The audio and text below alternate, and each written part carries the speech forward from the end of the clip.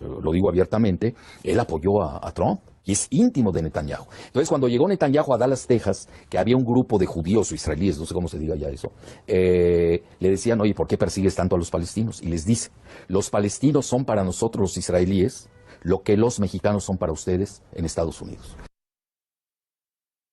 Zionism is evil. It is purely evil. It has created disasters, misery, atrocities, wars, aggression, unhappiness, insecurity for millions of Palestinians and Arabs. This ideology has no place whatsoever in a just world. None. It has to go, it has to end, and it has to be removed. Even its memory has to go.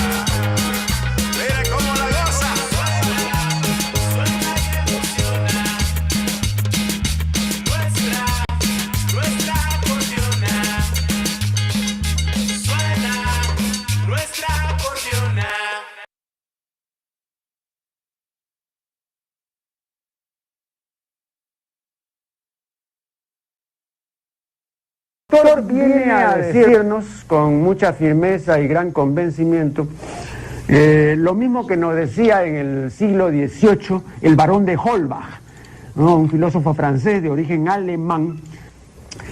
Si nos remontamos al comienzo, entonces hallaremos que la ignorancia y el temor crearon a los dioses. La fantasía, el entusiasmo o el engaño los adornaron o desfiguraron.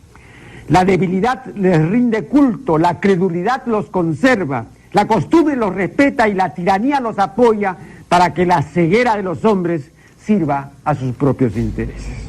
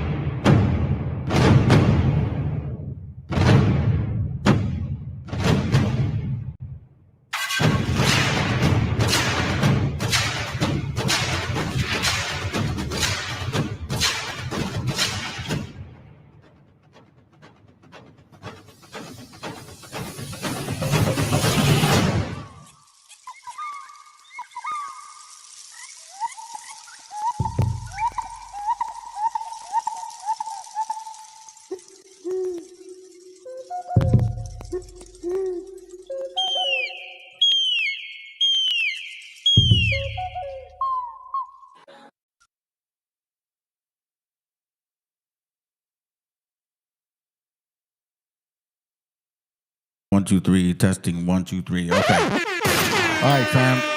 Good afternoon. Good to have you here, sis. Metzli Chicana. Hope I didn't mess it up. Hope I didn't mess up your name. This video was accidentally taken down on Friday when I ran it. So for the sake of those that did not get to see it, I'm gonna, obviously it's gonna replay again. Luckily, I had it saved elsewhere.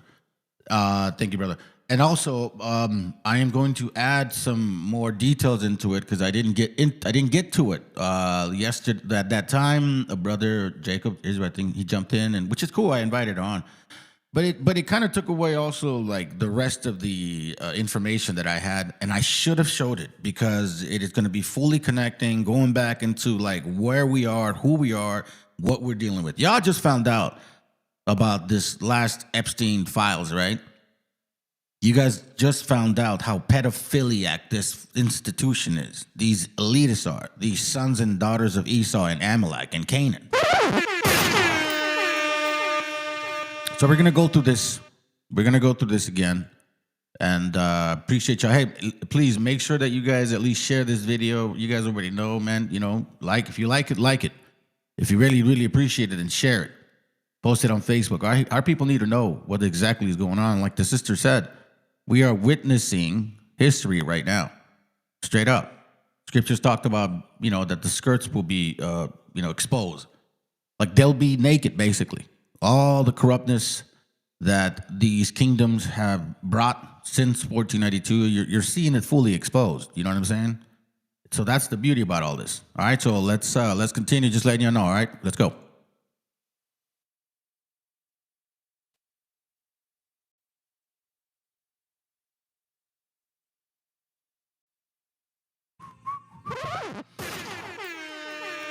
All right, I'm gonna give you guys a warning.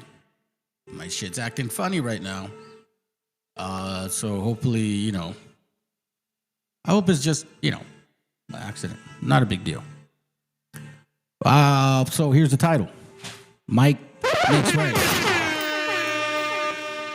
I'm sure you guys have heard of that. Might makes right.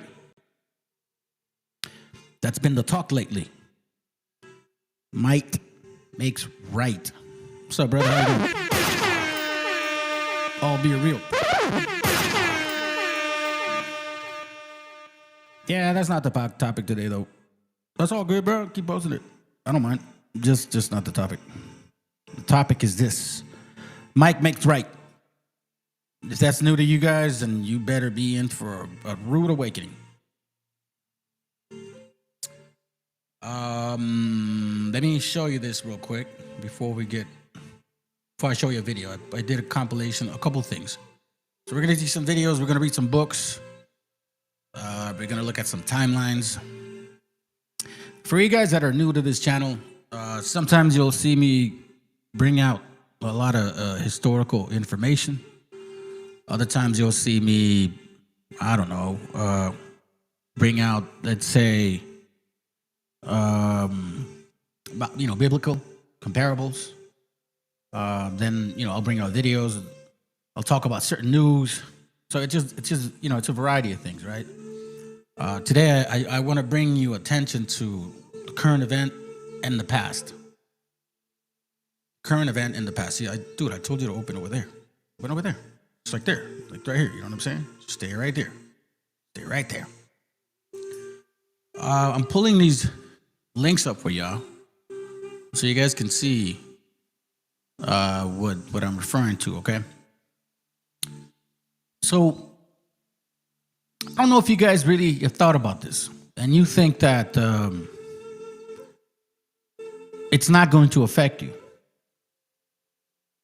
That's from November 18, 2024. Now, I was telling a brother that I go through, I have an app, and I go through my thoughts, and I put my thoughts in that app, right? And I probably only touched on about maybe 20% of that info that I keep posting to myself. So I come back to it next, like a year ago or a year and a half earlier, I had mentioned something to this effect, something relative to that, because that's what triggers my thoughts to get in there. I just didn't get it in there when I did the video. But as you can see, the Trump administration next target is naturalized U.S. citizens. Now, you guys would think, well, how the fuck can that happen? You got to go against the 14th Amendment, blah, blah, blah. Well, they will. You see, you can't attack it. You got to kind of have to go for its Achilles tendons, so to speak. Achilles heel, sorry. So like if you're a boxer, you want to hurt somebody and they could take a hit. Well, then go somewhere else. Go to his joints. Go to his shoulders, man. Go to his hips. You know what I'm saying? Got to go to that gut. You don't start hitting him where he's not really used to. That's the way they're attacking it. Now, for all those idiots, specifically Waboisms, FBA, dumbass motherfuckers, right? Those guys that don't study, that just kind of want to look at pictures and be racist. Fuck! Y'all are more racist than white people, bro. About the same, you know what I mean? But anyway, if you just look at history, you'll find out how immigration, so-called, was not even immigration. It wasn't even necessarily banned. They didn't really check your ass for anything. I mean, they were being racist as fuck towards our gente. Alien Sedition Act, foreigners, so to speak. Stop importing. So I tell FBA, when the fuck are you not FBA? You tell people you guys are Jamaicans and you're Panamanians. They look black like you, but you didn't go through the struggles that we did. Okay, so when the fuck does it count then? 1803, 1815, 1819, 1619, 1504, 1492? Or when you guys were Negro conquistadors and then they took the power from you? Which one is it? When you look at immigration for what it is, you can see historically how it just started manifesting into something else. By 1864, as you see the first Immigration Act legalized technically, right? And then so on and so forth. In 1917 is when they start the actual Border Patrol concept. Immigration Act, then they implement Border Patrol. This is when they stop this is before the majority of all you Italians that are now thinking you're all fucking cool and shit, or you fucking Irish and shit, you know what I'm saying? They treated you guys like shit. Prior to this year, you know what I mean? You were the undesirables, just like them. Lucky bastards that your great-great-grandfathers, you got racist-ass kids like Bovino now, they came in before 1917, before they really squeezed that immigration law. But you guys forget about that though, right? That's not relevant to you. Anyways, why is this important, bro? Why is this important? Okay? So years ago, we're talking about immigration acts and things of that nature. It's important because it is finally here. Okay, so for you guys that don't know, the Big Beautiful Bill, or at least the funding of the Big Beautiful Bill, was passed through Congress. Now, somebody in Congress, I think it was a Raza lady from Arizona, she happened to slip in, an amendment And that amendment just specifically said, hey, under this new funding, just make sure that you don't deport U.S. citizens or arrest and deport U.S. citizens, right? That's what she said. No big deal.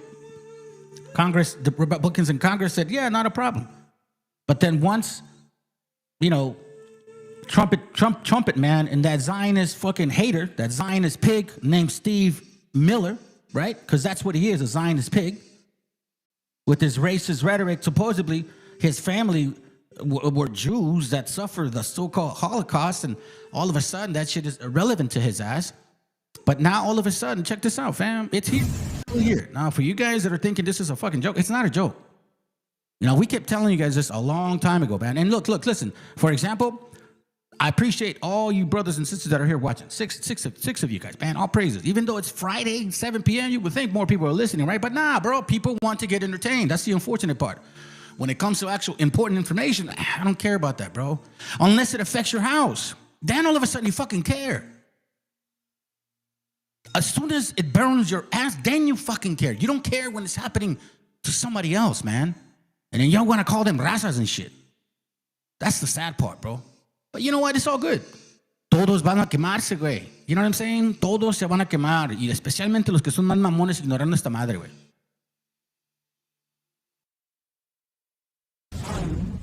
2 days before Alex Preddy was shot and killed by federal agents in Minneapolis, Republicans in Congress, Republicans in the House of Representatives, voted on a bill to fund the Department of Homeland Security, which is the agency that oversees ICE and the rest of Trump's immigration crackdown. Just as they were preparing to pass that bill in the House, one Democratic congresswoman from Texas, Veronica Escobar, came forward with a warning about what they were about to vote on. She says, quote, during our debate on the bill, I successfully amended the bill to include language that would prevent ICE from apprehending and deporting U.S. citizens. When the bill was reported out of committee, it included my amendment. But, she says, during negotiations, I was told that the White House, Stephen Miller in particular, stripped my amendment from the bill.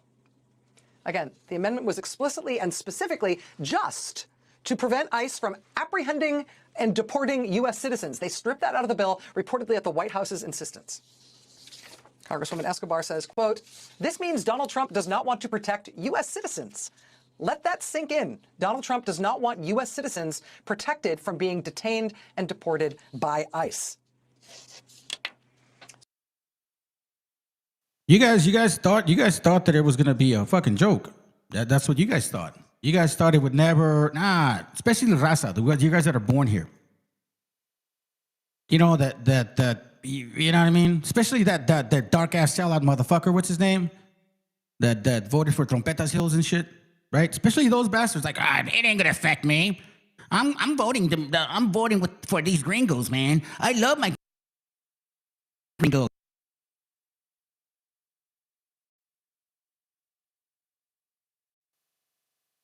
You know what's worse about that whole situation? In case you guys are not aware of it,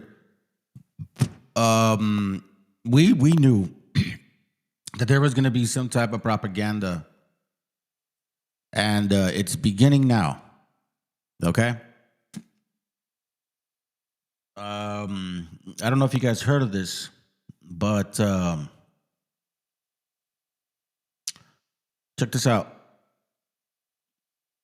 All right, so President Trump is in. Hold on a second. Let me mute this real quick. I want to show you guys this. And then we'll continue. So apparently,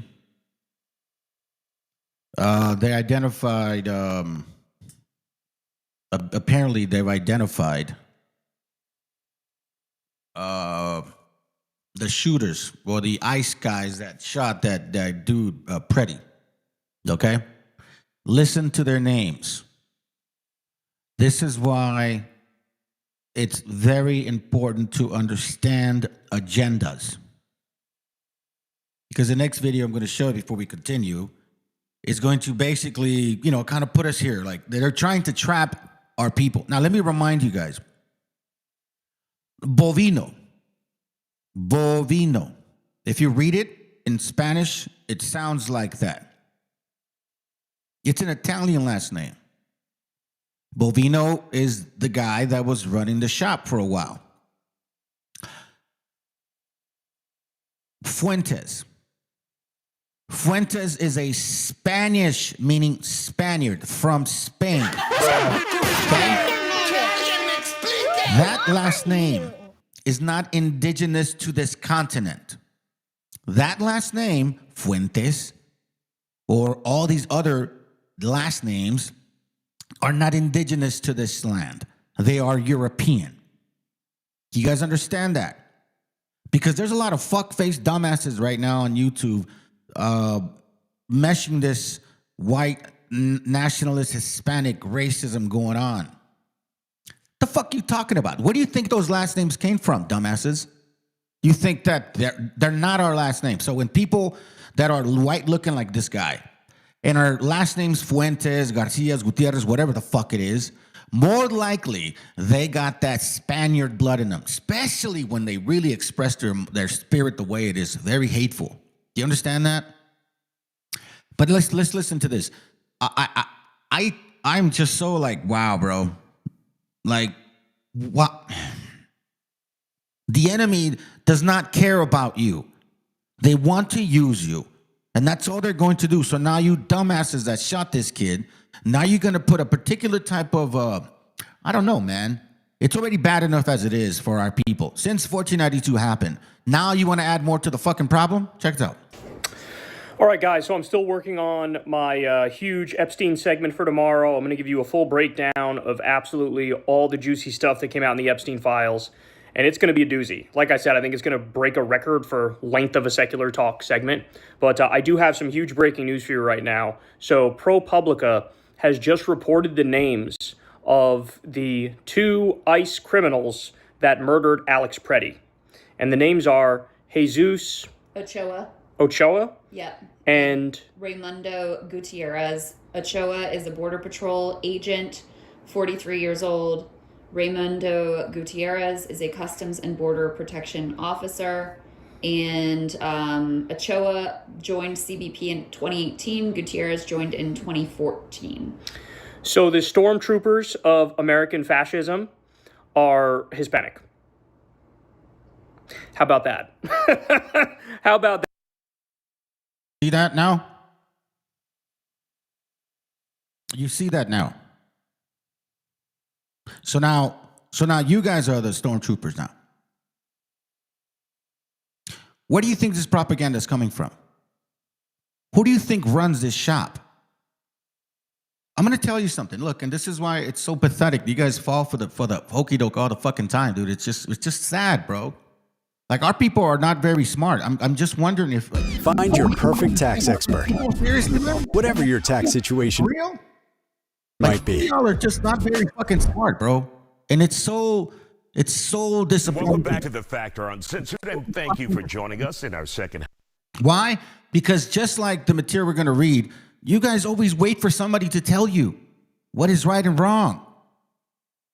It's what you guys always do. Big beautiful bill 666. Damn right, bro. But here's what I'm trying to bring up to your attention, okay? Watch this. This is like from 3 years old. But our people just don't fuck. Y'all don't just. Oh my God, dude! You don't even understand the trap that you're being set up in. Kinds of plots against people of color and his own Hispanic people. Tonight we continue our discussion about the. Hold on, let me go back. Watch what he says. Right. Welcome back to The Factor Uncensored, and thank you for joining us in our second half hour. We started this yesterday. White supremacy and racist ideologies aren't limited to one racial or ethnic group. All kinds of plots against people of color and his own Hispanic people. Tonight we continue our discussion about the rise of white nationalism within the Hispanic community. Monica, let's take a look at what Axios said in their article. They said far-right extremism within the Latino community stems from 3 sources: Hispanic Americans who identify as white. All right, so check this out, okay? Hispanic Americans who identify as white. Okay, where does that fucking last name come from? Spain, Europe. So these quote-unquote Hispanics, they're not indigenous to this land. These people feel like they are European.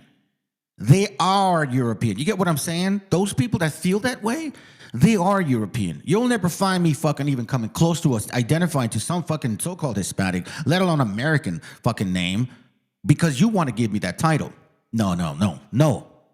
Then it says online misinformation. Very true. Very true, because that's the way propaganda works. That's the way propaganda works.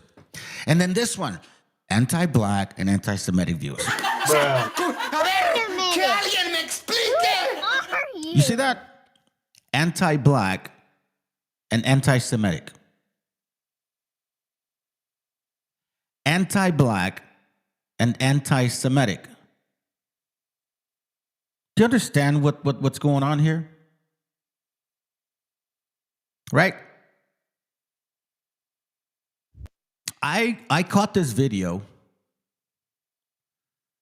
and it blows my mind, fam. It blows my mind. They come here because you want to know something? This is what's trying to, all of a sudden, they're trying to pin you to this shit, bro. All of a sudden now, you guys get involved in their fucking politics. Seriously, vote however you thought was right. And guess what? Now this is what you're labeled as. You're anti-black and anti-Semitic. Do you know what the funny part is about the anti-Semitic part? Is that these so-called Semitic people, right? Israelis, right? These so-called Israelis in America, or whatever the fuck you guys are from, you're the ones that pushing the hardest agenda to make sure that the right wing hates our people. So who's really, what are we dealing with? Anti-Semitic, anti-black? What do we came from? What, Revelation 2:9, Revelation 3:9? Isn't this what it's all called again? What I find so funny, right, is that you see our people here. Oh, but it's true, and don't make a okay, so this particular part, and I'm going to show you a video right now, all right? So listen to this. This is where I'm like, bro, listen, you guys may have some fucking title degree, but it's all under the structure of who? One of the things that is important to point out is that real change takes real conversations. It takes real work. So in order to upheave white supremacy or to try to curb it, we have to have these conversations around anti-blackness, around in the Latino community. We have to have those real conversations and figure out that at the end of the day, we have more in common than we have separate. The other thing. See that right there? You see that right there? I don't give a fuck how many guitarras tienes detrás de tu espalda, pendejo. You know what I'm saying? That doesn't prove you more or me less. It's just so funny to me. Oh, it's just the commonality that we have. So let's be fucking honest, man. I've been honest in this channel since it fucking started. You guys want to be honest? Then bring up the reality of what happened in 1492. Who the fuck really came? Who happened to help them? Who enslaved our people? Who gave us smallpox? Who put us in slavery? You guys don't want to be honest about that shit. You want to blame the fucking white man all the time, and you don't even realize that negros were involved in that shit too, or that Arabs came with these motherfuckers, or that so-called Jewish people were here as well funding that shit. You want to be honest? No, you guys don't want to be honest. I don't give a shit what you say. You never want to be honest. You want to know why? Because you got idiots like him. Well, you know, it's our fault. Really? You don't know the history, do you? There's a lot of machismo in our community that one of the reasons or one of the things we see, a pattern that we see, is a lot of these crimes are committed by males. You see this? What listen, I played this for my wife, and she's like, what does that have to do with crime? So he's like, we have a lot of machismo. What? Really? We are you not watching how these other nations treat their women? Do you not hear white nationalists say your white women don't have no rights? Do you not hear black folks or black men saying their black women are shit? Or do you not watch the politics in Mexico, right? Or in Central or South America, where they actually voted for women to be president? Scheinbaum. They voted for women to be in governmental positions. How the fuck do you mean, supposedly, all of a sudden this machismo has anything to do with crime? What the fuck are you saying? What are we talking about? No, I'm not going to let y'all slip on this shit no more, bro. You guys want to be honest? Let's be honest. Let's be honest, because you're saying, oh, this supremacy. We ain't trying to be no supremacist over anybody. First of all, first and foremost, you guys that watch this channel, you know damn well that I don't roll that way. You know what I fucking care about? This is what I care about, man. Honesty. You guys want to be honest? This is racism right here, to its fullest. These are so-called blacks in America being racist as fuck. So don't try to come to me about this anti-black bullshit, anti-Semitic bullshit, bro. We are getting the bullshit. We've been getting the bullshit since 1492. You guys want to be honest? You guys really want to be honest with each other? Why don't you admit the fact that you guys had slaves since 1492, along with the white man? Why don't you admit that you were all through 1865, had slaves, kept slaves, and even fought for the Confederacy to keep slaves? We weren't running that shop in Mexico. Were we? No, we weren't. A lot of you guys were running away from over there. Even Irish who were indentured servants came to Mexico because they were tired of living that way. Y'all want to be honest? Who had slaves since 1492? Blacks, Sephardic Jews, Anglo-Saxons, and those mingling Arabs that were around that time. All of you motherfuckers had slaves. You want to be anti-black, anti-Semitic, or you don't want to be anti-black, anti-Semitic? That's right, that's right. You only want to point at the fact that supposedly you want to give credit to this white man that never necessarily civilized anybody. You guys don't want to admit that. But let's listen to this. I'll let them speak for themselves. Like, I was sitting back listening to it, it's like, bro, this is, oh man, bro. Like, when you talk about, I wonder, oh man, I wonder what white people say among themselves about, other races. Well, we're getting a glimpse of it right here. Who break y'all heart? I'm gonna let them break your heart. I posted this on my other page too, y'all, by the way. It's on FBA Red too, but here you go. It's actually quite interesting because I got a call from the Foundational Black American Society here in Florida who reminded me that Byron's mother is Jamaican, he is Panamanian, and they found it quite insulting in their words that he would try to claim victimhood of slavery, not a single descendant of American slaves in his family. I like those foundational guys. They're so good. Tariq Nasheed and all. I mean, I don't agree with everything, but they've got a perspective. If your family's been here 400 years, and the descendants of a lot of American slaves or families have been here 400 years, I don't know. I think that gives. I'll listen to you. Like you've 100%. You've got a point of view that is legitimate. I think. Yeah, and they're unequivocally heritage Americans.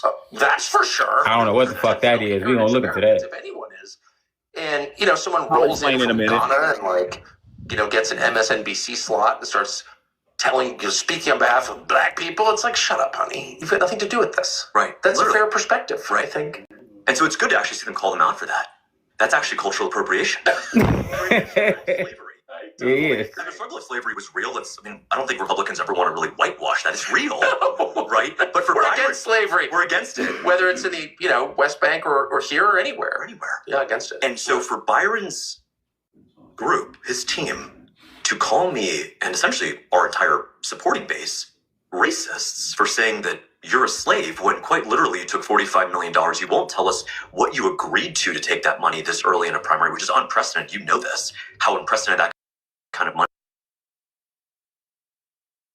us and think that you're just one of those guys that has been here, since the early 1800s and your family was in the struggle too. You're not. And that's a very interesting term that the Foundational Black Americans use. It's called a tether. They're tethering these Byron tunnels.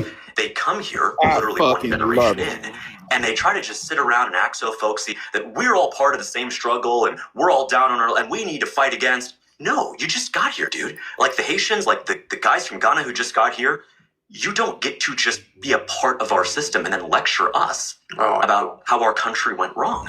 And they called you a racist for that? Hey.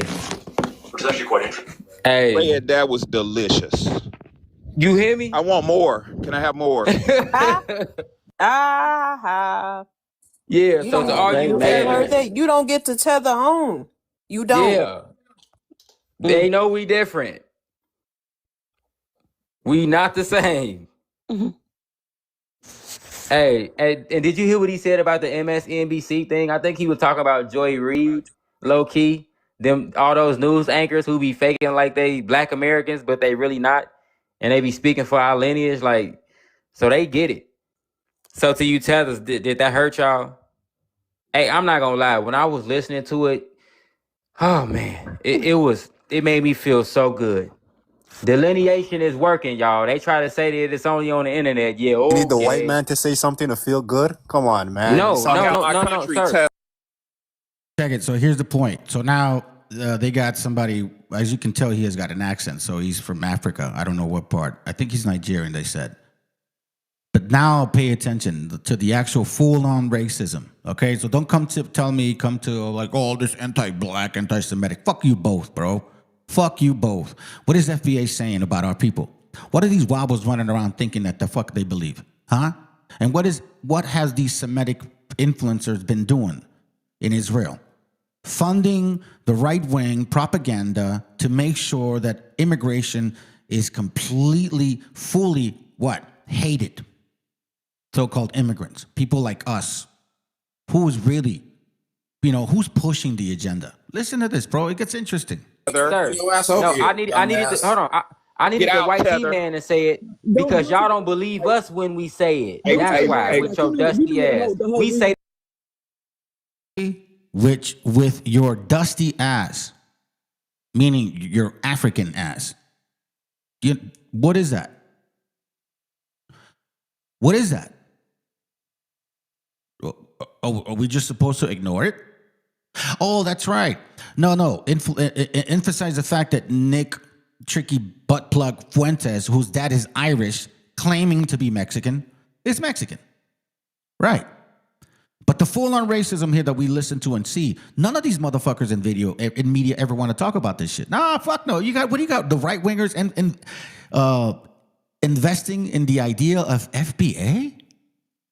You see what I mean? And then these guys are actually like, oh yeah, the white men accepted us. Bro, listen, I got a plethora of documentation to fucking embarrass you goddamn Negro conquistadors.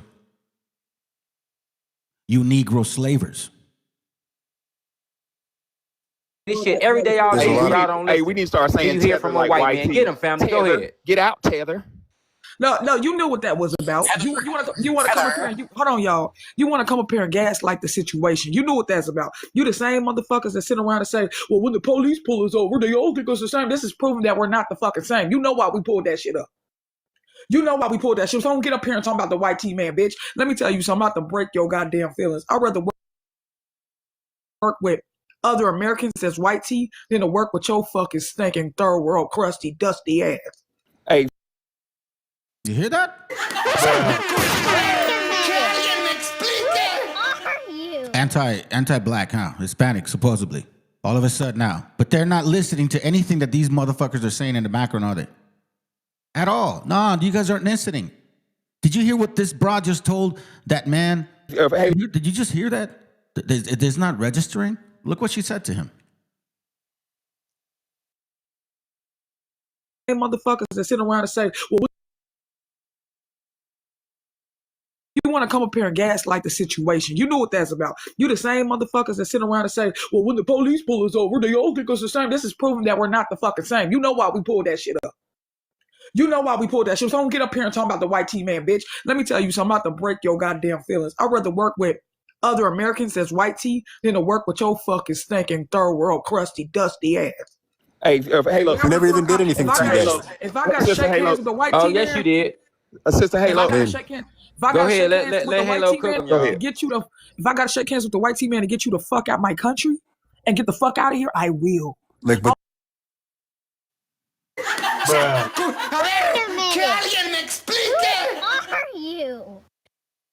You see what I'm saying?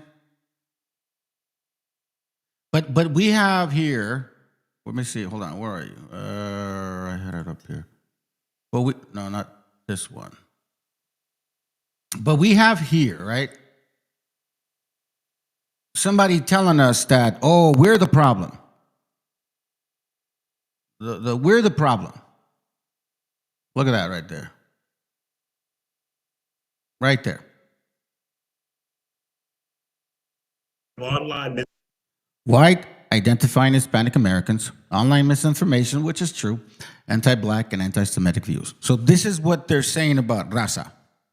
That you guys are wanting to be gringos, that you are misinformed, and that you have this hate towards blacks and so-called Semitic people. Let me remind you something, family, and the topic is might makes right? Don't think that I'm losing my senses here. But part of that video, I will, squeeze out some portions because it kind of misdirects the whole, topic of the class. Okay, so I want to be mindful of that. And no offense to you, brother, but anyway, so let me continue. So this book here is what they use a lot, and it's from what's his name? Ivan Sertima with his little pseudo shit, right? They love using this book. Now let's listen to this opinion. Remember, we're kind of back in, like, time works as a cycle. 100 years ago, it's like it keeps happening again and again and again and again, right? History gets cloudy, and then all of a sudden people become themselves once more. The re-education, so to speak. Now, it says here on page 336, if I'm not mistaken, on the Golden Age of the Moors, right? It says, other writers were not of the opinion that the conquest of Spain and Portugal was a disaster. The whites in those Iberian countries were not viewed in a favorable light, okay? They are nearer animals than men. They are by nature unthinking and their manner crude. Their bellies protrude, their color is white, and their hair is long. In sharpness and delicacy of spirit and intellectual perspicacity, I guess, they are nil. Ignorance, lack of reasoning, power, and boorishness are common among them. It says the Moors had a particular low opinion of these whites. Now, the Moors were mostly Arab, North Africans, right? A mixture of them as well. You get what I'm saying? So just don't think they're all Africans. Not at all. But, we're talking about people that could be swarthy or light-skinned or dark-skinned. Okay? And they had beaten them often in battlefields and were inferior number. Even the Europeans and other countries of this continent were looked upon with disdain for their low intelligence and base ways of life. Okay? So watch this. Watch this real quick. I'm going to show you something. I was taking some snapshots of this brother's live. Okay? No, actually, it wasn't a live. I lied. He did a very short video. Right? And I want to show this to you.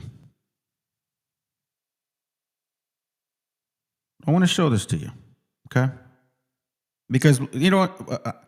I fucking hate it, bro, when our people are barely trying to figure out themselves and shit. Now they want to put some kind of fucking title on us and shit. Fuck no, bro. We push back on this shit. This is from a video, one of the brothers I was watching.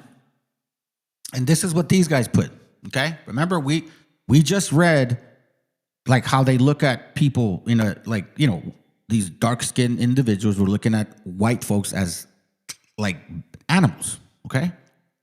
Absolutely, positively, intelligently, brilliantly, unapologetically correct. Why are there so many uneducated, delusional Caucasian peasants in America?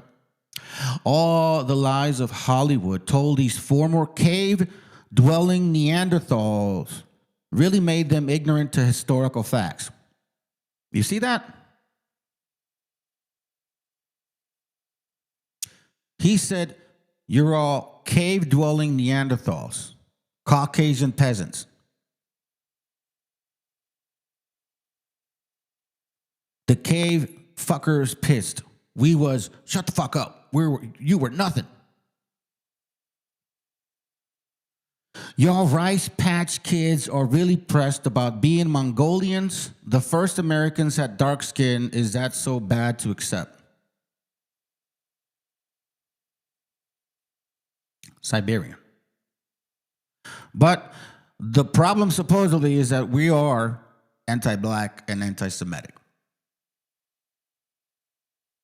You check what I'm saying? What up, Lintero? What's happening, bro? Check out the spot, always talking shit about raza. Yeah, I can check it, but they never respond to me, bro. I'll check it out. What up, Bam Bam? No way in hell they'll get away with this. Hell no. They're not. Sisters, I heard Ricardo Ignacio say land countries are shithole countries today at 3-minute mark. Today at the 3-minute mark.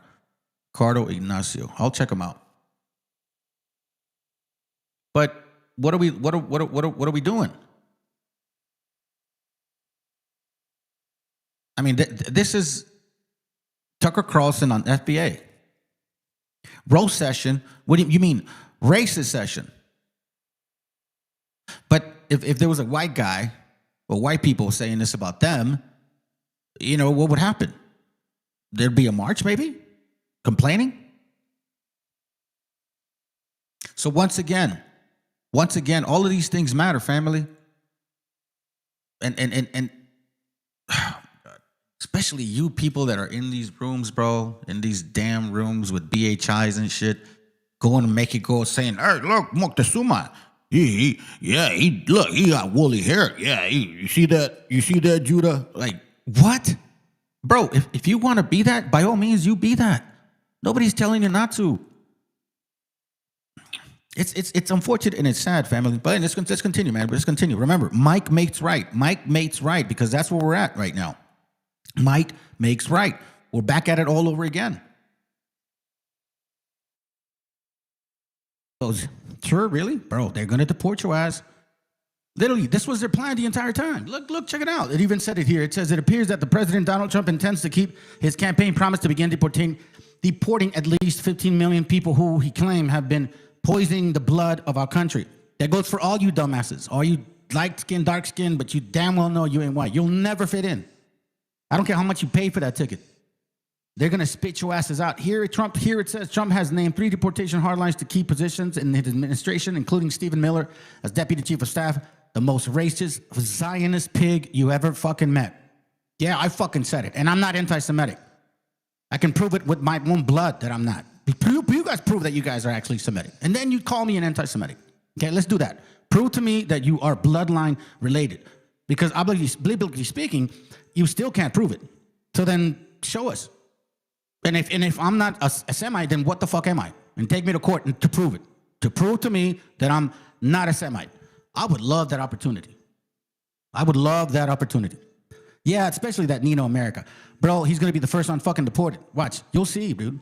They're at it already. I mean, you saw the video. You heard it yourselves. But even documented immigrants will not be safe.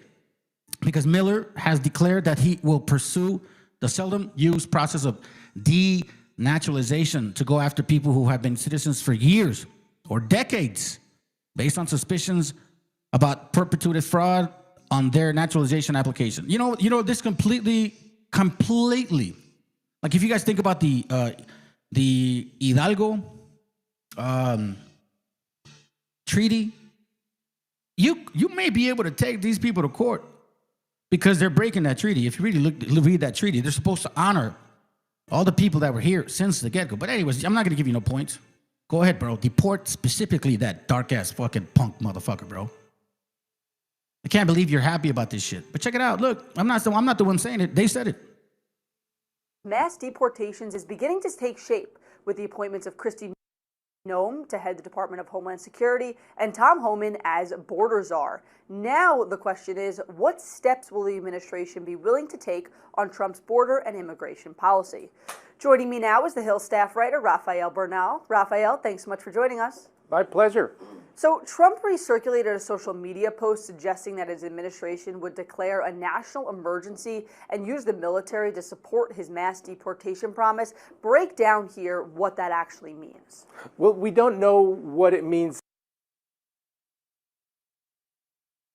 Again, man, once again, they kept telling you guys what they were going to fucking do. This is back when he was putting his cabinet together. All of a sudden now, January 30th, 2026, you fucking assholes are out there crying and complaining, which, hey, I know it's sad shit, acting as if, oh, I didn't vote for this. Fuck you, you did. He was saying it. Mass deportation, using military. What the fuck do you think that entails? Aggressively grabbing people. They've been training with these Israeli pigs for a long, yeah, I said it, Israeli pigs for a long time. Do you understand what that means? You're teaching people how to be abusive, even to their own community. Hey, listen, if you guys want to treat your own fucking kind the way that you want to, because you don't like Palestinians or anybody supporting them, then by all means, treat yourselves like shit. That's not the way that we want to live. Do you understand? It's bad enough as it is that some of us don't even get along, let alone your fucking opinion about who you think you are. The hell with that shit. But no, you guys didn't want to listen. You guys didn't want to believe these people, bro. This was November 2024. And you guys are complaining about it, that you didn't vote for this.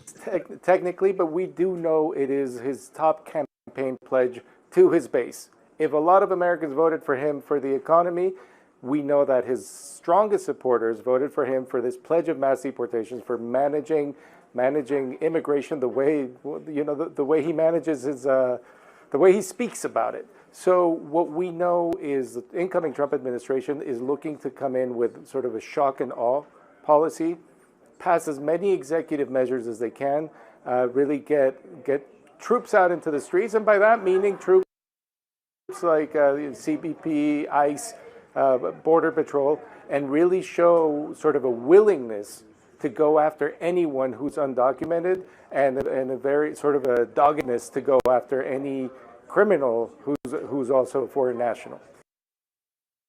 What he said? He said he's going to go for everybody that's undocumented, and then, you know, maybe of those criminals that are between them. They were never going after the main people. They were going after everybody. And yeah, he can have the sudden, you know, fundillo, the sudden rod up his butt that makes him talk that way. He will still get treated this way, bro.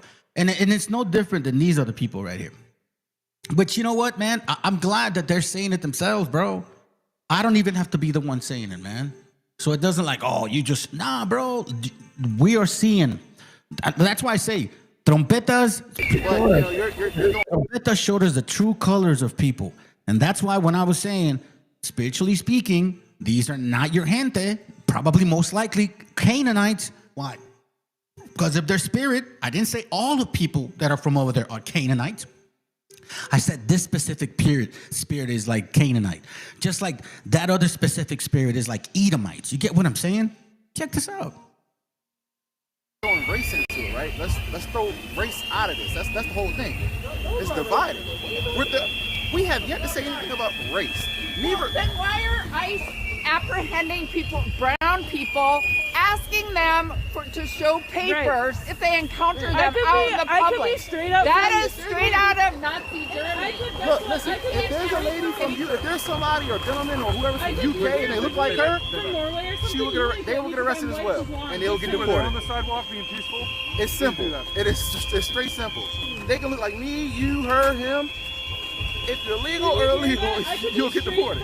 A European country right now. Then why aren't you doing it to Canadians? Yeah, literally. Like, you're not. They are not going up to white people asking for papers. They just aren't. How do you know? Because I've been watching the news. Everyone that's being approached is a person of color. But you know, you're. You know what the funniest part is, family? By the way, do you know what the funniest part is? Hey, what up, Joe? Saludos. Here's the funniest part. These idiots, right? That are licking the nutsacks of the Edomites or Esau predominantly, right? You don't realize that it's not going to happen, but scripturally speaking, if you know, that's what we see. But let's say it did.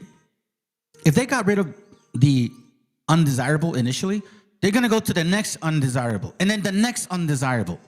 Do you understand? You people understand? Oh, nah, we got this, homie. Because, you know, it's black power or some Asian power, some dumb fucking shit. Y'all fucking stupid. Did you guys realize what fucking weapons they use in Venezuela? You dumbass motherfuckers. Do you guys realize what they use in Venezuela? They use some sonic boom shit, man. They use some fucking sonic boom wavelength sounds that made people bleed from their nose and their ears. They don't have the traditional weapons that you guys think we see every single day. This is kind of like flex muscle right here. The stupid asses. They use the dumbasses for propaganda and the dumbasses to use for muscle. And then eventually, once they're basically done, because y'all collateral damage, you'll be the feudaled. You know, feudalism.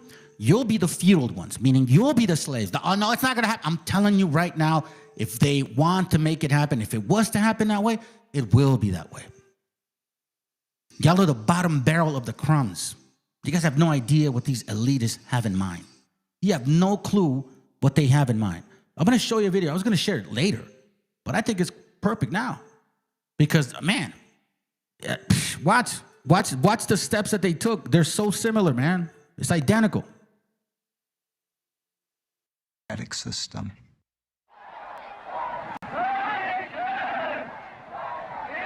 In the atmosphere that existed at that point, a lot of Germans were willing to sacrifice certain liberties for the sake of national security. And once again, I think, given what the United States went through after 9/11, I think one can understand that. And I'm not saying that the dynamics or even the situation was the same, but it can, if one wants to try to imagine what it was like in Germany at that point.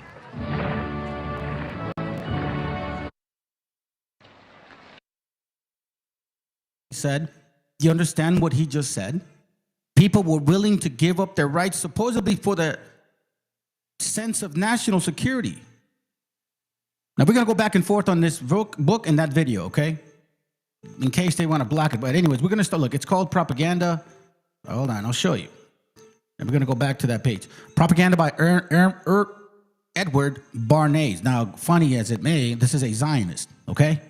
1928. Ironically, the Zionists was telling you guys exactly what they were going to do later on and how they manipulate the mindsets of people in a massive way. And they use it by using a particular person or a particular concept like marketing, propaganda. You understand the word propaganda was actually comes from, the usage of clergy. Propaganda originally, the original purpose of propaganda was basically used for church preaching doctrine. Seriously. After this, we'll look it up. Watch. Page 94. It says, the successful businessman, and you're going to find out who the fuck this is today. The successful businessman today apes the politician. You see that? The successful businessman today apes the politician. How the hell do you think Donald Trump became the fucking president?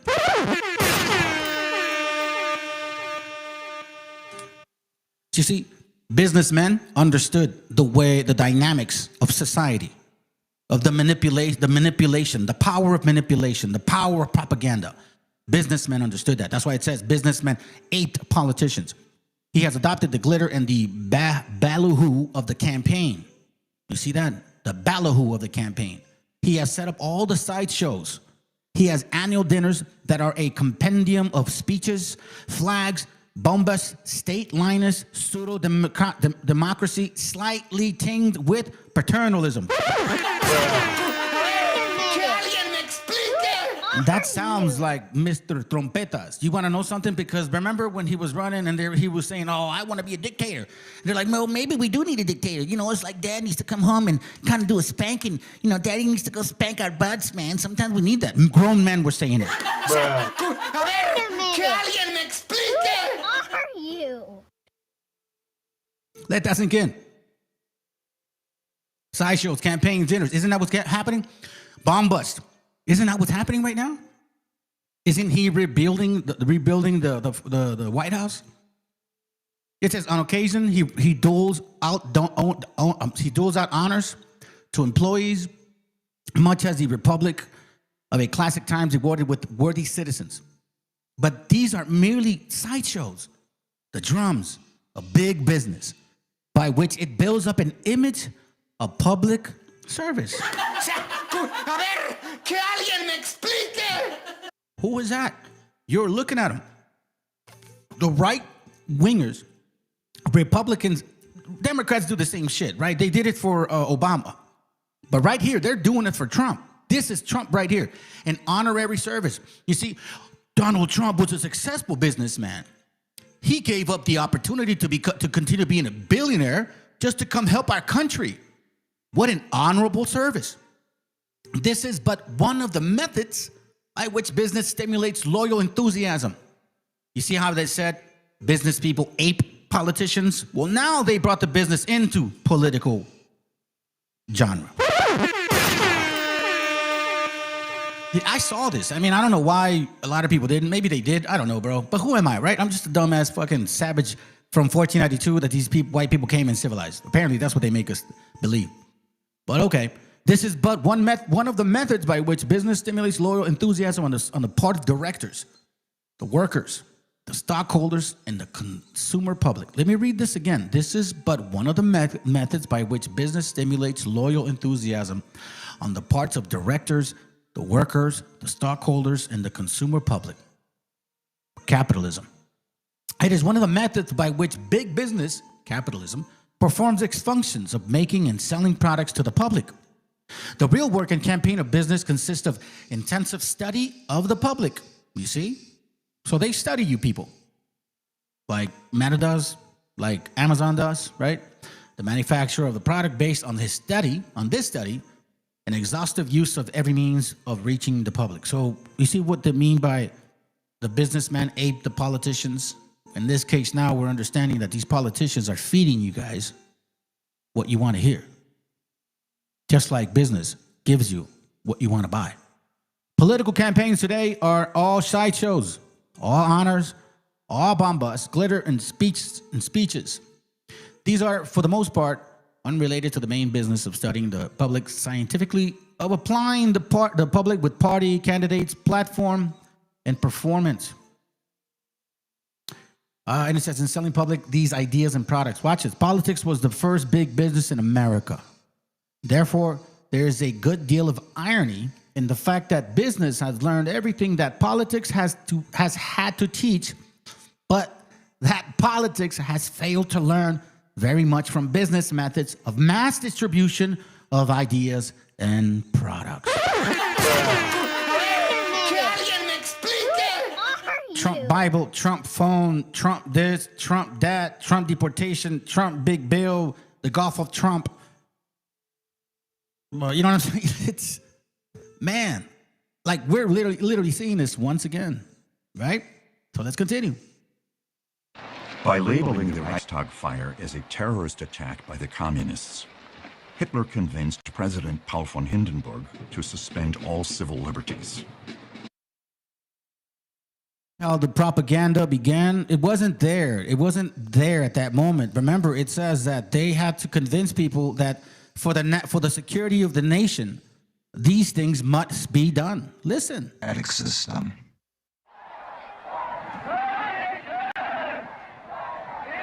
In the atmosphere that existed at that point, a lot of Germans were willing to sacrifice certain liberties for the sake of national security.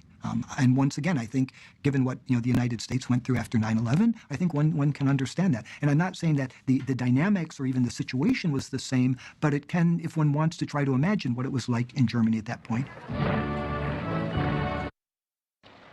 By labeling the Reichstag fire as a terrorist attack by the communists, Hitler convinced President Paul von Hindenburg to suspend all civil liberties. Hindenburg did not like Hitler. He could not even stand to be in the same room with the man, but the political constellations of things were such that he appointed Hitler as chancellor. First they convince people. Not only them, bro. Not only them. Oh, yeah, the Reichstag, the Rothschild as well. The Zionist pigs, they're the ones that benefit from it as well. Check it. So here we see actual proof, right, that these people were manipulated into believing that it was righteous for the sake of the nation, to distinguish to change the life of their society. That was the propaganda. That was political people pushing this concept. That was businessmen thinking of their own money and pocket, right? They didn't want to go against this movement. They would lose money. So then they use and take advantage of the propaganda, because let me tell you something right now. First and foremost, family, these people went to war not just because they wanted to go to war, because they know war makes money.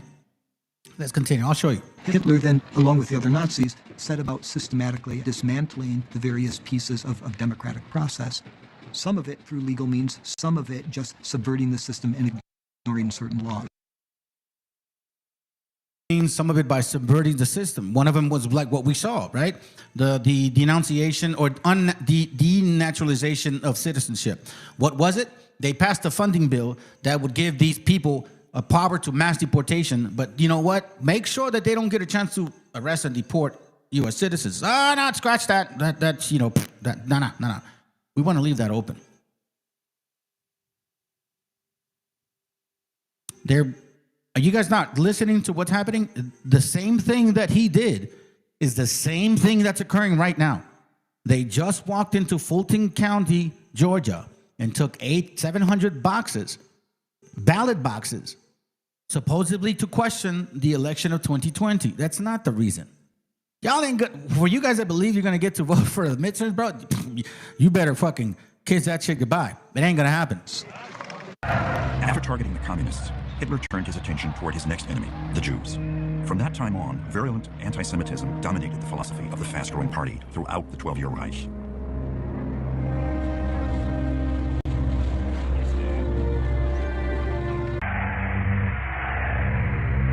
One of the pro-communist anti-Nazi lawyers caught in the web was Hans Litting, who had defended communists against the wrath of violent Nazis, even daring to question Hitler on the stand for 3 hours in a 1931 trial.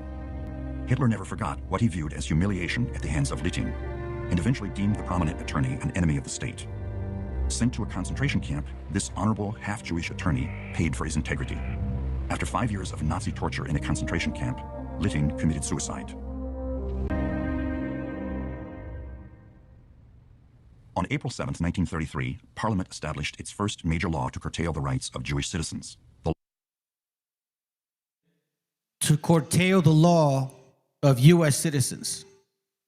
I'm sorry, of Jew citizens, right? But do you realize that to curtail the law of U.S. citizens here as well? And the funny part is that supposedly these Nazi Germans were doing it to these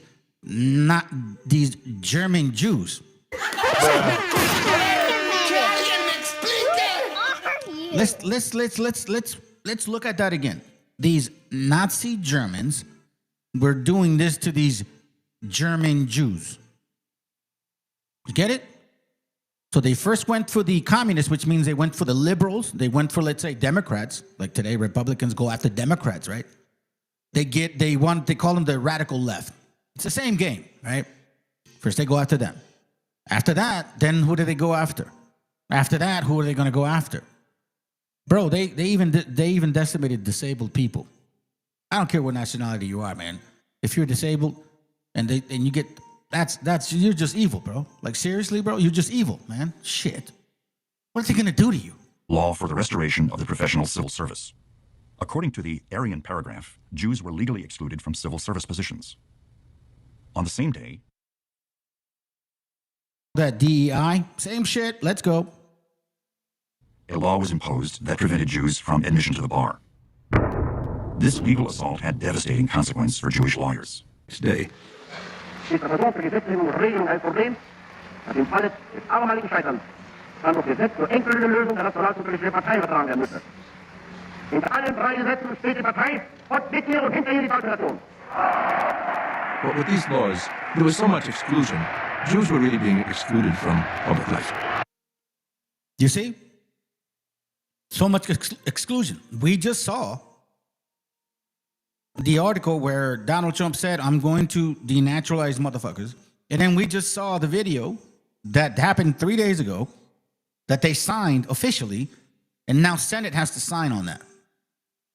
So once that funding bill goes through, there's no stipulation in the law that says you cannot deport U.S. citizens. Or no, you cannot arrest and deport U.S. citizens. What they're going to target is those naturalized U.S. citizens that have some type of crazy record and more likely are going to denaturalize them and kick them the fuck out. Do you understand who that is, family? Do you understand what that means? Do you understand that?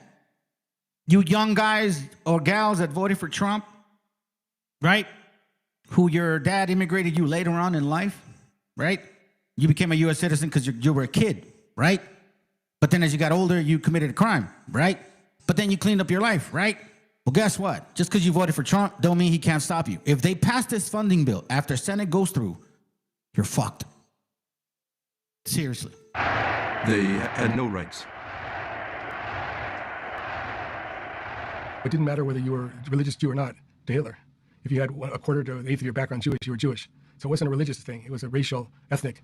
And so if you had a Jew, even if you converted, you were still Jewish according to the racial laws, based on your background, based on your lineage.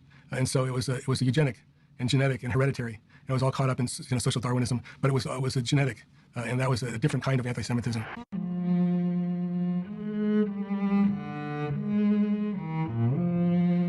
In the Nazi blueprint for a healthy society, those with disabilities have no place. A Berlin memorial today commemorates some 200,000 deemed not worthy of life. 200,000 deemed not worthy of life. I think those were their own people too. Not worthy. How does it all happen, man? How do people agree for some shit like that? For the sake of the nation, I want a daddy that will spank me. For the sake of the nation. It says in chapter 1, organized chaos. Organized chaos, remember who Edom is? Odin, Wudon, Gatter, who is also Kaz, Chaos, or Chaos. Organizing the power of Edom. The conscious and intelligent manipulation of the organized habits and opinions of the masses is an important element in a democratic society. Those who manipulate this unseen mechanism of social constitutes an invisible government, which is the true ruling power of our country.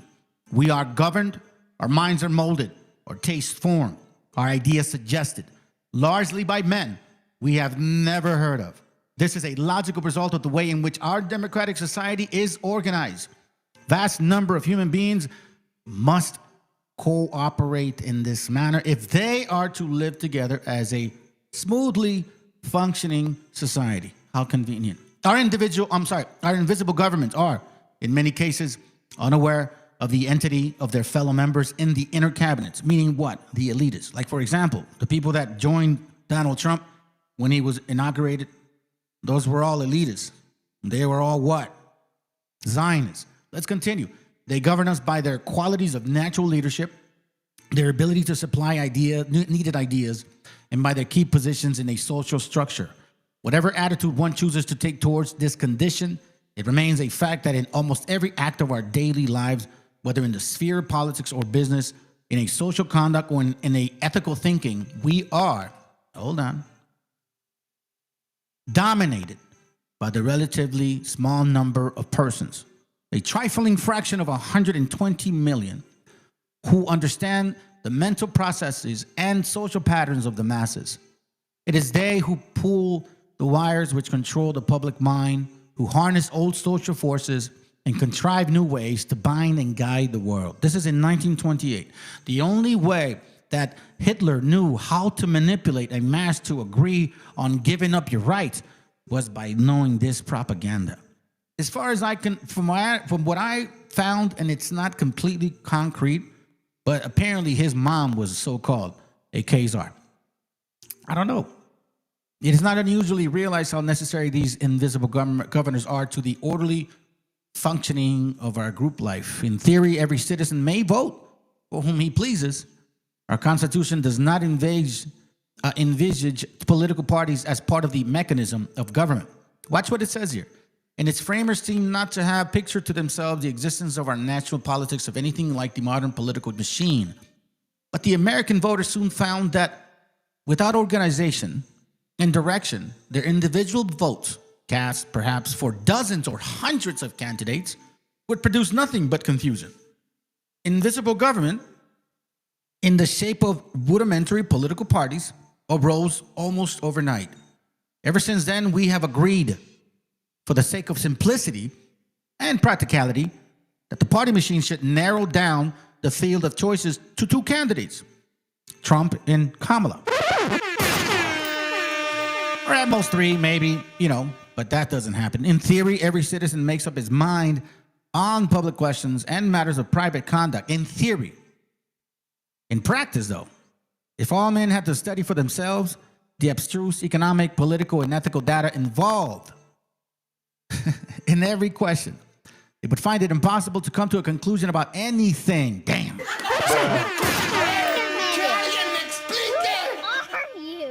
The art and power of manipulation. This is how they know how simple-minded people are. Y'all don't want to think. You don't want to study. You don't want to read. You don't want to know. You want somebody to tell you. Simplify it for me. Please summarize it, because this is very complicated. I'm going to tell you something, family. Just a little personal thing. I'm in insurance. I deal with a lot of workers' compensation, right? The insurance part. And I know that like the back of my hand. It's a very difficult product to sell. People have no idea how it functions. Every single time I get to the point, it's like, please simplify something that's so complicated because I don't want to study it. Even though it's part of your business and you have to pay for it, you will need somebody to explain it to you. Isn't that so fucking funny and ironic? No offense to you business owners. I'm just saying. You see what the mindset is? So let's continue. We have voluntarily agreed to let an invisible government sift the data and high spot the outstanding issues so that our field of choice shall be narrowed to practical proportions. So this is why that propaganda manifested in their minds and said, you know what, I'll give up my rights because I think you're right about something. Those fuckers didn't study. Do you think MAGA studies? From our leaders and the media, they used to reach the public. We accept the evidence and the demarcations of issues bearing upon public questions from some ethical teacher, be a minister, a favorite atheist, or merely prevailing opinion, right? Like, for example, you FBAs. Y'all fucking jumped on Colomiado's channel and said, oh my God, we the foundation of black people. We built America. We were here before these natives. If you were so fucking fantastic, how come we stole everything about you? Your clothing, your language, your folklore, your diet. What else? Your chanclas, your tejuino. We stole your tamales. We stole your corn. We stole tamarindo from you. We stole Jamaica, you know, the drink, not the actual land. Like a lot of stuff, you know what I mean? We stole all that. Yeah, sure. Okay, and it says here, in theory, everybody buys the best and cheapest commodities offered him on the market. In practice, if everyone went around pricing and chemically testing before purchasing the dozens of soaps and fabrics or brands of bread which are for sale, economic life would become hopelessly jammed. So basically, what they are telling you is that they created an IKEA for you. For you simple-minded people. To avoid such confusion, society consents to have its choice narrowed to ideas and objects brought to its attention through propaganda of all kinds. There is consequently a vast, continuous effort going on to capture the minds in the interest of some policy or commodity or idea. Now, let's read the word propaganda. Let's look it up. Propaganda. Hold on. Come on. Propaganda. Check it. Well, originally, a committee of cardinals of Roman Catholic Church responsible for foreign missions. You see that? Do you understand where the original word of propaganda came from? Propaganda, a congregation of a Roman curia having jurisdiction over a missionary territory and related institutions. You see what I mean? You see where propaganda came from. Let's go. By Hitler's manipulation of the law. So the Nazis proposed racial laws beginning in 1933. That law was called the Law for the Prevention of Hereditarily Diseased Offspring. Now, I think even the language, the wording of that law is important. You're not preventing diseases, you're preventing diseased offspring. And what that law recommended, based on the science of the day, was that people who were considered not to be contributing to the genetic health of the body of the Reich could be forcibly sterilized. And in fact, that law actually said 50,000 Germans a year ought to be sterilized, even if it was against their will, for the good of the Reich. Even their own kind. If you're not worthy, they did it to their own kind. They systematically attacked everybody. They didn't go after everyone. That's stupid, fam. You think these people are dumb? They're the weakest of the nations. You think they're going to come after everybody? Well, no, they're going to systematically do it. You're just not seeing it. Let's go.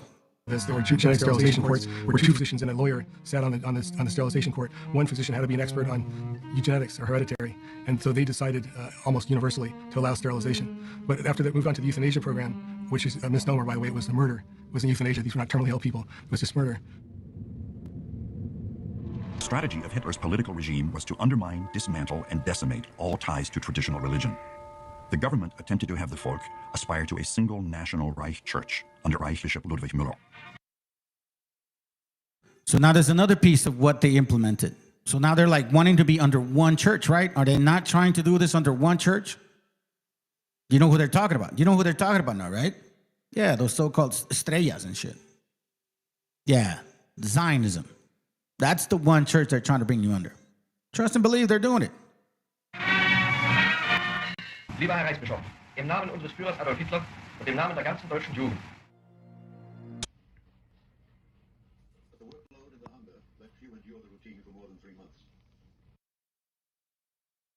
This is a little low, but pay attention to the next video, man. It's going to say something important. Then came post-selection, the signal of death. Punishment of prisoners was frequent and public. Hangings and beatings were meted out on the flimsiest of excuses. Prisoners were forced to stand for hours on end. Nothing could release them from the daily roll call. Even the dying had to be carried there. I, Rudolf Franz Ferdinand Hess, state as follows. I was in charge of Auschwitz until December 1st, 1943. I estimate that at a minimum 2,500,000 victims were executed and exterminated there by gassing and cremation. In our camp, unlike Treblinka, we built gas chambers. Let me just say something real quick, family. I looked at the statistics. Okay. I don't know if it was this video, but in another video, I was kind of going through a lot of, I probably watched over maybe 6 hours of this stuff. Not like in one day, like, you know, like the whole week. I was just, man, I just went on it, you know, trying to study this road. What are the similarities and stuff? But I did notice one thing they said in one of them. They said that at that time, or at least there were 65 million Germans. I mean, people in Germany, right? And they said that only about 1% of them were Jews. Like that's what they said in that video. So then I looked up and I'm like, how many Germans were, no, they didn't even give you the number. They said that at that time, there was only about 1% Jews in Germany of the total amount of people. So I looked for like how many people lived in Germany in 1930, 1940. About 65 million people. 1% of 60 to 65 million people is not 6 million people, okay? It's 600,000 or 650,000. So then I'm like, wait a minute, hold on a second. How the fuck could you kill 2 or 6 million people if you're only 1% of the population? Even if, let's say, you were 10% of the population, that would be 6 million people. So you're saying that decimated everybody? You see what I mean, fam? That's why when you study and further look into these things, you start noticing little details like, wait a minute, hold on a fucking second, bro. You can't. You multiply 600,000 times 100? Is that kind of like the whole fucking like point? I thought you guys had such a high IQ and shit that you reinvented mathematics. Sure, fake ass gravity. Another improvement was that we endeavored to mislead the victims by making them believe they were to undergo a delousing process. When I built the extermination installations in Auschwitz, I used Cyclone B, hydrogen cyanide, which we introduced into the gas. When I built the extermination installations in Auschwitz, I used Cyclone B. In 1917 was the fumigation baths right there at the border. Look up the Carmelita story, the Carmelita Torres story, right? And they were using and practicing this stuff on us. This is how these guys learned about it. They were bathing our people with Cyclone B, or what they used to call DDT or DDT to kill roaches and shit. Yeah, they got it from practicing it on our people.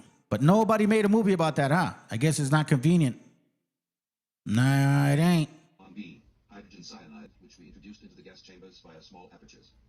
It took 3 to 15 minutes to kill the people in the death chambers. We knew the people were dead when the screaming stopped.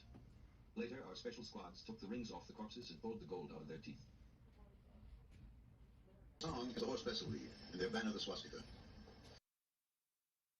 This part, just like today, January 6ers, all of those 3%ers, the Proud Boys, the Brown Shirts, Oath Keepers, all them fucking punk ass bastards that like to hide behind a gun and a mask, because without neither or two, they don't have the huevos. I know that shit, right? It's look, they did the same thing here. Yesterday's thugs are today's law and order. How you think they shot Renee Good? How you think they shot that dude Preddy? Reckless thugs, bro. Yesterday's thugs are today's fucking people of law and order. The same shit. Stormtroopers and SS guards are transformed into auxiliary police. And yesterday's thugs now provide for law and order.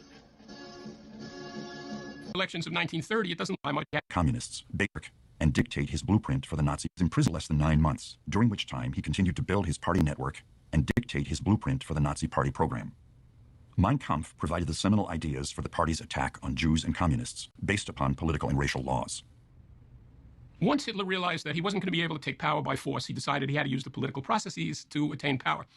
And he manages to build the most successful political party in Weimar Germany and become the most successful leader. And you know, it's amazing, because up until the elections of 1930, it doesn't look like he's getting anywhere. He had this idea, build it and they will come, that if he created the infrastructure for a wide-scale political movement, the opportunity would come along. He recruited 2025, family, Project 2025. He develops propaganda techniques, he learns to use technology, he recruits a successful group of lieutenants. And when the Great Depression strikes, and once again the Weimar Republic is vulnerable, it is Hitler and the Nazis that are in this position to capitalize on that and move to power. But he had always said... Find out about the Weimar Republic, right? In 1920, it was like the golden days of the Hollywood. But there was a lot of like promiscuousness going around at that time in Germany. They were even prostituting children. It was fucking horrible. So it's kind of like today, where they're blaming Biden and the Democrats for bringing homosexuality, transsexual, trans reading to kids. You know, they're operating our children, like Trump said. You send your kid to school. 2 days later, he comes back with some other sex. Like, for real, it's the same concept. But it's kind of like the same mindset at that time, because there was. I mean, if you really look at the Weimar Republic, bro, from 1920. You will see this sexualization, homosexuality was rampant. I mean, prostitution was legal. I mean, prostituting children, they were doing that shit, bro. Seriously, bro. That's them. Look it up. You'll find out. But it's kind of like using the same excuse. That he was going to use the Constitution to destroy the Constitution. And he was going to use the rules of the Republic political movement, the opportunity would come along. He recruits, he develops propaganda techniques, he learns to use technology, he recruits a successful group of lieutenants. And when the Great Depression strikes, and once again the Weimar Republic is vulnerable, it is Hitler and the Nazis that are in this position to capitalize on that and move to power. But he had always said that he was going to use the Constitution to destroy the Constitution. And he was going to use the rules of the Republic to destroy the Republic. House of Parliament in Berlin, which has been seriously destroyed by fire. The Reichstagsfeuer was essentially the 9/11 of Germany. Adolf Hitler had been chancellor of the country for less than a month. There were crucial national elections a week away. And suddenly, this very symbol of German democratic process goes up in flames in it. That was the election year. So they found an excuse for it not to be an election no more. Do you not see the setup? They couldn't create people to fight against this ICE force. So then now they go and try to rob it somewhere. Hey, listen, that Fulton County FBI raid, that shit is like literally unheard of. Man, that's crazy. I never heard of that.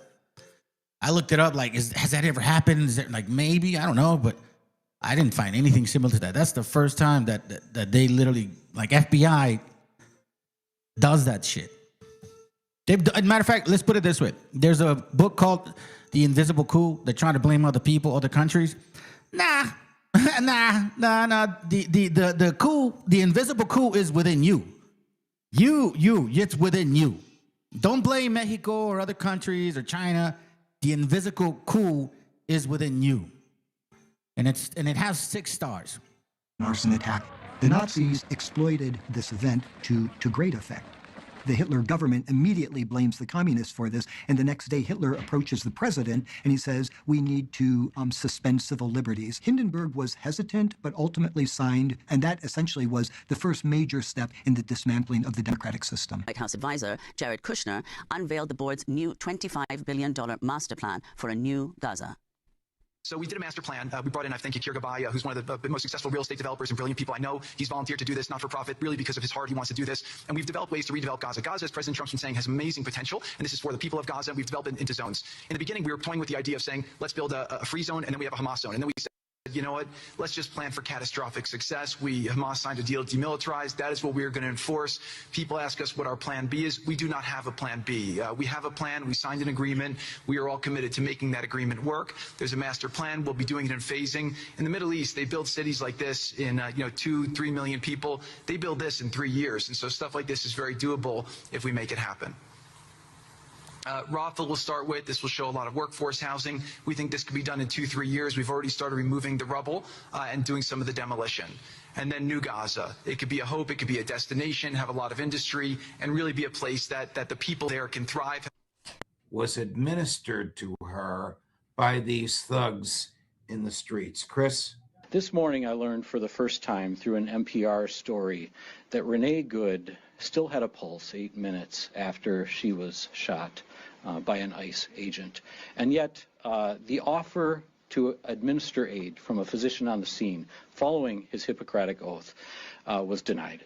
I can't say how much that stirs the blood of everyone behind me here as we try to fulfill our obligation, our oath, and our duty to care for the people of Minnesota. And I believe it stirs the blood of every patriotic Minnesota who knows how we treat each other in this state. So that is what we are here to speak to today as healthcare professionals.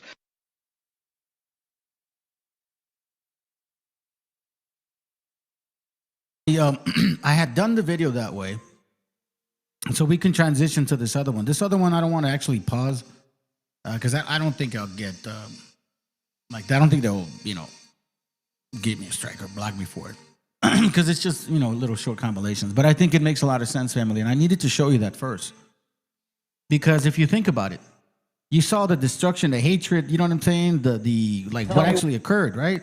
Okay.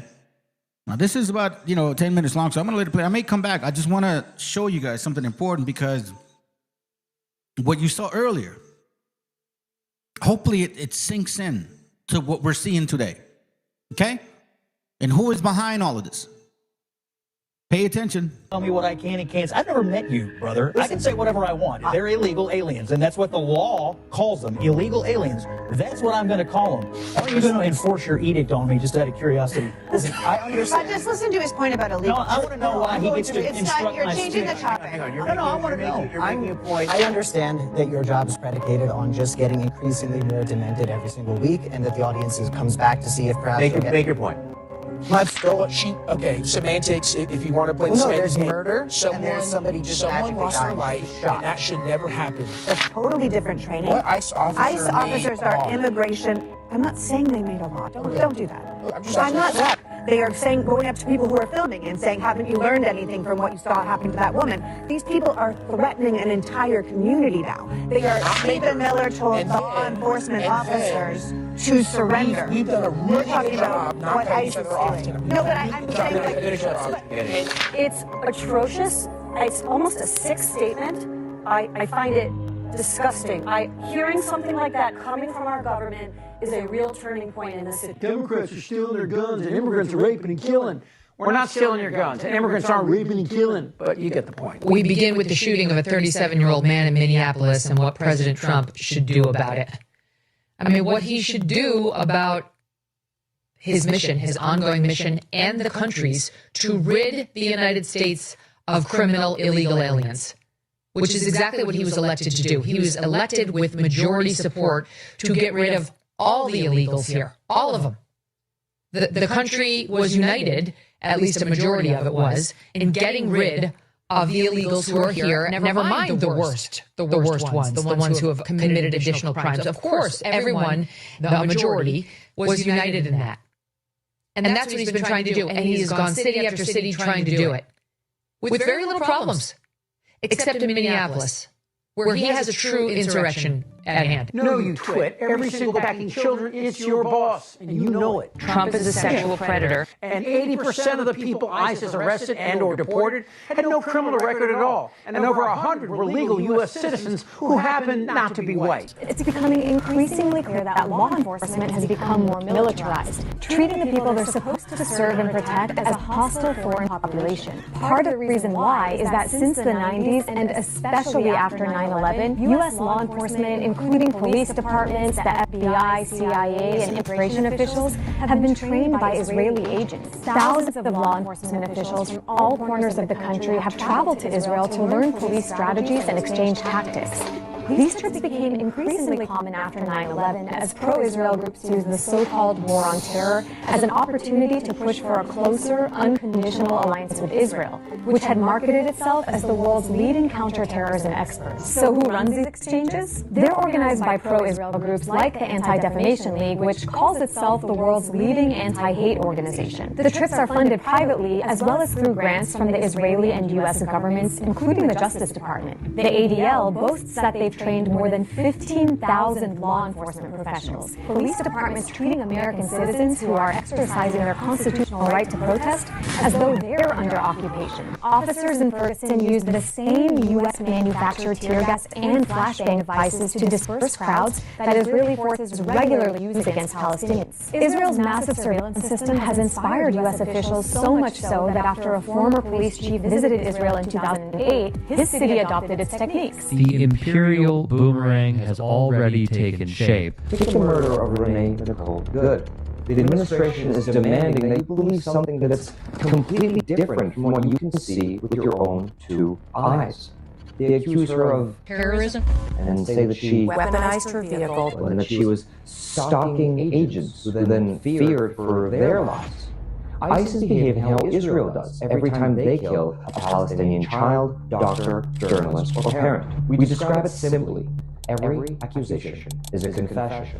Everything ICE has done before and after killing Renee Good make the parallels almost too hard to ignore. For one, both the Israeli army and ICE are unimaginably violent, often unprovoked.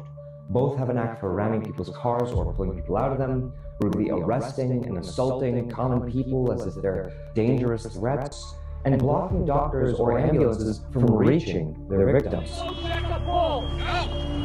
In Palestine, Israeli soldiers oversee a vicious apartheid system.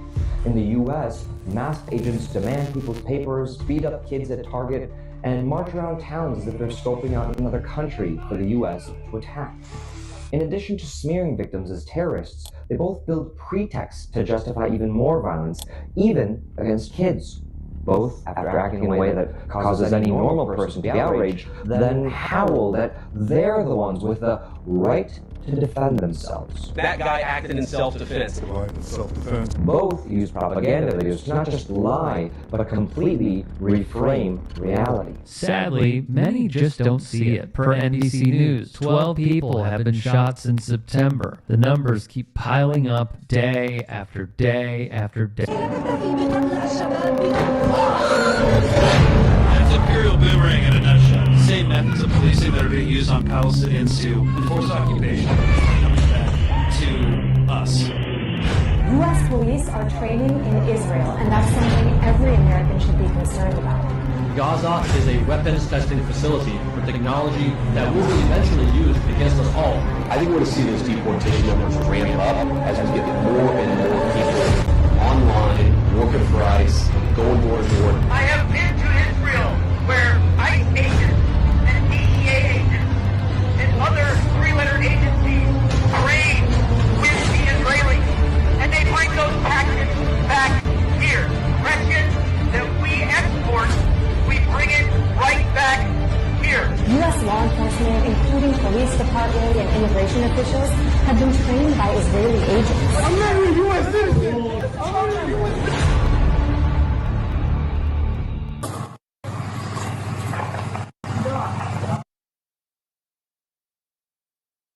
Are you guys seeing the similarities? Are you guys seeing the continuous reminder? Did they not prep you guys for this? Did he not say in 2024, Eisenhower massive deportation? Eisenhower massive deportation meant wetback operation. But you guys didn't want to hear it. No, not at all. Eisenhower, what is that? Hey, so it's good to have you. It's West Sider. I don't know if you I don't know if you've been here before. If you have, my apologies. But welcome to the channel. What up, sis? Meshi, I know you like this one. Hold on. That shit's funny. No, but seriously, like, for real. Do you guys see the similarities? Now, remember the earlier video I played for you. Remember who was doing that to what? And they're now doing it to who? You see what I'm saying? So let's continue. Here here. Records that we export, we bring it right back here. U.S. law enforcement, including police department and immigration officials, have been trained by Israeli agents. I'm not a U.S. citizen. I'm not a U.S. citizen.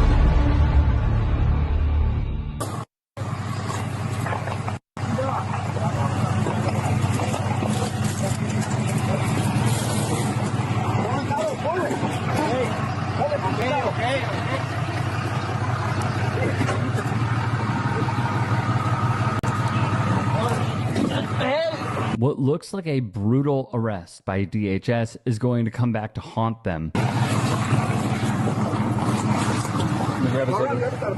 Yep.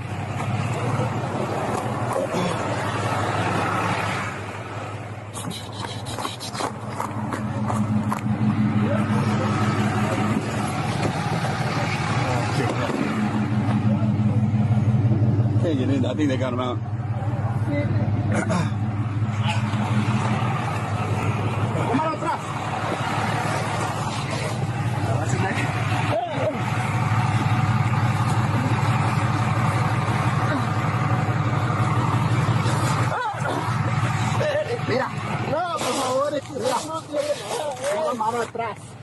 Pongan su mano detrás.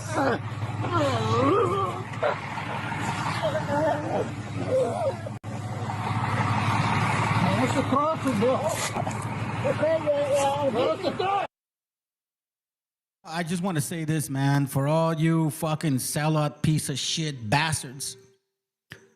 I'm just smiling, bro. Like, I literally, when I hear you guys speak, when I see you guys do this to our people, I just smile. Do you want to know why I smile? Oh, because you're going to get it so bad.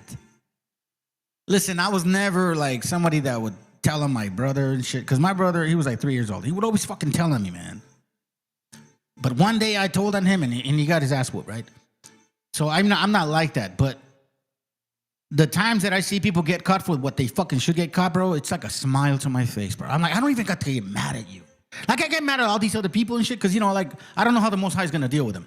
But I know the Most High is going to... Ooh. You get what I'm saying? Ooh. Pon la mano atrás. ¿Qué me está ahogando, por favor? Okay. Get the other arm. Get the other arm.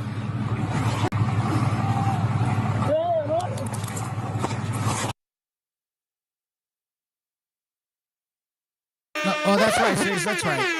You said that one time. You said you've been watching me, but lately you've been chatting. Okay, that's right. I won't forget about you no more. It's West Sider.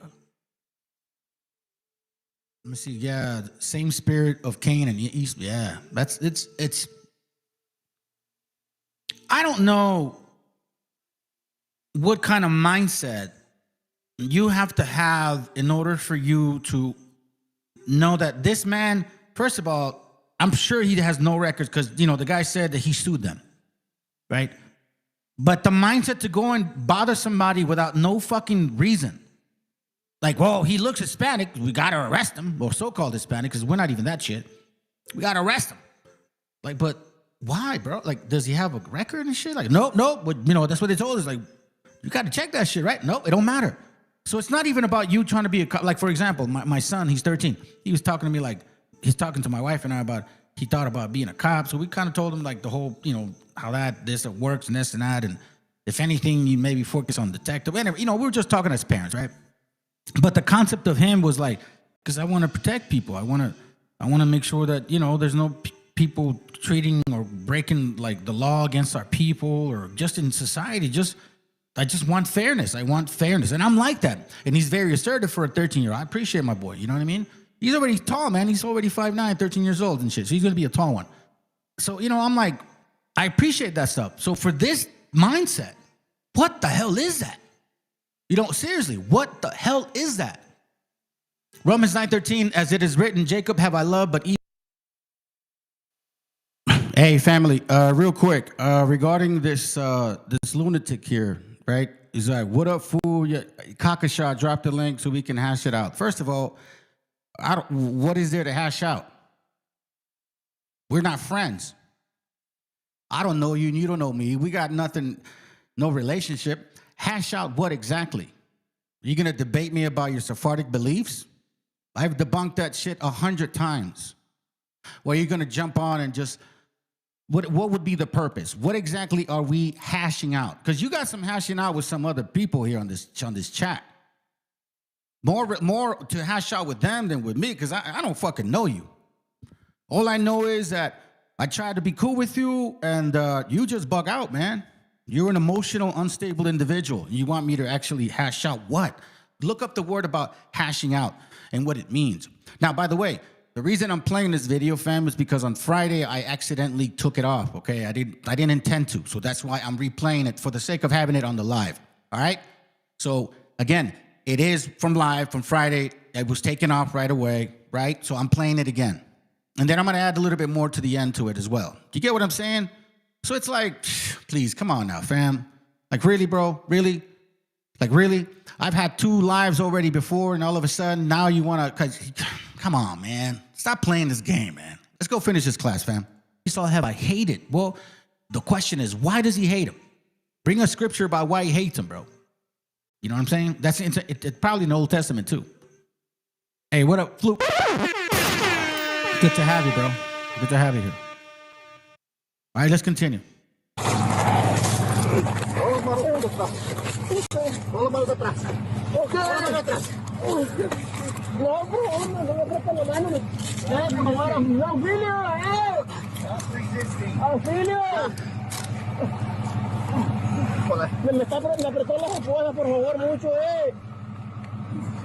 Separate it. Pull his hand back a little bit.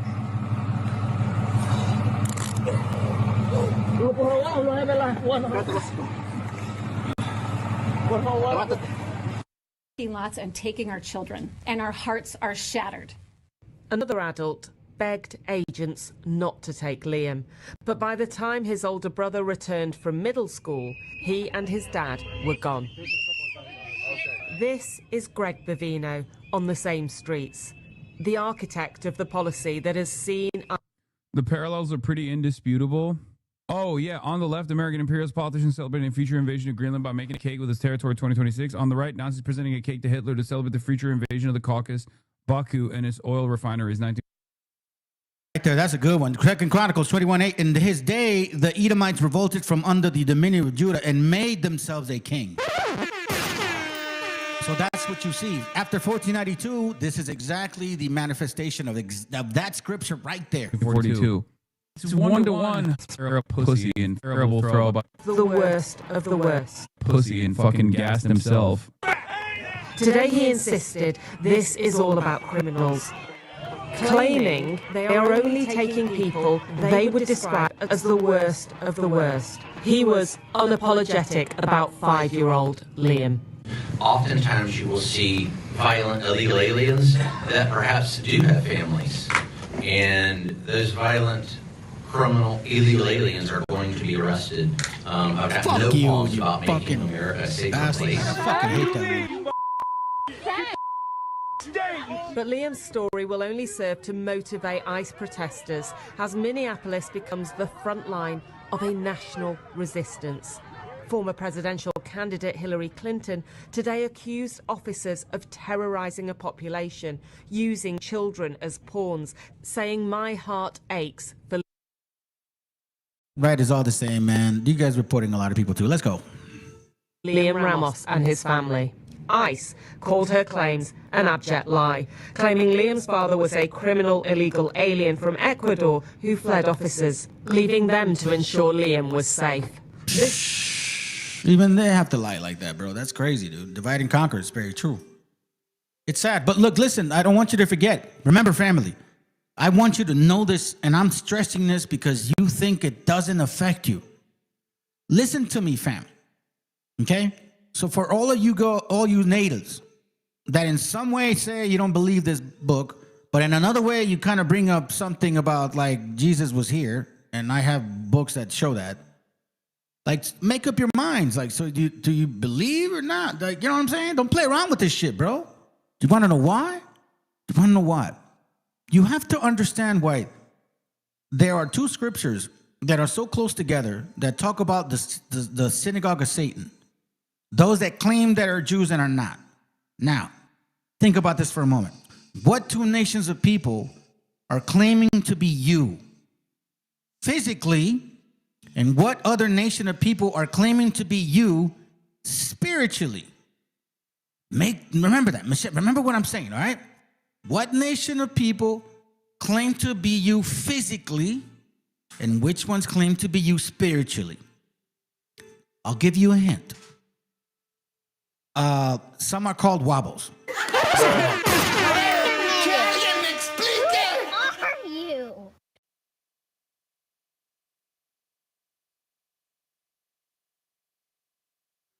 Sorry, fam, my daughter came up. I just had to tell him, a little busy. I would love to hear your story, but, you know, she's kind of long-winded like me. Like, Dad, I got this story in my mind. Just. She's very lovely, man. I'm so happy to have her. Where did I leave off? Shoot. Anyways, all right, so, yeah, that's right. Look, this is what I'm telling you, fam. One claims to be you physically today, right? Claims that you were never here in this land. And one admits that they heard about you, but now they're you. This is them.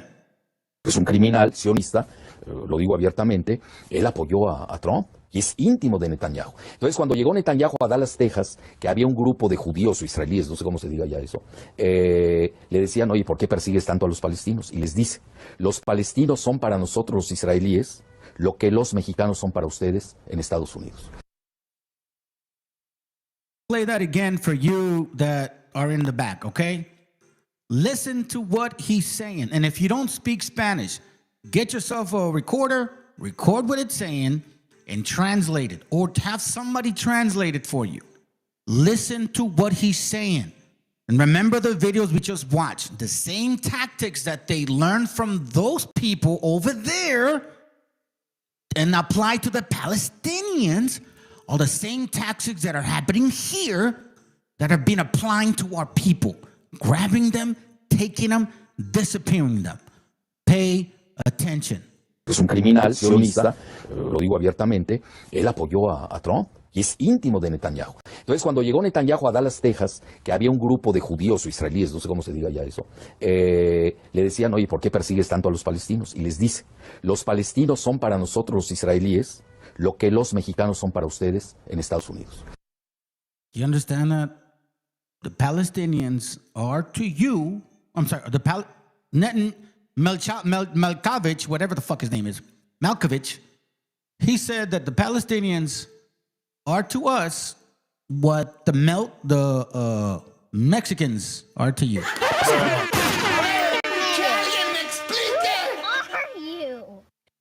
Do you understand what that means? And then you wonder why they're implementing these types of tactics, this aggressiveness, this attitude of hatred, this hateful approach to our people who are we're just trying to take care of our families. Hold on, what's his name? Milovanich. Malkovich, I think. Hold on a second. Do I have it? I'll find it. But this is why it's important for us to understand, fam, that you know, let's not get distracted. That's why Brother Jacob Israel, I appreciate your fire, bro. I like that shit, man. I always say, I needed brothers to take that fire and take it, show it. Because quite frankly, we're dealing with particular people from the Bible that have always been this way. Zionism is evil.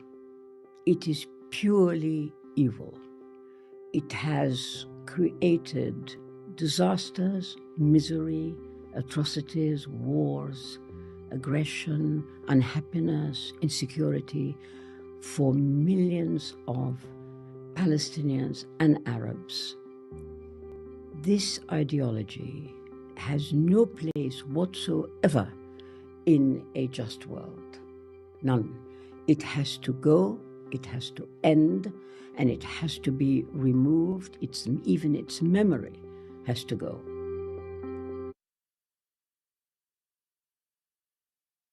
1 memory has to go. Check this out. I'm going to show you guys a book, and I've shared this book with you before. It's not my first time sharing this book with you before. But I think this is pretty much probably the best time to fucking bring it to your attention. Because it's like, bro, it's nuts how it's all just manifesting right in front of my lap. We're gonna read this. We're gonna listen to this video real quick. Okay. Probably go. The United States is waging a political. Hold on, brother. I appreciate you very much. This guy's in Economist, all right? I think that's what he is. Geopolitical economist, all right? So I do follow him. I like numbers too, fam. Forgive me. But he made an important point. It says this is Trump's plan to destroy the UN, United Nations, and impose global domination, all right? And he says something important. Now, this is why I suggest and I urge everybody to fucking read the stuff that I share with y'all. Take time, download it, read it. Like, just even if you want to start with just the pages that I read, just start with that and then go into it more. You'll see things that I won't see. So help me out, man. But he said something that in that book of The Perils of the Republic, I've shared that with you guys before. The Perils of the Republic, or of a Republic.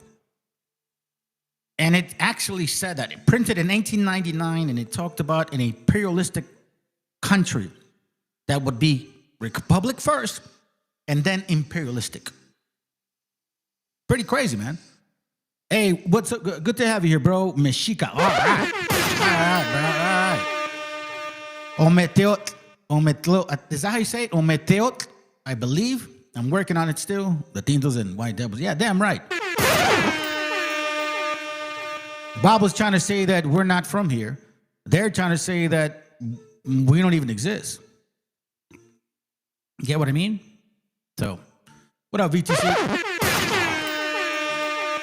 Psalms 33:12 says, blessed is the nations whose God is the Lord, and the people whom he had chosen for his own inheritance. And you want to know something, family? That inheritance doesn't just come here. Let me pause it real quick. Let me pause it real quick. I think that's important. That inheritance just doesn't come because, I don't know, we're good at making tacos.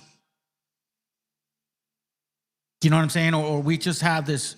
Nah, brother. That inheritance comes because of the humble spirit that we were created with, that we were brought up with, that we all share together. Because we're a nation that cares for each other. That's how we work. And as they call us criminals, rapists, and all that shit, on the contrary, we show who we are. They send up their worst people. They send up people that are criminals. They send up people from jails. And at best, the best ones they send up are people that don't work very hard and that are on a social form of welfare. And they're sending those people into the United States. They send up their worst people. Supposedly, we send our worst people over here. Supposedly, right? Supposedly. But yet, hold on. Let me remember, last time I checked, Edom or Japhet, one of the two, because, sometimes you can't assume everybody's Edom, but for the most part, yeah. Somehow, some way, they just kind of say that we are a priority. Psalms 33:12. Let me get it. Let me get it again. I like that one. It goes with these videos, man. So I appreciate you, fam. This is what I call you're in the spirit, because I got those videos already ready to show, and it's just like you guys. And I'm not even following the format. I'm kind of flowing with the class, man. So you guys are actually helping me out. Psalms 33:12 reads, it says, blessed is the nation whose God is the Lord, and the people whom he had chosen for his own inheritance. Now keep in mind, family, he didn't choose you, okay? Because you're this fucking great nation. Fuck no. Watch this. Deuteronomy 4:38. Watch what it says. To drive out nations before thee greater than thee, and mightier than thou art, to bring thee into and to give thee their land for an inheritance as it is this day. You see what I'm saying?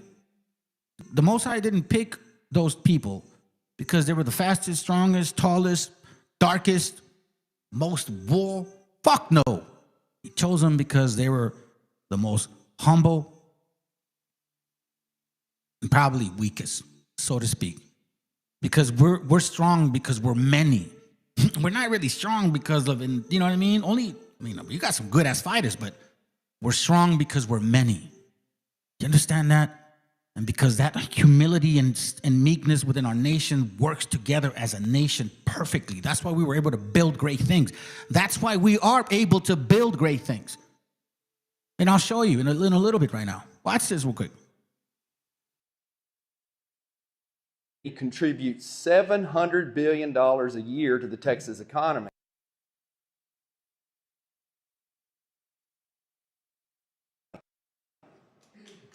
They represent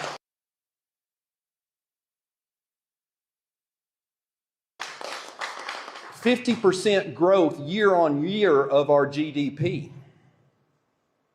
Now, does this make sense to you? You think housing costs are high now, wait until you kick them all out and then nobody has a job and the whole market crashes. This makes no sense. You see? But again, he didn't select you because you were the greatest. On the contrary, he selected you because he knew, just like what he said about Abraham, that you would teach your children, that you would do that. Deuteronomy 6:6 says, "And these words which I command thee this day, thou shalt be in thy heart, and thou shalt teach them diligently unto thy children, and shalt talk of them when they sitteth in thine house, and when they walketh by thy way, and when they lie down, and when thou raise up, and when thou shalt bind them, and thou shalt bind them for a sign upon thine hand, and they shall be as the front loads between thine eyes." I may play a video after this to show you how we were doing that. So you didn't pick us because supposedly some fucking great ass capabilities. Fuck no, bro. That's not the way it works. It's the spirit. It's the spirit, family. It's the way we function.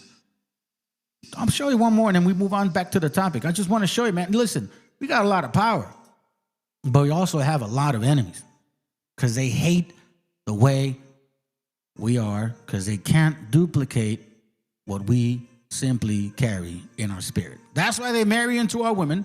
They can't create them again. You know what I'm saying? So let's go. Estos mexicanos, yo les voy a explicar algo. Miren, muchachos venezolanos, ustedes quieren agarrarla con los mexicanos, yo les voy a explicar una vez a ustedes. ¿En dónde están los mexicanos? Si ustedes van al framing, están los mexicanos.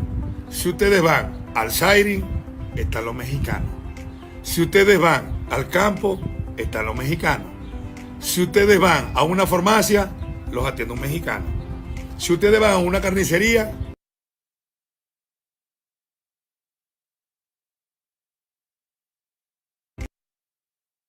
van a una carnicería de un mexicano. Si ustedes dan un down payment por un carro que ustedes quieren, los ayuda un mexicano a montarse en el carro. Así se lo ponga, le interesa que se lo ponga. Si ustedes van a una piscinada de 100 personas que veis, 80 son mexicanos. Si vos vais por el highway, en la constructora, en la carretera,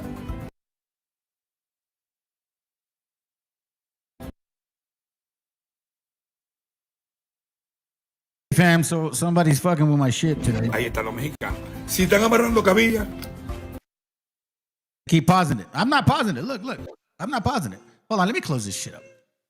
Hold on a second. Let me close some stuff up. Maybe that's what it is. Hold on. This is beginning to annoy me. Get over here real quick. What are you gonna show? Okay, let me make this small.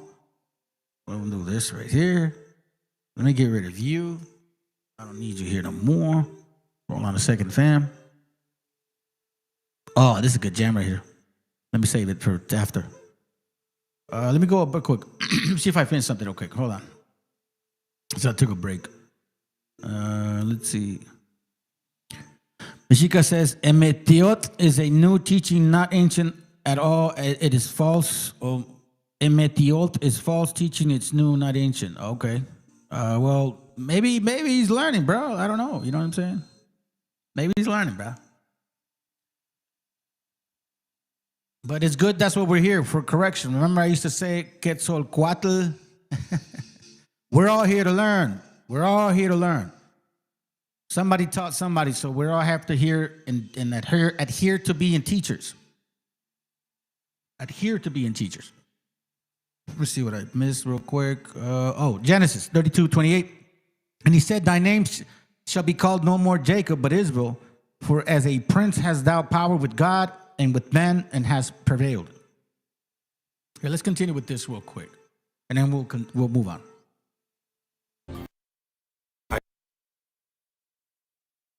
Ahí están los mexicanos. Son estos mexicanos, yo les voy a explicar algo. Miren, muchachos venezolanos, ustedes quieren agarrarla con los mexicanos, yo les voy a explicar una vez a ustedes. ¿En dónde están los mexicanos? Si ustedes van al framing, están los mexicanos. Si ustedes van al siring, están los mexicanos.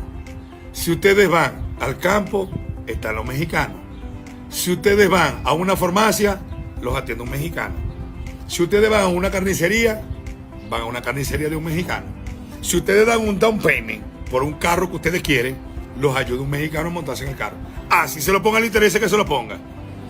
Si ustedes van a una piscinada de 100 personas que veis, 80 son mexicanos. Si vos vais por el highway, en la constructora, en la carretera, ahí están los mexicanos. Si están amarrando cabillas, ahí están los mexicanos. Son 50 millones de mexicanos. 50 millones de mexicanos. Y cuando se trata de lo laboral, yo soy un mexicano más, porque a mí me enseñó un mexicano. Y tengo que decirlo. Y si yo lo enseño a uno de ustedes, lo está enseñando un mexicano. Porque yo le estoy transmitiendo, le estoy pasando los conocimientos que a mí me transmitieron. Entonces, dejen la guerra estúpida con los mexicanos. Si sale un mexicano malo, caiga en la verga.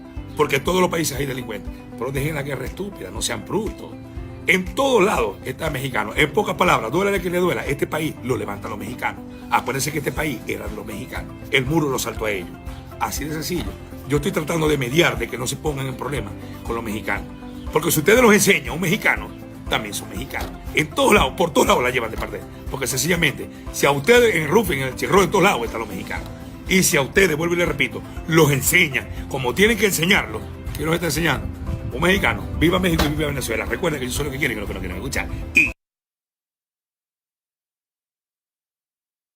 That's right.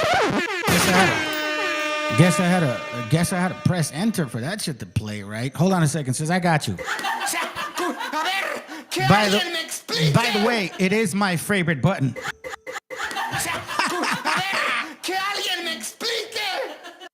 Yeah, no, I get it, bro. I get it. But hold on, let me see. Hey, Meshicha, don't even trip, bro. We're good. This is love, bro.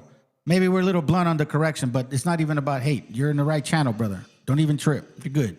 BTC is a good brother. But now it says, hold on. This is my favorite button.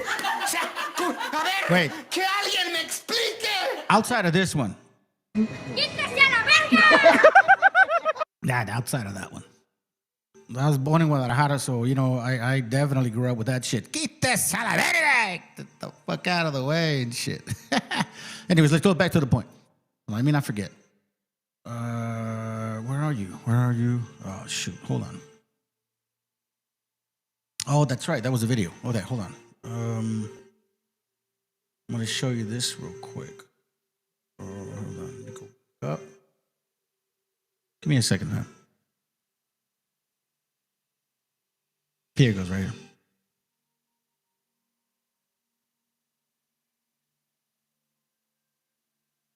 Let me get this video ready for y'all. The United States. Pause, bro. All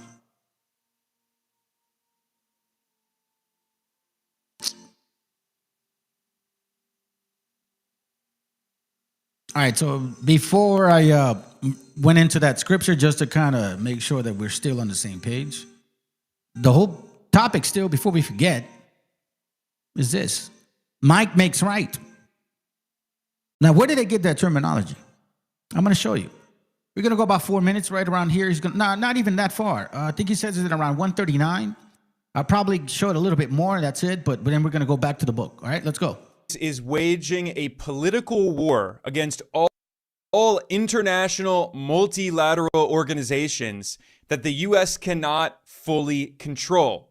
The US government is getting increasingly desperate because everyone can see that the power of the US empire has been in significant decline. And the US government wants to drag the world back to the unipolar era in the 1990s and early 2000s, when the US was the only major superpower on Earth and no country was powerful enough to challenge its global domination. And all US administrations have been imperialist and have waged wars around the world and overthrown and destabilized foreign governments. But Donald Trump has ushered in a new era of hyper-imperialism at a new extreme level. And the US government is openly attacking international law itself. And again, all US administrations have been deeply hypocritical and have violated international law, but usually they at least pretend to care about international law and do lip service. Again, it's superficial and hypocritical, but Trump is not even doing that anymore. He's explicitly saying that the US government does not care about international law and wants to replace international law with the law of the jungle. Might makes right. Replace international law with the law of the jungle. Might makes right, in which the US government can do whatever it wants anywhere in the world.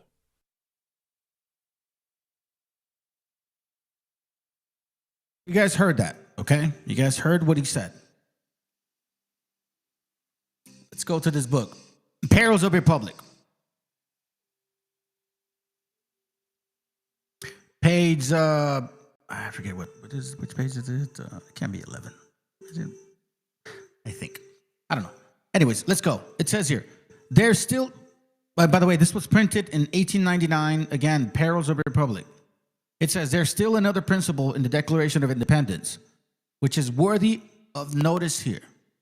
The doctrine of the nations of the medieval times was that might makes right. Let me slow that down again. The doctrine of the nations of the medieval times, like feudalism, you know, or what they're trying to implement today as techno-feudalism.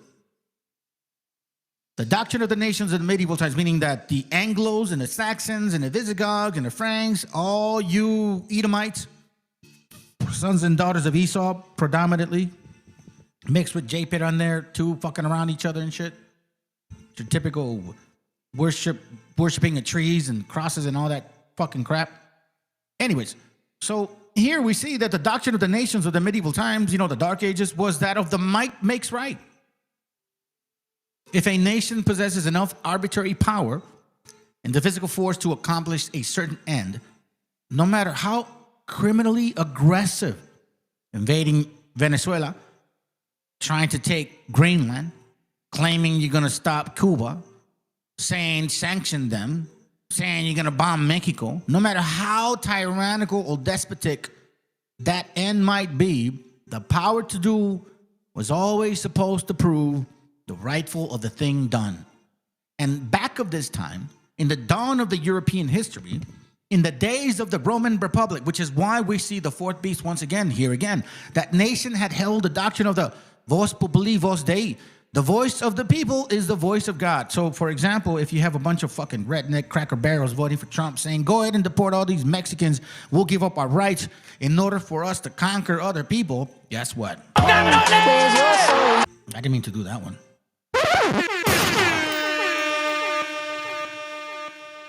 In other words, the Roman doctrines was that of the majority, was that if the majority of the people approve a thing, it must be right. And we're there. We're there right now. That's why we're actually here, you know, in this particular structure, on page 30 of the Peril of the Republic. Again, printed in 1819. We're all over again, fam. None new under the sun. A house divided against itself cannot stand. It even says it. I believe this government cannot endure permanently half slave and half free. That's what it's saying at that moment, right? I do not expect the union to be dissolved. I do not expect the house to fall, but I do expect it will cease to be divided. it will become all one thing or all the other. Either the opponent of the slavery will arrest the further spread of it and place it where the public mind shall rest in the belief that it is in the course of an ultimate extinction, or its advocates will push it forward till it shall become alike lawful in all states, old as well as new, north as well as south, meaning slavery, regardless of how they enslave you. And they're basically doing it today. That's why they're getting rid of the undesirables. Their intent is to completely have feudalist slaves of their own kind. They'd rather have their own people be slaves to them than other nations, because they understand now that their own people are that fucking dumb, that they're willing to fucking give up their prestige and all their power and ability. You want to know why? Because Spain did it too.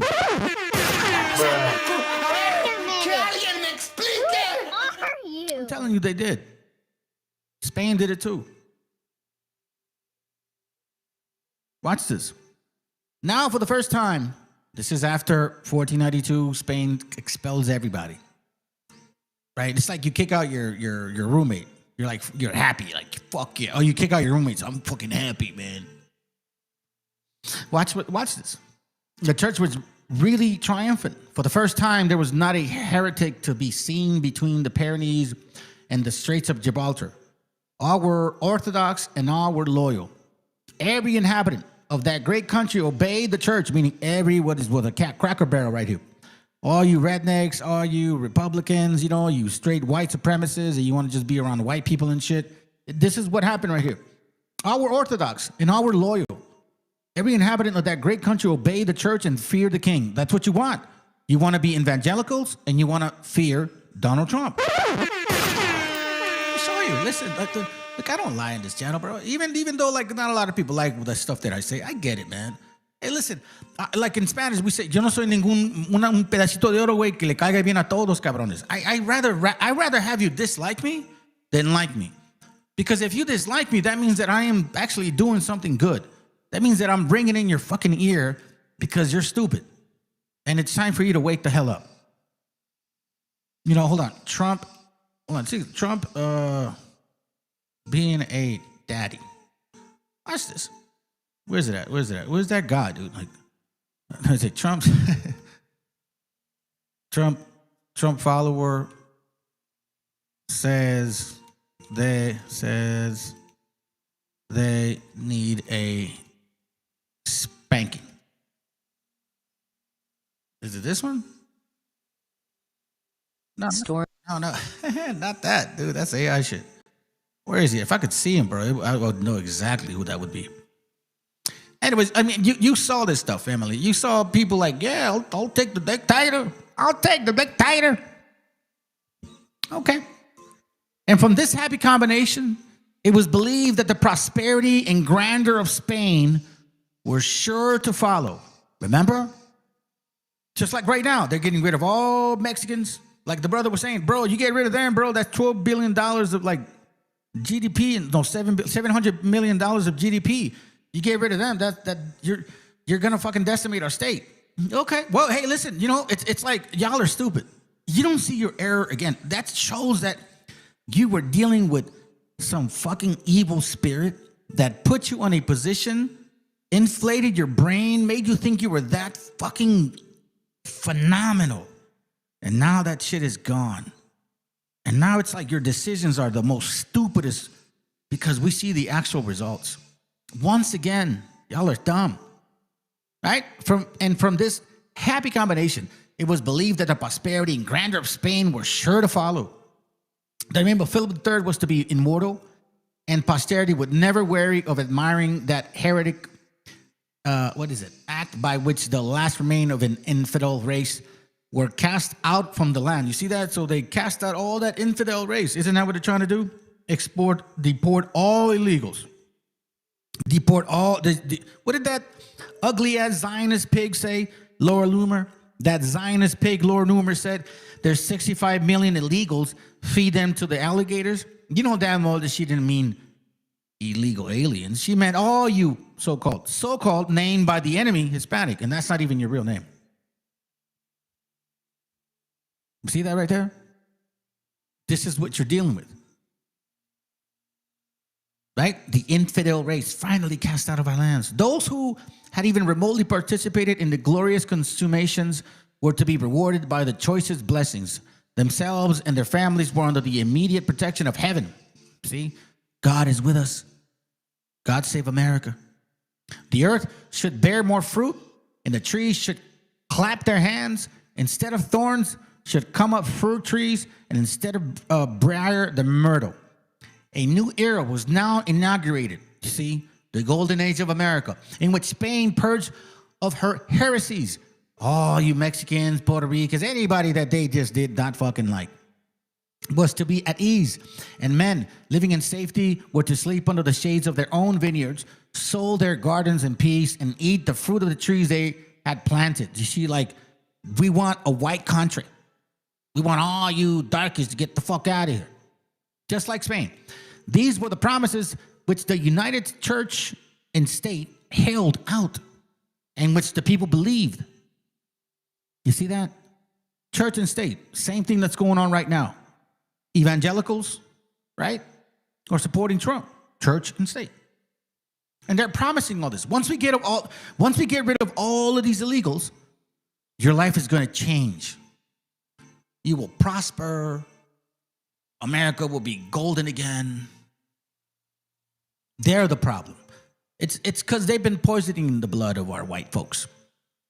It was told how that now the arts and commerce, the wealth, and the magnificence of Spain would flourish and increase as never before, since heretical Jews, because they expelled them too, and idolatrous Mohammedans, remember the book Jews and Muslims of British Columbia? They expelled them and sent them here. You see who we were dealing with initially too? But let's continue. Side point. Had been cast out of the land. Her ships were to plow the seas, and the crowds the ports of the shores. Her soldiers were to wreath themselves with laurels of victory till the sun should never set on her dominion.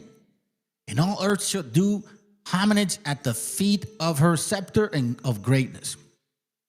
Right? So you think, okay, if these people do achieve that, let's say they did get rid of a bunch of our people. Watch what happens. In 1613, instead of being the beginning of the greatness and powers of Spain, was the apex of her glory. So this whole deportation that's going on right now, it's the apex. Like the brother was saying, that's it. So now they're being aggressive because they reached their apex. You see how history repeats itself? Even 500 years later, it happens. Was the apex of her glory, and the glory was one of infamy. Like Revelation talks about how everybody just said, fuck that great whore. They're not gonna trade with that whore no more. In that boasted hour of her might, in 1 hour, in 1 day, remember, all heretics dead or driven out can be heard, even at this late day. The death knelt of her prestige and glory. From that day forth, her glory began to wane. Are we not seeing this right now? Spain claimed deportation, get rid of them. From that day forth, her glory began to wane, till naught is left today, save the mistiest shades of a shadow. The kingdom of Spain had driven out the men who, watch this, the kingdom of Spain had driven out the men who cultivated her rice and her cotton.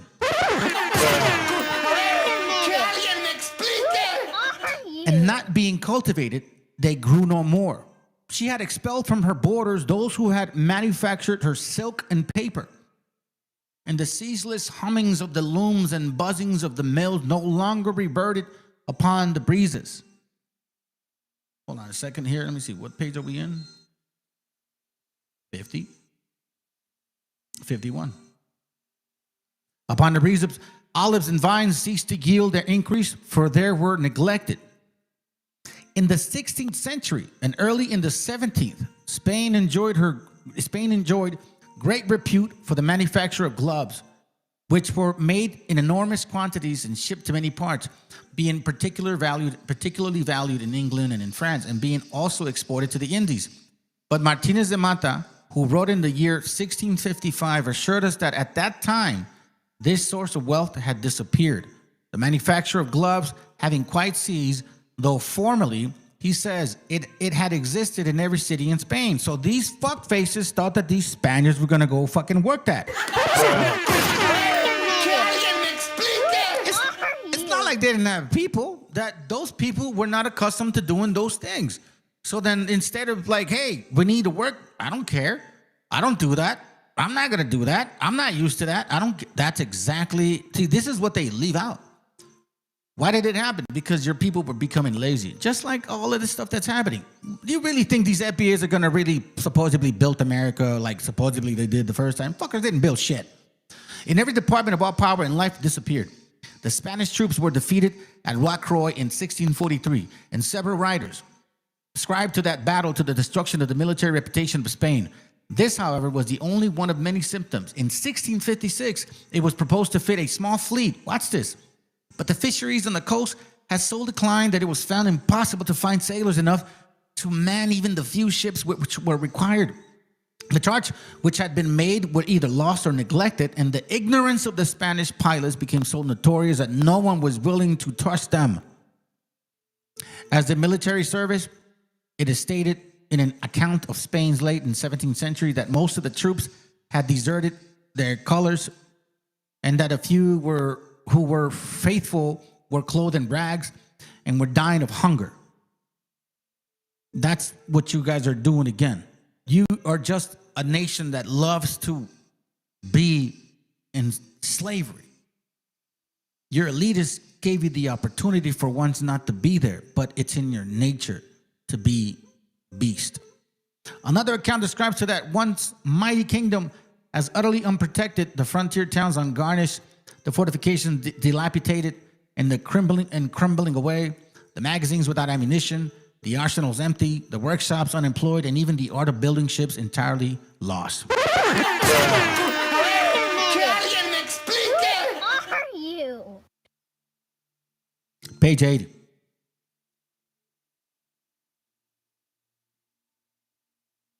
Hold on, let me see if this is page 80. Hold on, is this page 80? Now let me show you this real quick. I just want to get to one of the important points. Watch this real quick, fam. This is on page 158, same book. The same God who watched over the nations of the Amorites and destroyed them when their cup of iniquity was full. The same God who kept record of the gay pleasures and grievous sins of people of Sodom and Gomorrah, Canaan, and who consumed them in the fearful flames when they had passed an unseen line. The same one also kept watch over the Republic of Rome and is keeping watch over the Republic of the United States. In the wonderful prophecies traced with the pencil of the Holy Ghost, the history of these last two is written and was written long before either came into existence. It was written to the intent that the living might know that the Most High ruleth in kingdoms of men and giveth it to whomever he will.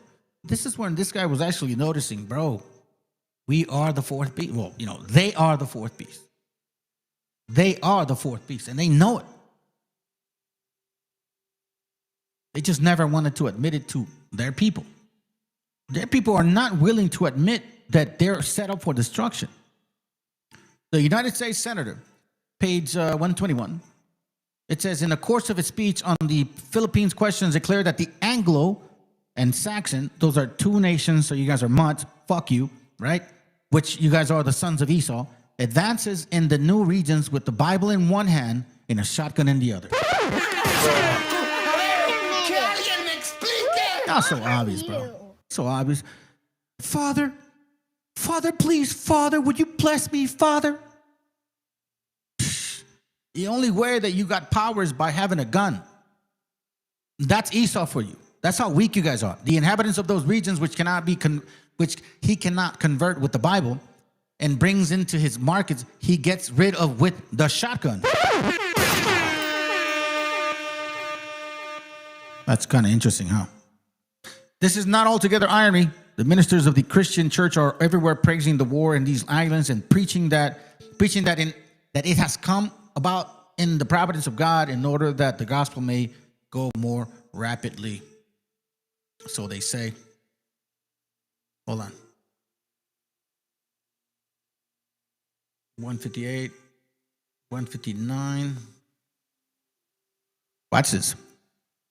In the Bible, by the pen of the prophet Daniel and of the Reverend John, we have in advance of its enactments of the history of Rome and the United States, the two great republics of the West. Daniel spake and said, I saw in a vision, and I saw in my vision by night, and behold, the four winds of the heaven strove upon the great sea, and four great beasts came upon the sea, diverse one from another. The first was like a lion, and had an eagle's wing, and I beheld till the wing thereof was it plucked, Assyria, and it was lifted up from the earth. He made stand with the feet as a man, and a man's heart was given to it. And behold, another second beast, like that of a bear, and it raised up itself on one side, and it had 3 ribs and teeth. That's Persia. Of it. And then said unto this, arise, devour the flesh. Wait, hold on. Oh, did I skip page? Did I? Hold on. I didn't get page. Yeah, I did. Page 60. Let's see. Beneath, between its, and beheld 3 ribs out of its mouth between the teeth of it. Sorry, the teeth of it. And they said thus unto it, arise, devour much flesh. After this I beheld, and lo, another like a leopard, which is Greece, which had upon the back of it 4 wings of a fowl. That's when Greece departed into 4 nations, which you have the actual generals, Salamanacus, what's the guy from Ethiopia? Oh my God, I can't believe I forgot the names, dude. I'm forgetting the names already. Come on, bro, think about it. Hold on, where's my Bible? Give me a second. Come on, one way.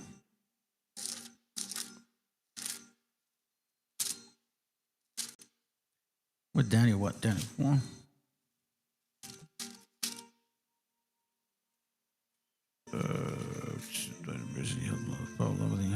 Wings. I'm trying to look for the freaking kings. Let me see if I have them written down.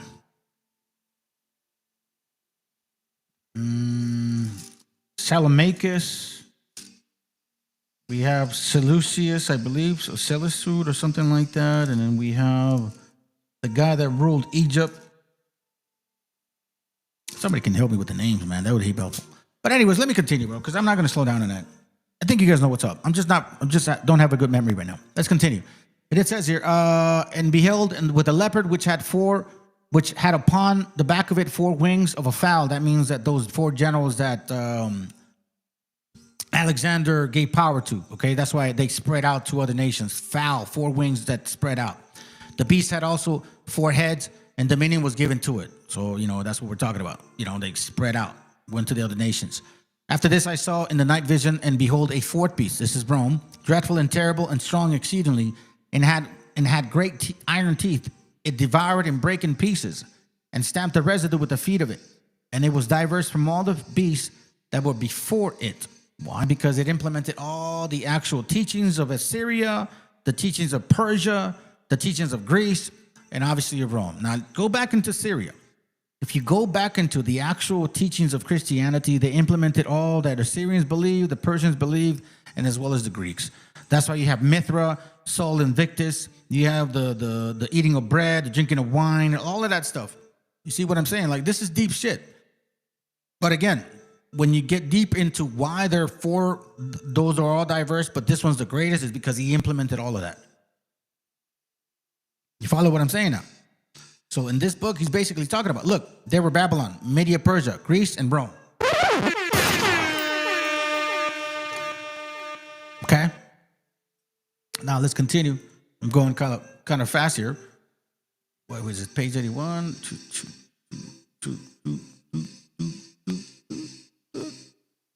Hold on. Oh yeah, let me go back. I must have missed it. Page 80. Hold on. Let's see. Page 81. Oh, check this out. Here's a good one right here. This is a good page. Hey, page 81. It says, today this nation is in danger of abandoning the rock and settlement upon the sand. You see, today this nation is in danger of abandoning the rock and settling upon the sand. Y'all already did it. The love of power, so prone to the human breast, is smothering priceless eternal principle.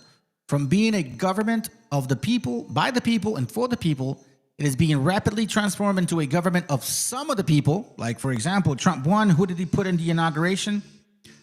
The Amazon owner, the Facebook owner, the future-to-be TikTok owner, and who else? The Meta owner. See what I mean? Oh, X, Twitter, whatever owner. Propaganda, control media. You know what I'm saying. The power of the few is now in their hands. Some of the people, but by a few people. I'm sorry, by a few of the people, for all the people.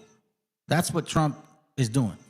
He wants to be a king. He's going to rule these people because they want to be ruled by their daddy, their white daddy, their cracker barrel, smelly ass, diaper wearing, putrid daddy. This is imperialism as opposed to republicanism. And this is the national apostasy, meaning church and state.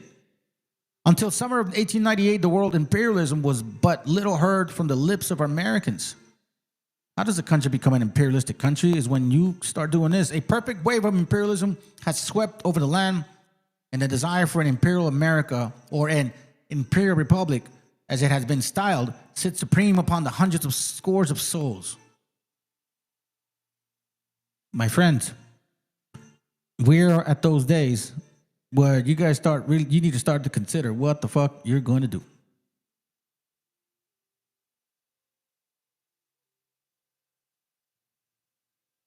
This is heavy duty here, man, because is it something I want to read right here?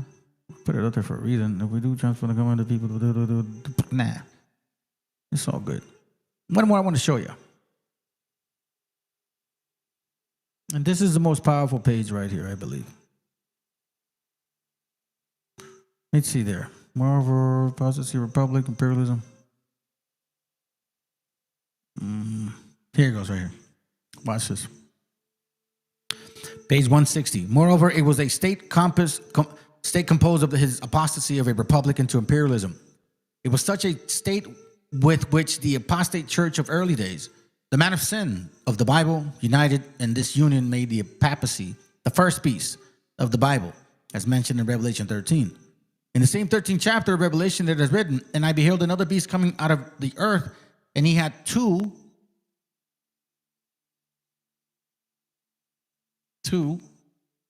horns like a lamb, and he spake as a dragon. Here is depicted the rise of the United States coming up peacefully out of the earth instead of forming amidst long years of tumult and fighting as fightings, as was the case of the other powers. It is represented as having two horns like a lamb. A horn is prophecy signifying power, true, and the two great principles which have given power to the United States and made her what she is today are Protestantism and republicanism. Which today, Protestantism is republicanism and republicanism is democratics. Seriously, that's what it is. Republicans became Protestants. Okay? Do you understand what it means right here? Back in those days, the Protestants were the Republicans of what we see today. And back in those days, the Republicans were Democrats that we see today. Those are the two horns as a lamb. But Protestantism and republicanism, Democrats and Republicans, are both in the spirit of, Pacific. That is, they are lamb-like. Hence, the word had two horns like a lamb. It is obvious from this that it is obvious from this that should these two horns of power be plucked, as it were, should they be abandoned, and the Roman Catholic's principles in things religious and monarchical ideas in things civil take possession of this government, then at once everything that is lenient and lamb-like in the government would at that very moment disappear, and nothing but despotism be in their place. Despotism, family. Despotism. Do you know the definition of despotism? The exercise of absolute power. Absolute power. Do you know how close we are to that shit? Remember that word, despotism, okay? We're almost done with this book. Despotism. When does that happen? I'll tell you when it happens. Page, I believe, 180, maybe wrong. Amity or Armageddon. Watch what happened here in the U.S. Okay. This is going to probably blow your mind. Maybe not. But it literally said it there. It literally said it there. And I'm going to show you like about a video of 4 minutes just to prove it. But before we do, let's read this. Amity Armageddon. The people of this world are proclaiming peace and preparing for war. Remember, the Department of Peace is now the Department of War. Never has there been a state of affairs so utterly incongruous. With one voice, watch this, with one voice men unite in declaring that the halcyon days are at hand, that the good old days are at hand, under one man. Who was saying that? Donald Trump. We have to get the good old days back. While at the same time, they get ready for the biggest game of powder and projectile that's had ever been proposed during the history of the earth.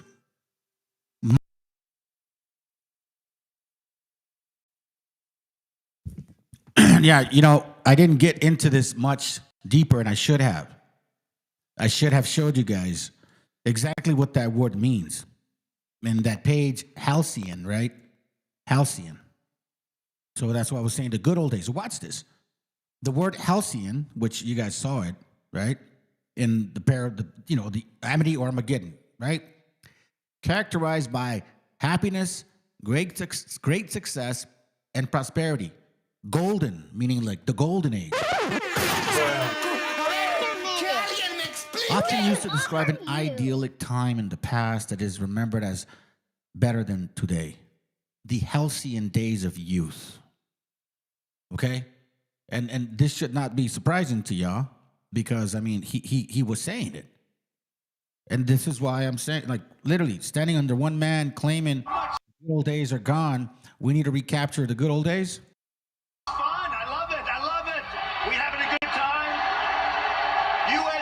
USA!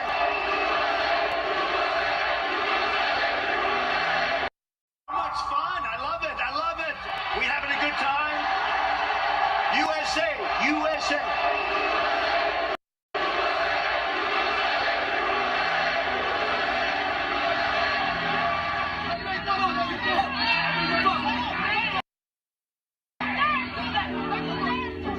Knock the crap out of him, would you? Seriously.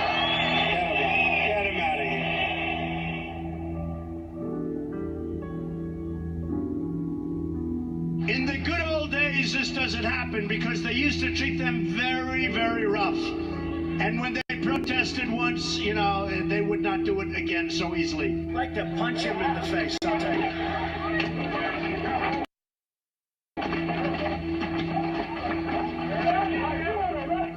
I love the old days. You know what they used to do to guys like that when they were in a place like this? They'd be carried out on a stretcher, folks. True. Knocking the hell out of that big man. The next time we see him, we might have to kill him. In the good old days, they'd rip him out of that seat so fast. Shut up! Shut the hell up! No, I would not shut the hell up. Get the fuck out of here, man. Hey, yo, mate. Get out of here.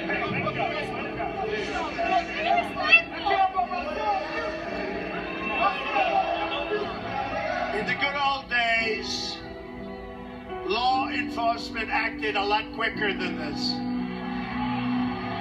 A lot quicker. And we're going to enforce the law, and Americans should remember that if we're going to have law. I am the law and order candidate.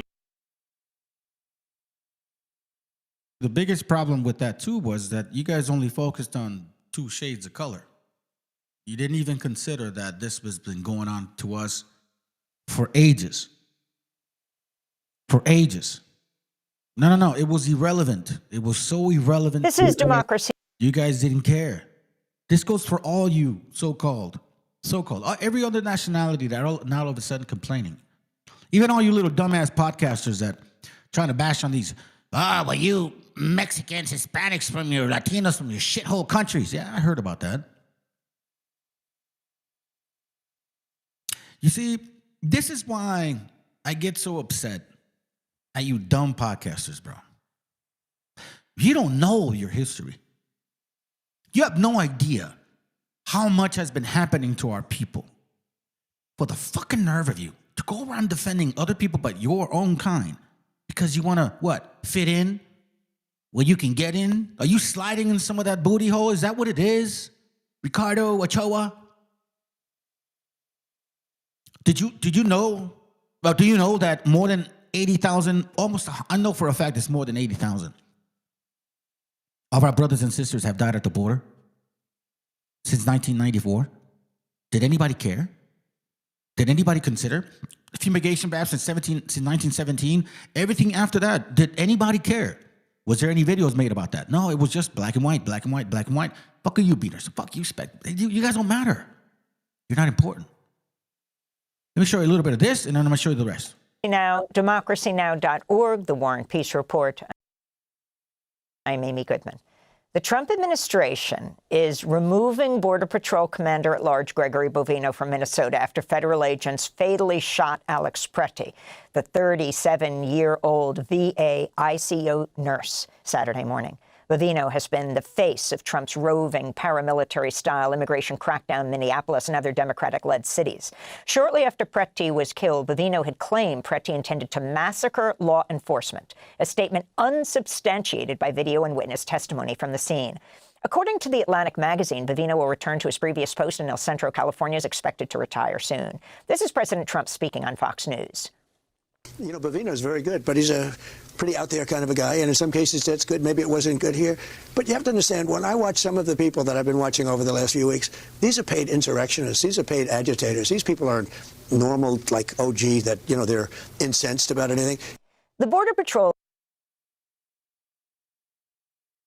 We know that this is the pedophiliac bastard that should have been prosecuted. He was convicted of 34 counts. And now they downloaded more Epstein files, and you can see some crazy, nasty, fucking disgusting shit. Did you guys ever consider, did it ever matter to you how long this has been happening to our people? This goes for all you so-called podcasters that are talking shit. This is why I told you, family, don't get involved with their fucking politics. I told you, don't get involved with their politics. Whichever way you go, you're going to lose. Do you understand what I'm saying? Now y'all join, ICE, Border Patrol. You've been with them for like a long time. And then they come to find out that one of you guys they haven't even, by the way, I think 3 people shot him. But they've only been able to find out 2 of those. And they happen to have a so-called Spaniard last name. Don't say Hispanic. Fuck you. It's a Spaniard, European last name. That's why myself, changed my name. I'm not subject to them. Do you understand that? Fuentes, Hernandez, Garcias, all of that shit is not of this continent. It's European, Spaniard. But now they want to say, it's you Hispanics. Really? All of a sudden now, all white folks like them, it doesn't matter if you're Irish, Italian, British, Dutch. No, you guys are all white American. But when it comes to everybody else, no, you're distinguished now. It takes you this long to figure it out? Between her being killed and 3 more between her being killed and Alex Preti being killed. If you can talk about your Border Patrol experience, her being killed, I'm going to bring Jen Budd into the conversation. There have been 12 DHS shootings since September. Amazingly, since Renee Good was killed on January 7th, there were 2 more in between her being killed and 3 more between her being killed and Alex Preti being killed. If you can...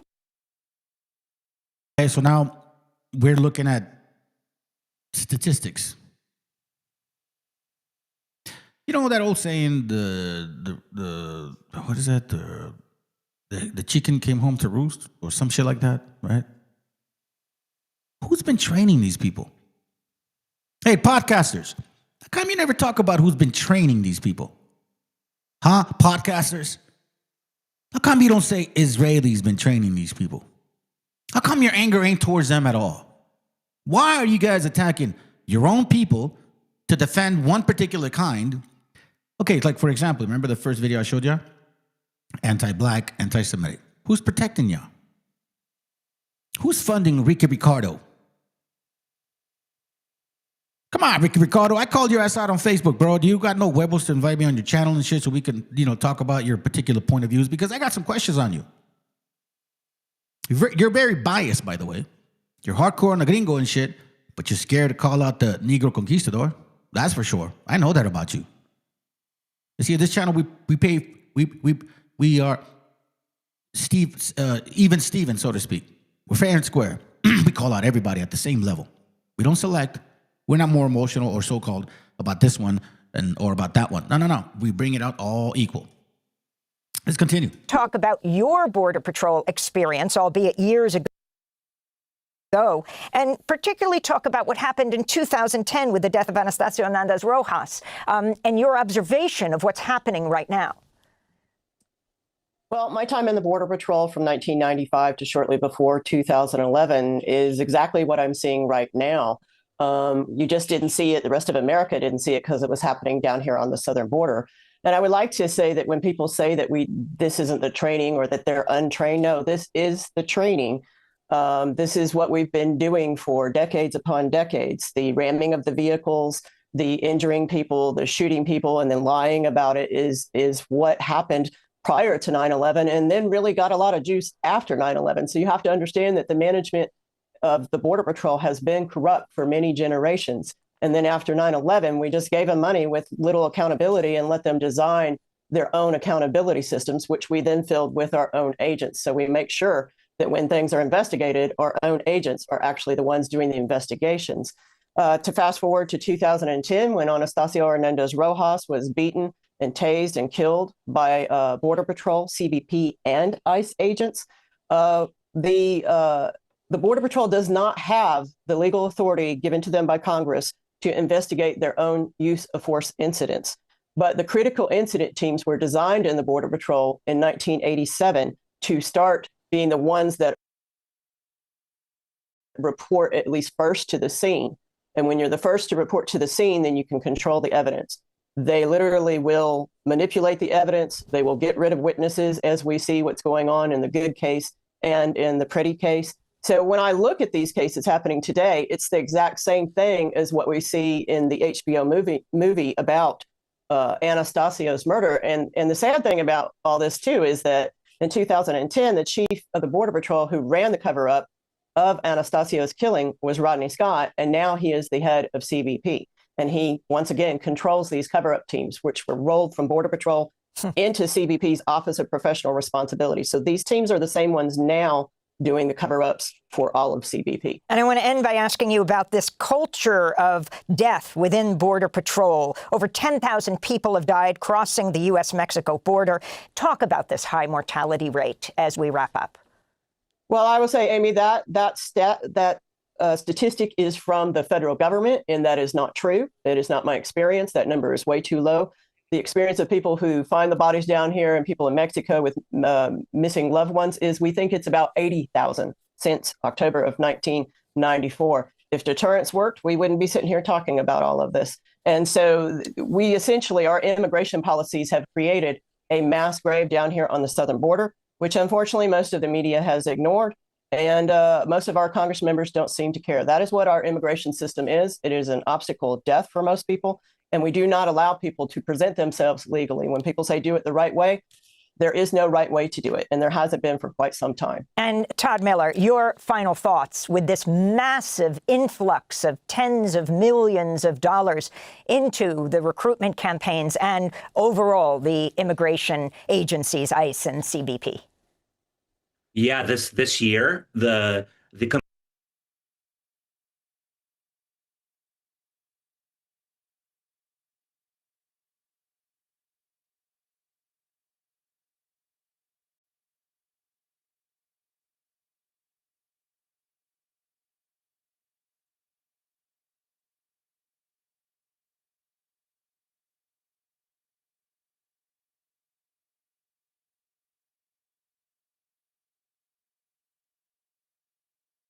Check out my disguise, homie.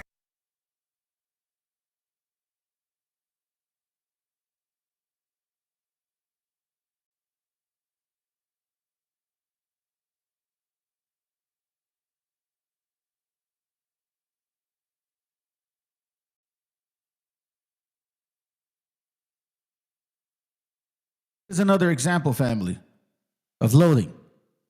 One example of loathing, okay? This kid right here, right? He's hardcore bashing on our people. And guess who he always defending? These guys. Hardcore defending. Now I want you to pay attention to what he says. You are no different. Let's go. To help them get you and your family the hell back to the countries that you come from. And you know, see that? So he's upset, right? And he says, you voted for people to deport you back to the country that you come from. That you come from. You see all that shit that you have in the back, you fucking idiot? You should just take that shit off, bro. Take that shit off. You know what I'm saying? Take it off. Don't talk about our people. What the fuck you talking about? The shithole countries that you come from? And you have like MESHIACHA stuff? What are you? What are you, like from north, up north? Like you have no concept of what the fuck happened over here? I hope you listen thoroughly to my entire video, because people like you are no better than those people. You have zero understanding of history. No, it's the gringos' fault. And you Mexicans want to be like them. Nah, nobody wants to be like nobody. But you want to be like a Negro. I can tell that's what you want. I don't know if I'm wrong, but I think you have something to do with that. Ricky Ricardo, bro. I think you're married into like some Moreno stuff. You know what I'm saying? And that's why you're so hard and so batting for them. You never called them out. Ever. Listen to this. complaining about injustice, discrimination. You voted for this. And after you voted for this, then you joined ICE to help them get you and your family the hell back to the countries that you come from. And you know what's crazy about this? Some of these Latinos have the audacity to use social media and talk about where all the black folks at. Why aren't black people coming over here to support us? I said in some videos he says, don't call yourself Latino or Hispanic, but now all of a sudden now he wants to bunch up a bunch of people that voted for him. So let's look back at exactly what occurred and who voted for Trump for the most part. South Americans voted for Trump for the most part. Floridians, the South voted for Trump for the most part. Lots of black people voted for Trump for the most part. Matter of fact, almost every single fucking Jewish person, regardless of whether they were Democratic or not, through their synagogues, they were told, vote for Trump.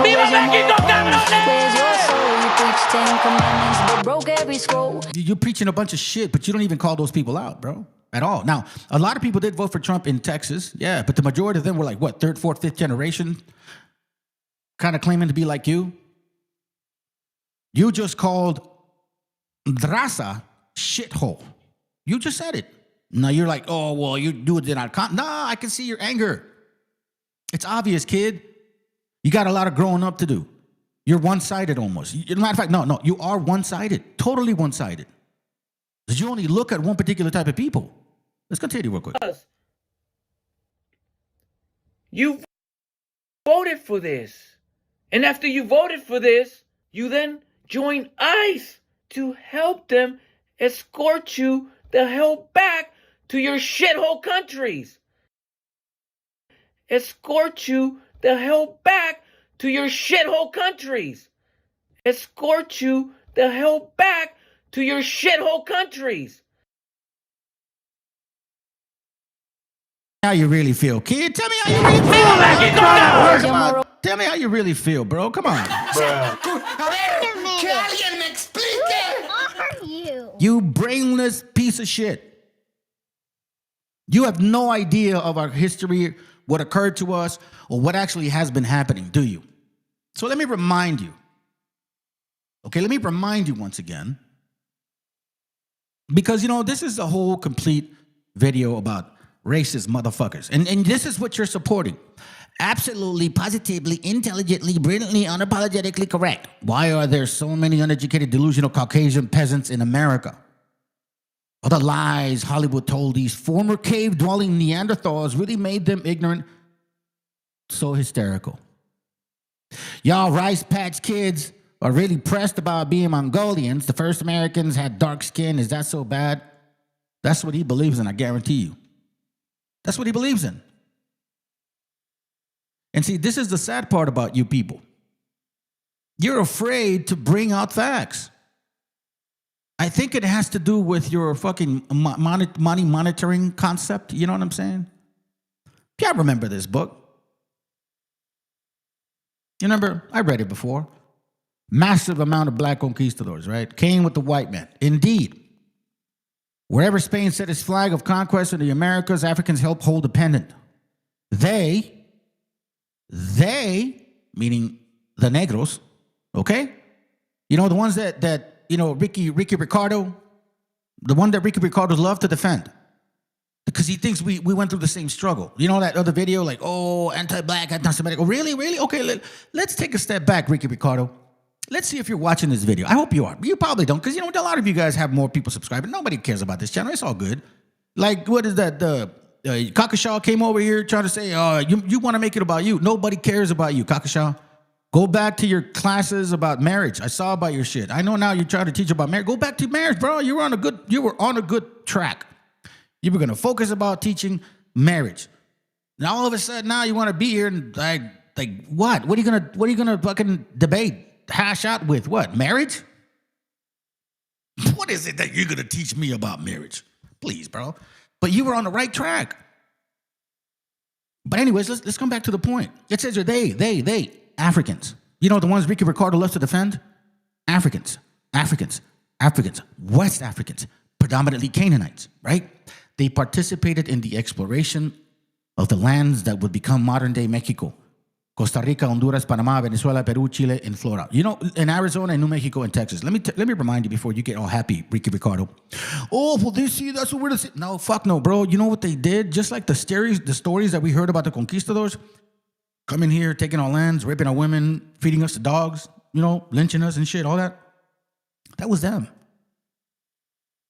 All over the Americas. Men such as Juan Garrido, Esteban, Juan Rodriguez, Gaspar Janga, like Django, Juan Bardeles, Juan Garcia, y Juan Beltran. So you see how all of a sudden, you guys that are supposedly Hispanics, you see that last name? Who had those Hispanic last names before?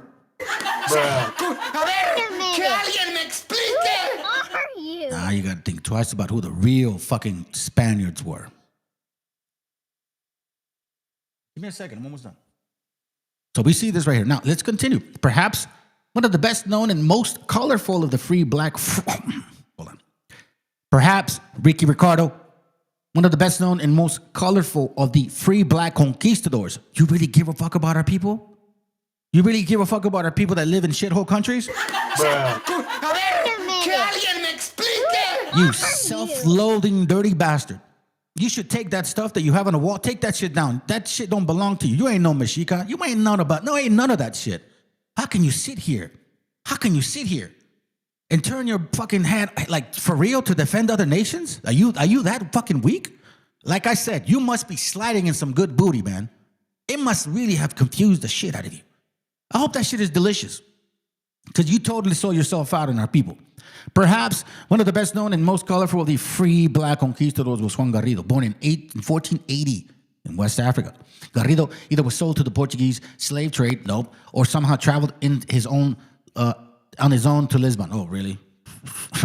So was he sold or was he somehow traveled? Interesting.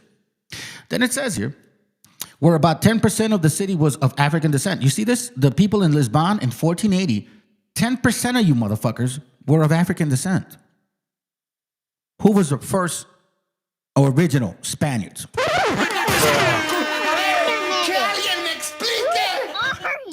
In 1495, he moved to Seville, a black conquistador. There, as a free man, a black conquistador, perhaps in the employ of a Spaniard named Pedro Garrido, he joined the 1503 expedition of Governor Nicolas de Ovando,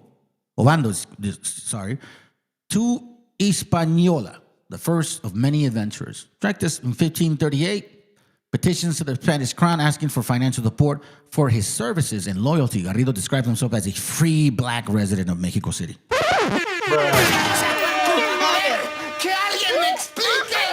Did you know that, Ricky Ricardo? Because you like bashing on the fucking white man, which I don't mind. I think it's fair and square. But you're scared also to call out people that help them out. Is it that good, bro? Is that booty that good that you loathe your own people and try to hide like you are about our people? Nah, dude, I see right through your little weak ass face. Then it says here, I was present at all the invasions. Isaiah chapter 50.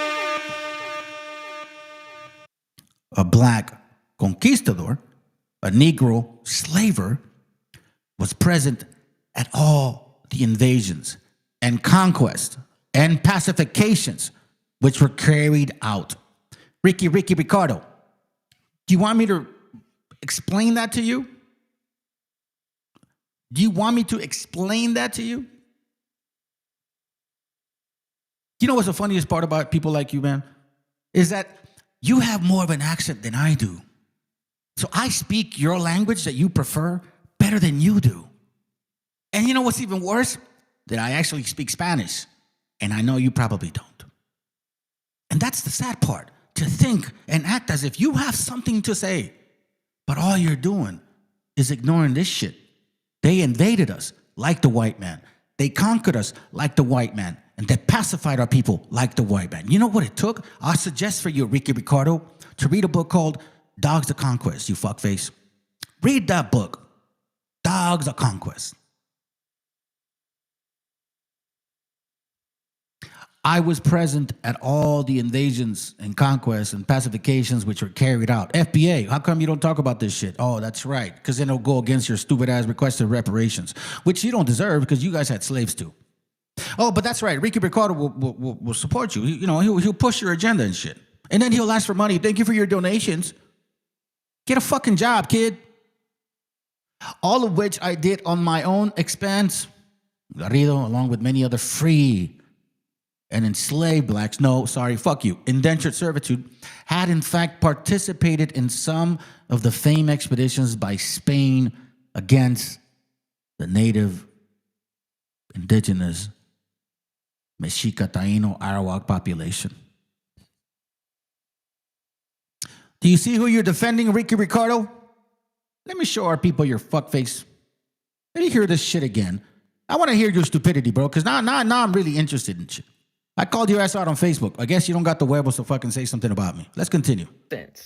And then to make it worse, you see all these Latinos, Hispanics, Mexicans going to social media complaining about injustice, discrimination. You voted for this. And after you voted for this.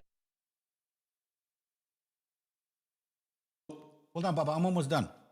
So in his minute mind, he says Hispanics, you voted for this. So then he's basically saying everybody that is Hispanic, we voted for this. Apparently. Did he give you statistics? Did he actually give you demographics of who voted for what and where and what county? You know what I'm saying? Yeah, put an afro in his ass. Put a fucking afro in his ass. Straight up, bro. Put an afro in his ass. Go ahead.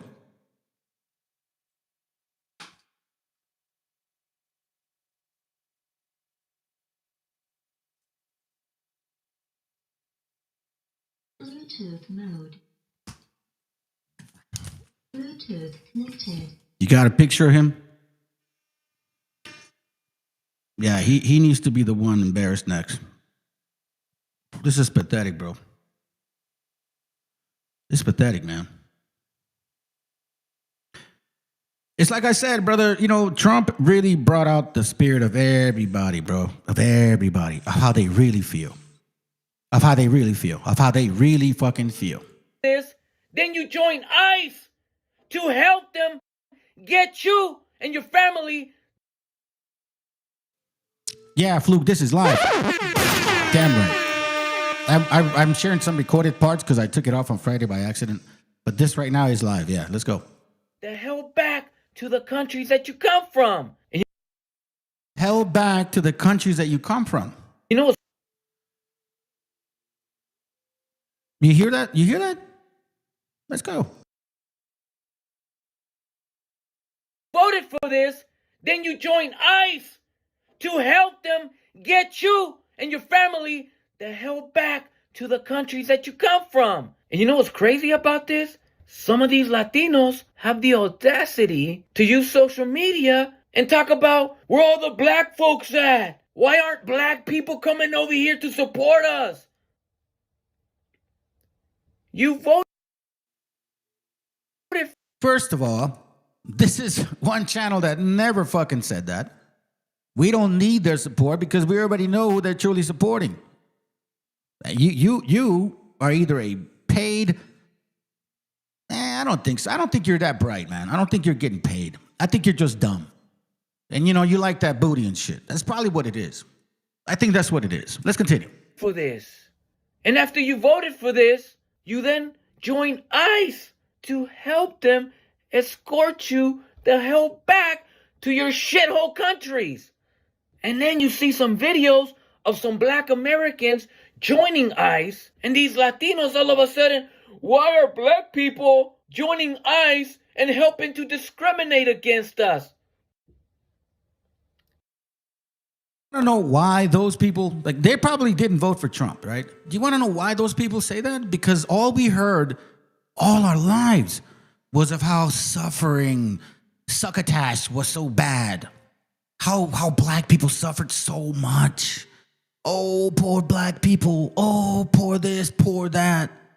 That's why Raza is saying that. Now, you assume that Raza that's complaining voted for Trump. You see, at the same time, you're blaming people, like you're convoluting all Raza into one little box. And that's the thing about other nations, because like that's what you're doing. I see the likes, bro. Look at that. You see that family? He knows who to pander to.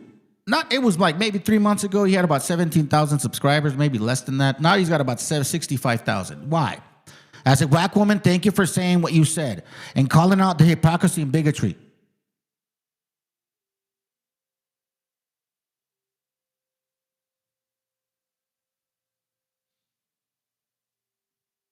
I was present at all the invasions and conquests and pacifications which were carried out. This is a negro. Ricky Ricardo, this is a negro saying what you've been complaining about. That white folks did this in 1492. That you have that shit in the back of your wall, right? Right? That you claiming that shit, right? Right? Okay. How come you don't share this shit, bro? Are you really like grifting like that? You see, this is the thing about raza. There's layers to these idiots, fam. You got the ones that believe in BP. You got like American Cholo. You got this motherfucker, right? Oh, we're about our people. But you see it consistently. Who is he defending? You see what I'm saying? How come you don't bring this shit up, Ricky Ricardo? Ricky, come on, Ricky. Come on. I know you ain't stupid, bro. I know you're not slow. I mean, you're kind of slow, but I know you ain't that slow, bro. You know what I'm saying? Like, let me get this straight. Like, I don't understand. Like, what are we doing here, Ricky Ricardo? What are we doing here, Ricky Ricardo? Huh? Did you not know about this part of the history and shit? You're defending Ricky Ricardo. You're defending the conquistadors. You fuckface.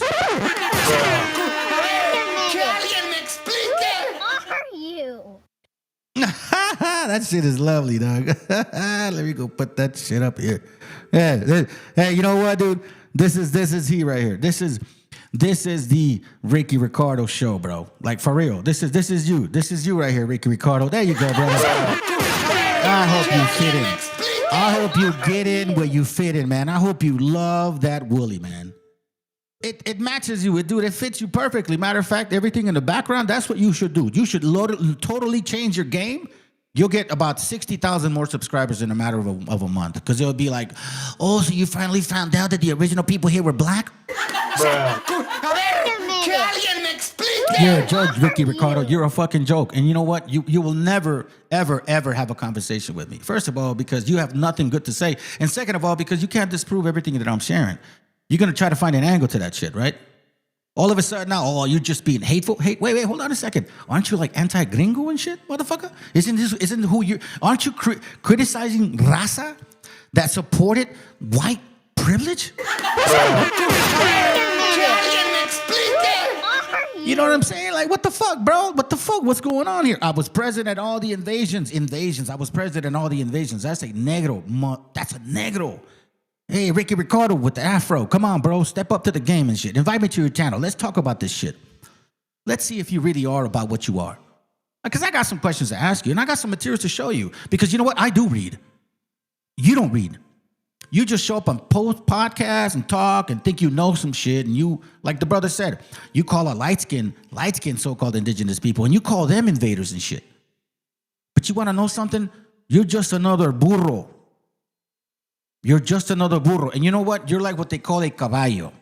You see, in 1904, a psychologist gave us two descriptions of men that are typically in jail. They're mayates or caballos. Mayates are the ones that think like they're men and they bend over other men so then they can plug them in the back. Caballos are the ones that bend over. And I think that's what you're doing. Because you never bring this shit out. This is a negro conquistador. I was present at all the invasions. What entails invasions, family? And conquests and pacifications. Or are we just going to forget, Ricky Ricardo, about what you're complaining about? You're blaming our people for supporting the white man, but yet you're supporting the black man that helped the white man since 1492 enslave people that look like you.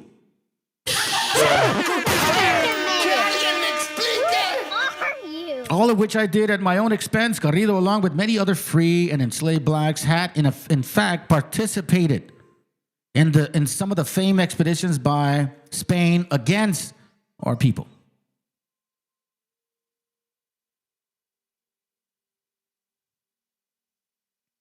Against Puerto Rico, a third black man, a mixed race conquistador named Francisco Mejias, played a key role in establishing that island's first ranches.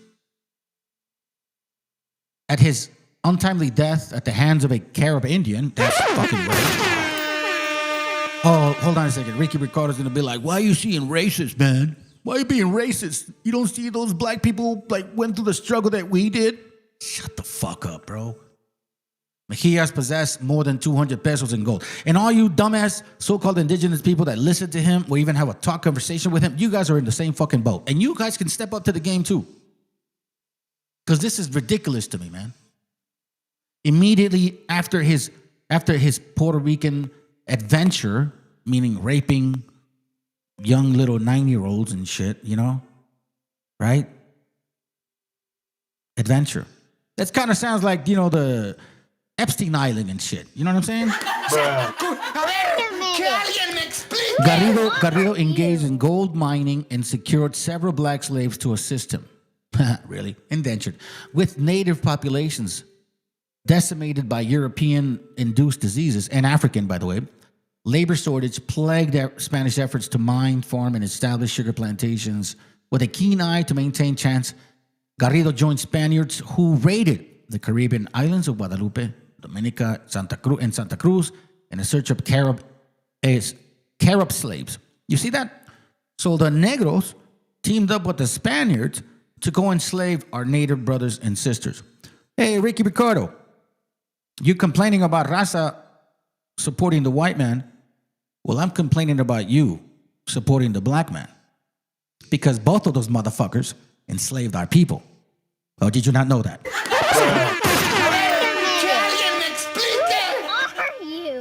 You're a joke, kid.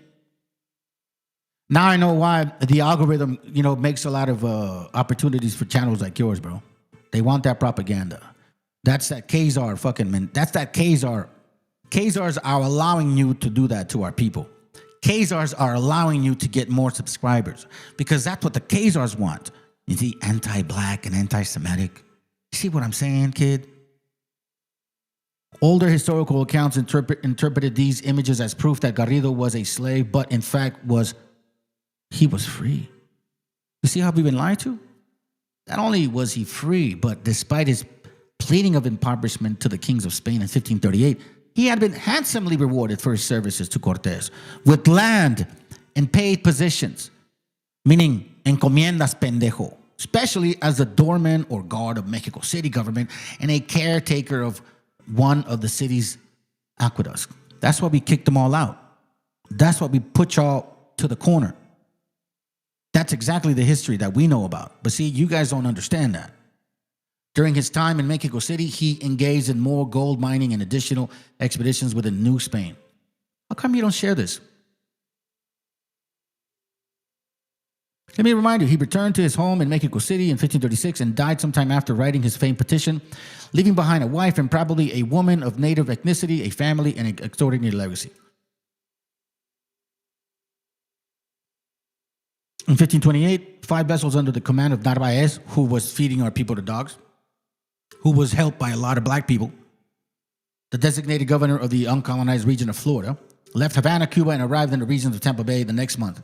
Narvaez divided his forces, sending about 100 or more up to the coast, while he kept 300 others to march inland in search of legendary gold.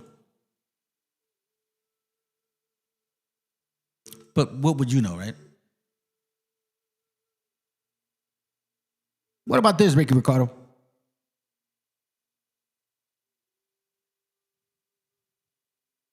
What are you defending, really? What are you defending, really? It's sad, man. But you know what? I'm used to people like this. Nothing new under the sun, family. Nothing new under the sun. Might makes right, correct? Despotism, correct? Like when that happens, we're here. Well, family, you're there. You can roughly locate any community in the world, somewhere along a scale running all the way from democracy to despotism. One to the democracy end, another somewhere in the middle, and a third. Let's find out about despotism. This man makes it his job to study these things. Well, for one thing, avoid the comfortable idea that the mere form of government can of itself safeguard a nation against despotism. Germany, under President Hindenburg, was a republic. And yet in this republic, an aggressive despotism took root and flourished under Adolf Hitler. When a competent observer looks for signs of despotism in a community, he looks beyond fine words and noble phrases. For which it stands, one nation, indivisible, with liberty and justice for all. Many observers have found that two workable yardsticks help in discovering how near a community is to despotism: the respect scale and the power scale. A careful observer can use a respect scale to find how many citizens get an even break. As a community moves towards despotism, respect is restricted to fewer people. A community is low on a respect scale if common courtesy is withheld from large groups of people on account of their political attitudes. If people are rude to others because they think their wealth and position gives them that right. Are you stupid? Are you a stupid person? Between you people, don't talk to me that way. You're just a lightweight. Don't talk to me that way. I don't know even what you're talking about. Neither do you. Who are you with? Who? Oh, no wonder. She's shocked that I picked her. No. She's like in a state of shock. I'm not thinking. That's okay. I know you're not thinking. You never do. I'm sorry? No, go ahead. What a stupid question that is. Don't ever use the word smart with me. Or because they don't like a man's race or his religion. Today, I'm very proud of myself because I've accomplished something that nobody else has been able to accomplish. I was just informed while on the helicopter that our president has finally released a birth certificate. Is this you discussing Indian blood? We're going to judge people by whether they have Indian blood, whether they're qualified to run a gaming casino or not? That probably is me, absolutely. Because I'll tell you what, if you look at some of the reservations that you've approved, you, sir, in your great wisdom have approved, I will tell you right now, they don't look like Indians to me, and they don't look like the Indians. Now, maybe we say politically correct or not politically correct. They don't look like Indians to me, and they don't look like Indians to Indians. And a lot of people are laughing at it, and you're telling how tough it is, how rough it is to get approved. Well, you go up to Connecticut, and you look. Now, they don't look like Indians to me, sir. Thank God that's not the test of whether or not people have rights in this country or not, whether or not they pass your look test. Depends whether or not you're approving it, sir. No, it's not a question of whether I'm approving it. It's not a question of whether I'm approving it. Mr. Trump, you know in the history of this country where we've heard this discussion before, they don't look Jewish to me. Oh, really? They don't look Indian to me. They don't look Italian to me. Mm-hmm. And that was a test for whether people could go into business or not go into business, whether they could get a bank loan. You're too black, you're not black enough. Equal opportunity for all citizens. See how history repeats itself.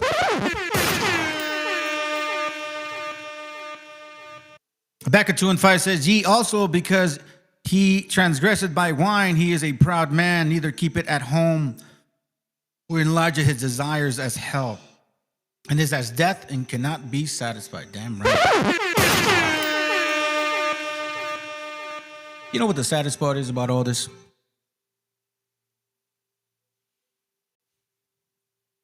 Remember I was telling you about the whole signing, right? I want to show this to you. There was certain people that voted for the approval. And now I'm pointing out the Democrats because they're always saying they're with you, gente. Republicans are always like, you already expect that from them. Henry Cuellar, Democrat, Texas. He voted for funding ICE. Why did he vote for funding ICE?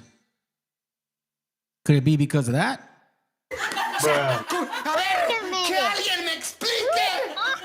Could it be because of that? America Israel Public Affairs, America IPAC? Or could it be because of GEO Group? Or could it be because of border?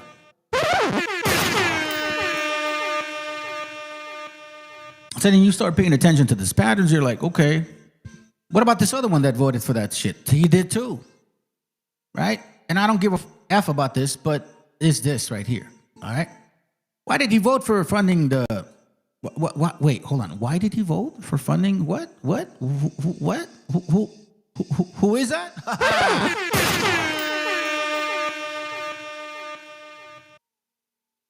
Israel. Khazars. Self-proclaimed Jews. They're not even Semitic. Show us. Prove it to us. Where's your bloodline? Show us your DNA. I can show you mine. Who funded this again?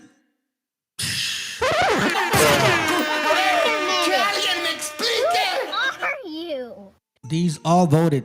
All the only Democrats that voted to fund ICE. Who? Why? What? Oh, shit.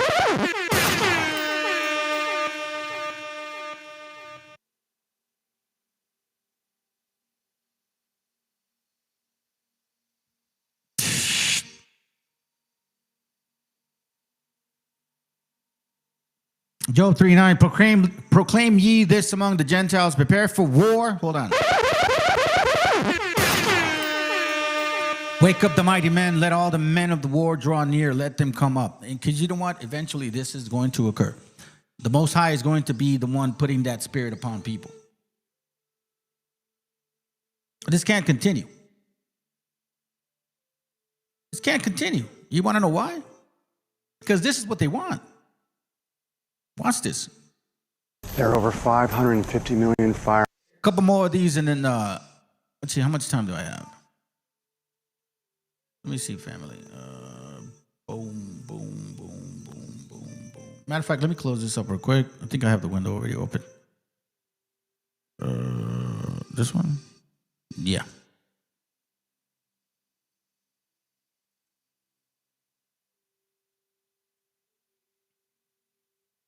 Hold on. Hold on a second here. Let me move this up.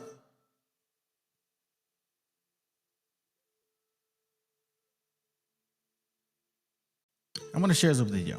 Remember that one, GEO? Okay, watch this. I've worked at CoreCivic for 32 years, and this is truly one of the most exciting periods in my career with the company. You know what's funny? Not like funny, haha funny, but funny like when you realize your entire country is basically a vending machine for human beings and only 2 corporations carry quarters. Like imagine... EO. Didn't we just see that one of those so-called representatives of your people supposedly vote? Let's continue. Let's just continue. If Costco decided to get into people warehousing, the people warehousing business, bulk detention, buy 10,000 beds, get 2,000 free. Except this is real. It's happening and you're paying for it. And before I get into this, I'm Lauren Paritra. If you are on mobile, please hype this video. If not, hit subscribe, drop a like, share this video with a friend, because what you're gonna hear isn't shocking. It's something that every American is paying for right now, whether they know it or not. We're funding a system so absurd that Wall Street literally gets mad when we don't arrest enough people fast enough. I'm not making that up. That's real. This is what's happening. Stick with me. So $9 million, that's how much flows into private detention companies every single day to keep immigrants locked up. Daily, not annually, not per facility, every day. $9 million goes straight into the hands of billionaires to keep people in cages, which, if you're keeping score at home, means we're spending more per day on detention than most small countries spend on healthcare. But we can't seem to get any of that. Don't have paid family leave, don't have student loan forgiveness, but somehow we always have money for other people's wars and to keep people in cages. But sure, tell me again about how fiscal responsibility is just standing for that, while we're literally running a human subscription service for corporations. Right now, 65,000 people estimated are sitting in ICE detention facilities, internment camps. 2 corporations, GEO Group and CoreCivic, run most of them. These aren't just any contractors. They are the 2 largest for-profit prison and detention companies in America. They build the facilities, they staff them, they manage them, and they hold the majority of people in ICE custody. Majority of the people stolen and captured by ICE. They charge the federal government between $130 and $200 per person per day, per bed per day. That's the model. The more beds they fill, the more money they make. Some contracts even... Sorry, fam. I had to run to the bathroom, man. Shoot, I was holding it for a bit. So as you guys can see, like why it was important for me to show you who voted for this stuff. Like why they actually, like, really, man? I mean, are you serious? So this is not even about really for the sense of security. It's just for profit and pain. Profit and pain. Look at who's funding them. It doesn't matter what side you ride on, fam. The Green says they're not being funded. You guys decide if you want to follow this. I'm just showing you that this political game has been propagandized since the get-go. You see what I'm saying? So it's not like, I'm just saying, fam. I'm just saying. Let me see. Genesis 25:27 says, and the boys grew, and Esau was a cunning hunter, a man of the field, and Jacob was a plain man dwelling in tents. It's funny, man, because I don't necessarily subscribe to Jasher, but Jasher 28:20 talks about how Esau was a cunning hunter who was interested in the minds of men so he can manipulate them. For real, bro. Hey, what up, Marvelous? Good to have you here, brother. I appreciate you, man. That's the Kaaba, the black cubes, Saturn worship. Oh, yeah. I have a book hopefully I can show it. Let's see, 2 hours, 2.5. Hopefully I can show it. It's called The Two Republics, and it actually talks about that sun worship concept, which is of what the whole thing is about. Like the who they're actually worshiping as a so-called government, which it's not a government, you know what I mean? But the power behind this beast, so to speak. Because it's really, man, I don't even know how to put it. It's really interesting, bro, when you start seeing the history and matching what's going on today. Like, damn. So now let me go ahead and skip this. Here's the point that I want to show you. Core Civic. I think this is where she talks about it. Wrapped up a strong 2024. We're anticipating significant growth opportunities, perhaps the most significant growth in our company's history over the next several years.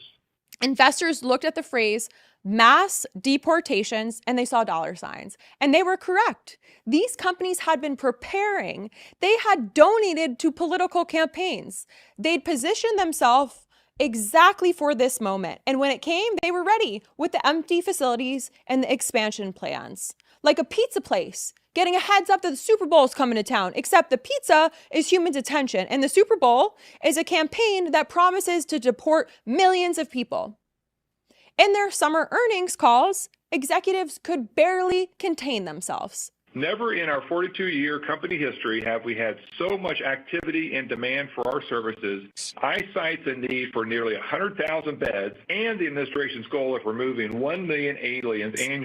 Core Civic CEO 1 million aliens. Those from shithole countries. Right? Like Jabba the Hutt said. Me no Hispanic, me black. Eventually, he's gonna end up saying like the original people here were Morenos, right? I think he's kind of going there. He's just like 1 or 2 videos away from it. How is this any different, bro? How is this any different than this guy right here? And I'm glad that this brother did this video, bro.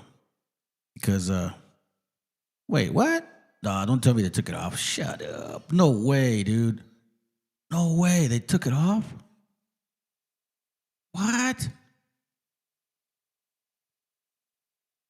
Wow. Look, fam. I wanted to show you this right here. This video right here. And they took it off.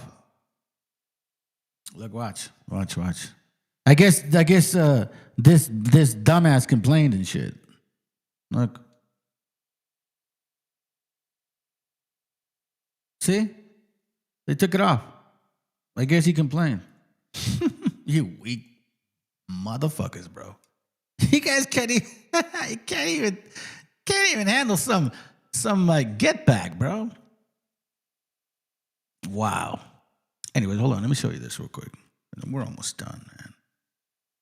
This is give me a second here real quick.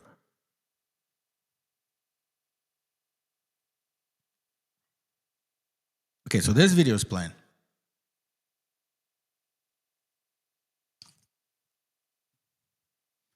And You see, that's the sad part, man. Hey, Jeremías, buenos días. ¿Cómo estás, señor? ¿Cómo estás, hermano? Hope you're good. Hope you and your family are good, bro. So let's listen to this, since we couldn't listen to the other one. Gabriella. Trump supporter just ran over a student protesting against ICE at Fremont High School in Nebraska and then drives away.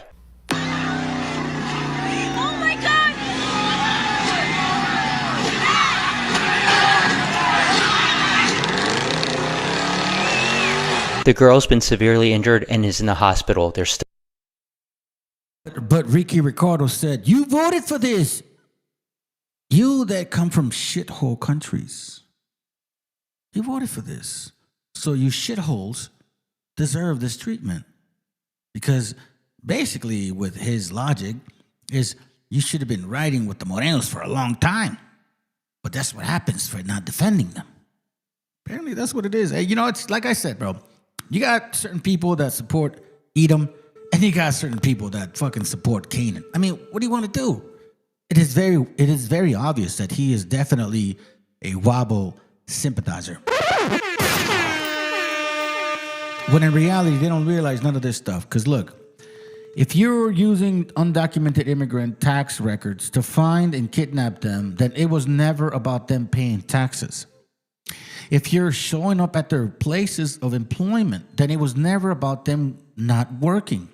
If you're showing up at courthouses, then it was never about them to do it the right way. If you're kidnapping women and children, then it was never about criminals. If you're refusing to give them due process, then it was never about the Constitution.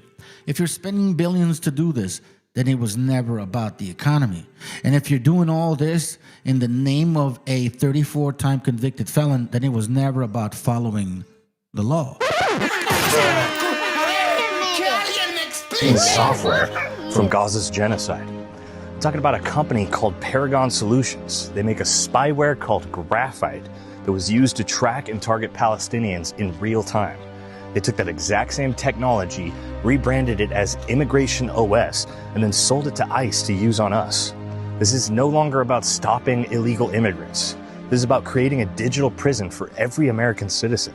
They're using the same digital twin technology that mapped every single person, car, and building in Gaza to create a live, real-time map of your neighborhood, your phone, your car, you. The goal has never been about security. The goal is total control. And this is the foundational system for the New World Order. It's the beast system everyone talks about, but it's not a prophecy, it's a product. It's already here. They tested it on Gaza. They saw how perfectly the AI could automate targeting, how it could remove human conscience from the equation, and just follow the code. They saw that it worked. Now, they're rolling it out on us. So don't talk to me about left or right. It's bullshit.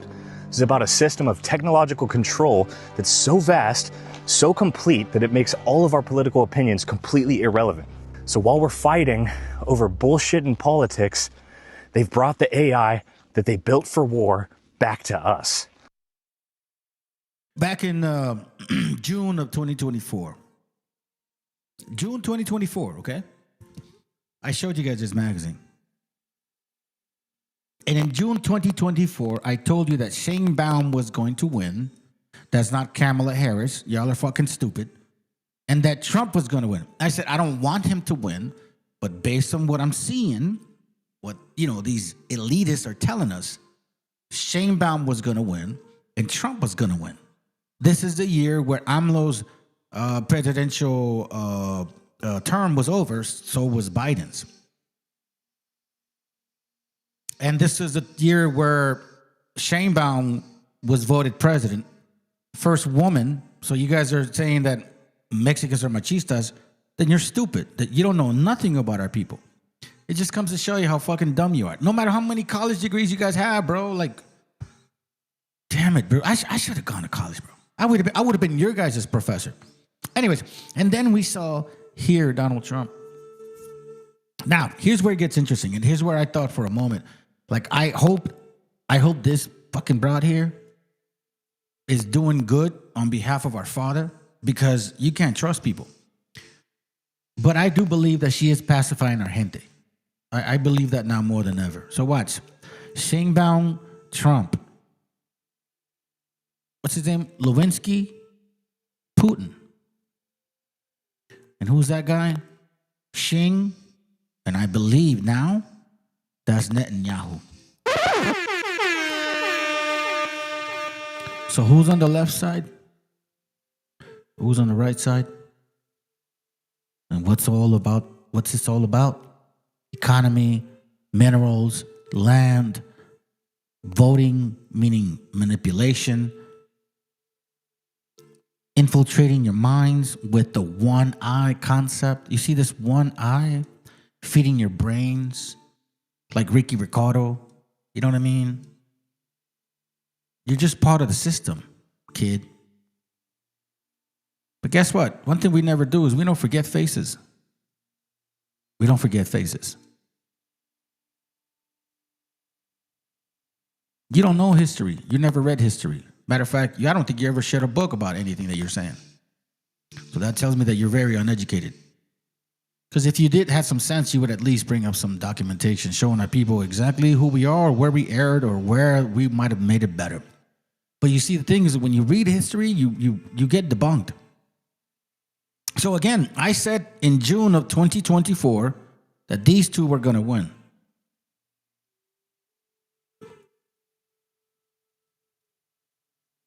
I said that. Now check this out. Can you please not? An immigrant rights group Please stop. is calling for an investigation. Stop showing up on this window. I literally have this window over here for that reason. Can you please, for once, listen to me? Let's go. After it says ICE agents left behind what it calls death cards after detaining people. It's a disturbing allegation. The symbolic cards, similar to ones used by soldiers in the Vietnam War, were found in vehicles of people recently detained in the Western Slope. 9 News reporter Jeremy Hohola learned more about what happened and got responses from the Department of Homeland Security that is condemning this behavior. Jeremy. Yeah, that's right, Phil. These playing cards, specifically the Ace of Spades, were left by ICE agents after they detained nearly 10 people in the Eagle Valley last week, according to this advocacy group. Here's what they look like. They contain the Ace of Spades with the title ICE Denver Field Office and an address that points to the Immigration Detention Center in Aurora. Families of people who were detained along Highway 6 in the Eagle Valley found these cards when they went to go retrieve their vehicles after traffic stops. These cards are reminiscent of the Ace of Spades death cards U.S. soldiers would leave on the bodies of the Viet Cong during the Vietnam War. The immigrants' rights groups, Voces Unidas, said family members of the people who were detained reached out to them about the cards. Alex Sanchez from that group called attention to the cards last week. Here's what he said to us this afternoon. It's sickening. It's disgusting. It comes from a place of evil. This is not dignified law enforcement. This is not right. It doesn't matter if you're Republican, Democrat, or unaffiliated. If you're American, if you're a Coloradan, if you are a human being and you see this type of hate and this type of practices, it begs the question, why? We actually got a statement from the Department of Homeland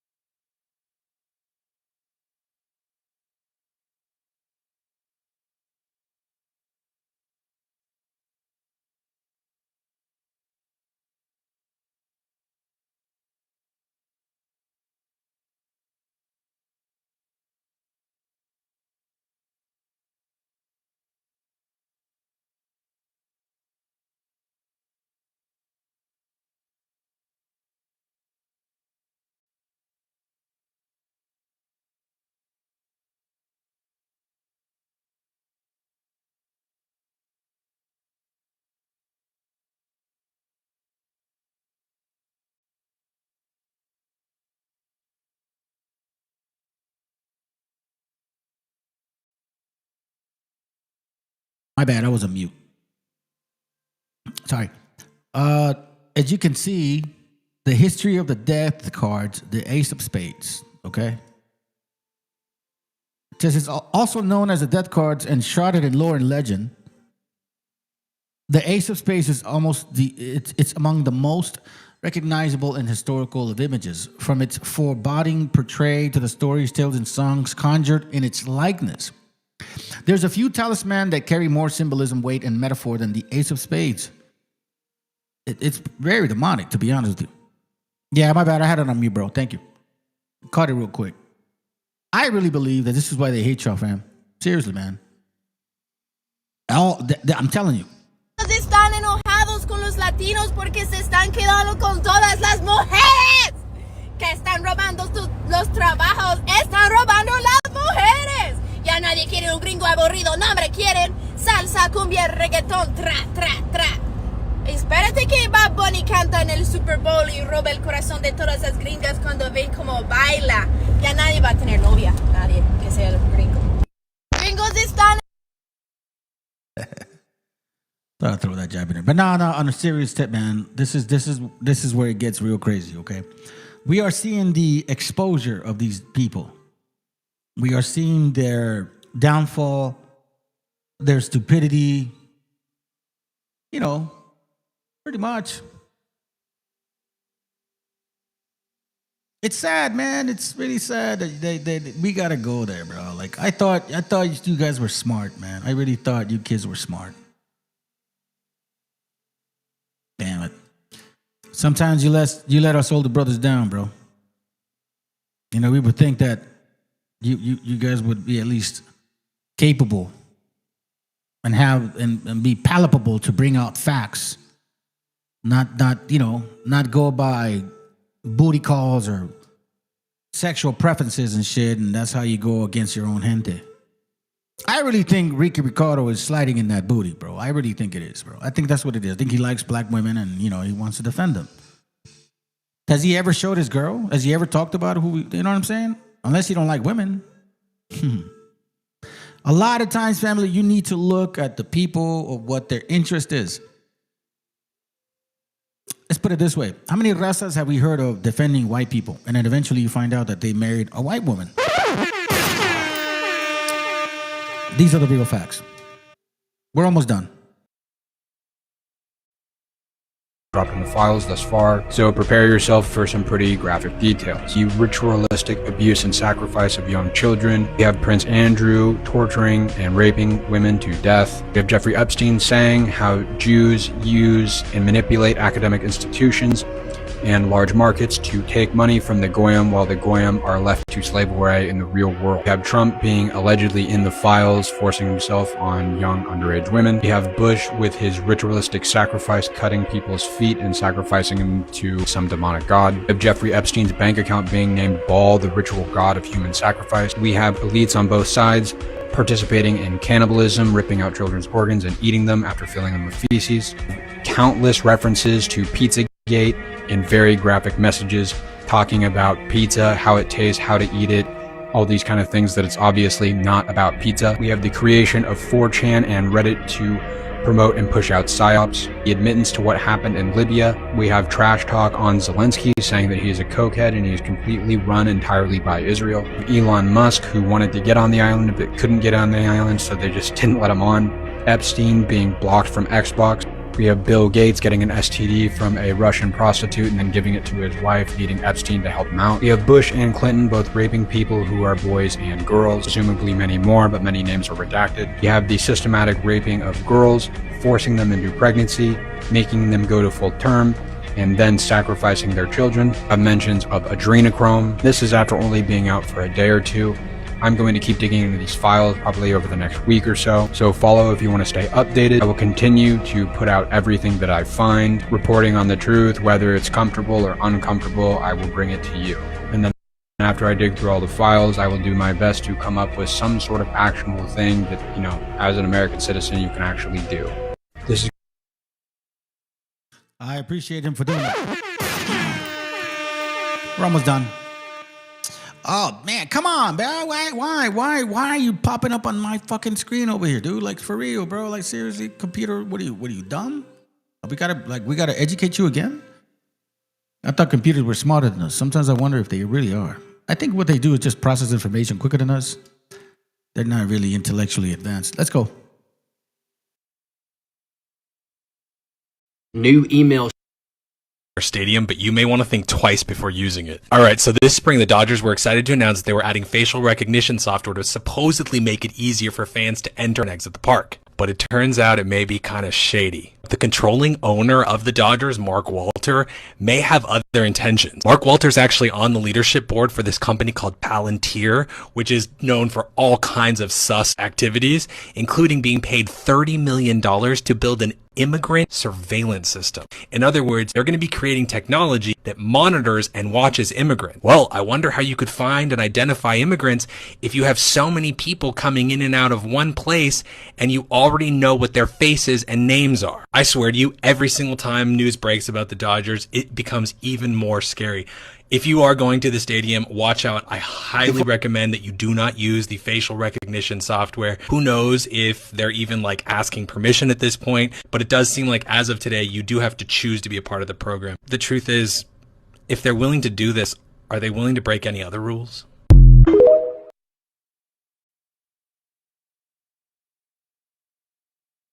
Of course they are. Of course they are. Man, oh man. You know how it is, fam, bam. All right, man, we're done. Okay, so thank you very much for, sticking around. I appreciate y'all. Aubrey Revealed, thank you. Fluke Duke. Jeremías, buenos días. Guanacuya. Metzley. This brother Joe that I think he left already. It's all good. Oh, Lintero was here too. Thank you, brother. Oh no, wait, hold on. Here he goes. Right here. Good to have you. Let's see what Jeremías, what do you say? ¿A poco sí está este pato? Sí está en el chat. Marmelos de otro día escribió en su chat y nunca me respondió. Oh. Yeah, I don't know, bro. You gotta ask him, dude. Nah, we had Kakasha here earlier. I needed to finish the video, and he just showed up. He thinks it's about him and shit. He said something about let's hash it out. Like, let's look up the definition of hashing out. What does hash out mean? Hash out means to discuss something thoroughly until an agreement or solution is reached.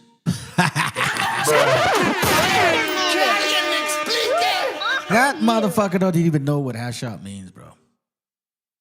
You're like the total opposite of that. How many times have you tried to do that here in this channel? Like 3 times already, man. And every single time you bug out. Not me. You bug out. I'm still me. Learn words, man. It's sad. Sad that you guys just like don't even know what words mean. And you say stuff like that. And it's like, do you even know what it means? Seriously? Have you ever thought about that for a moment? Hash out? Really? Ain't no hashing out, bro. You want to be right. It's fucked up. You know what's so funny? That, how can I put it? I had done 2 lives, I think, before. And not once did you even bother. You knew this live had been done on Friday because you watch my shit. And then you come and say all of a sudden to disrupt what I was basically initially saying, I'm uploading it again because I took it out by accident. Then you want to say, oh yeah, I dropped the link. Dude, you guys are kids, man. Sometimes I even wonder if you are even sane in the membrane. So a couple songs and we out. Good night, family. Yeah, man, I real. Estoy con mi hermanito. Rasta child. International burning in Selassie I. Every day and every night. Yeah man, llevamos 30 volúmenes dando reggae music soul. And keep on, motherfucking king of the microphone. Check it on, desde el corazón, though. Llega el sonido de ultratumba, tienen miedo, llegan los rastas con su rumba. Díceselo, la people se hace una pregunta: ¿quién es mejor? Ni tú ni yo, ese es el lema de Kio. Llega el sonido de ultratumba, tienen miedo, llegan los rastas con su rumba. Díceselo, la people se hace una pregunta: ¿quién es mejor? Ni tú ni yo, ese es el lema de Kio. Veo la luz que ilumina mi vida y da amor a los que más quiero. Siento el mensaje que llega hacia mi corazón, me habla el universo. Veo personas que pasan de largo en mi vida y en verdad eso es bueno, porque ahora sé lo que tengo y lo que ya no pierdo. Demasiada coincidencia para no ser verdad. Los de que nos van a esperar en el más allá. Tú vas a seguir siguiendo el curso en la espiral, mientras que yo evoluciono, llego al despertar. Fuente celestial, de luz y el saber. No hay punto final, amar para aprender. Que yo no quiero obedecerte, ya sé lo que hacer. Cuando me muero de calor, de frío, de hambre o sed, ya solo pienso en ser aquel que siempre fui, pero por miedo que mostraba otra versión de mí. Antes solía llorar, ahora no sé reír. Si no ponemos de por medio un poquito de weed, eso más de estar bien, más efecto de pill. No quiero de tu fe, te necesito a ti. Ángeles con la fe, mándalos de la street. Si vinimos de pa' morir, chico. This is the flow underground from Kioni Studio. Relax, relax, relax. The flow now. This is the music at the air. Mucho tiempo dando amor a los nuestros. Asasti, nigga, bomba. Camino de frente, traigo flow caliente. Música real con sonido inteligente. Parece frecuente desvestir la mente y quedar desnudo delante de mi gente. Flow, sing it, them duro like metal. Slow, sing it, why like fenomenal. Flow, sing it, them duro like metal.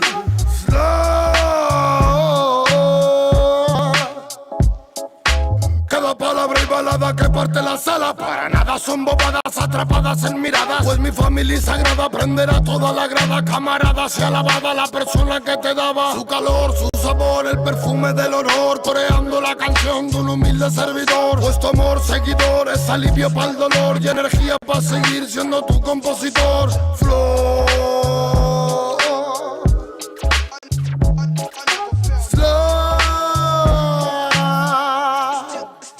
Llega el sonido de ultratumba, tienen miedo, llegan los rastas con su rumba. Díceselo, la people se hace una pregunta: ¿quién es mejor? Ni tú ni yo, ese es el lema de Kio. Llega el sonido de ultratumba, tienen miedo, llegan los rastas con su rumba. Díceselo, la people se hace una pregunta: ¿quién es mejor? Ni tú ni yo, ese es el lema de Kio. Your man regenerate day. It's a my pussy that revenge and the ganja from the Rastafari niggas. Llega el rasta con su. La people se hace una pregunta. Your man is real. Llega el sonido de ultratumba. Llega el rasta con su. La people se hace una pregunta. Bomba clap them. Beggar.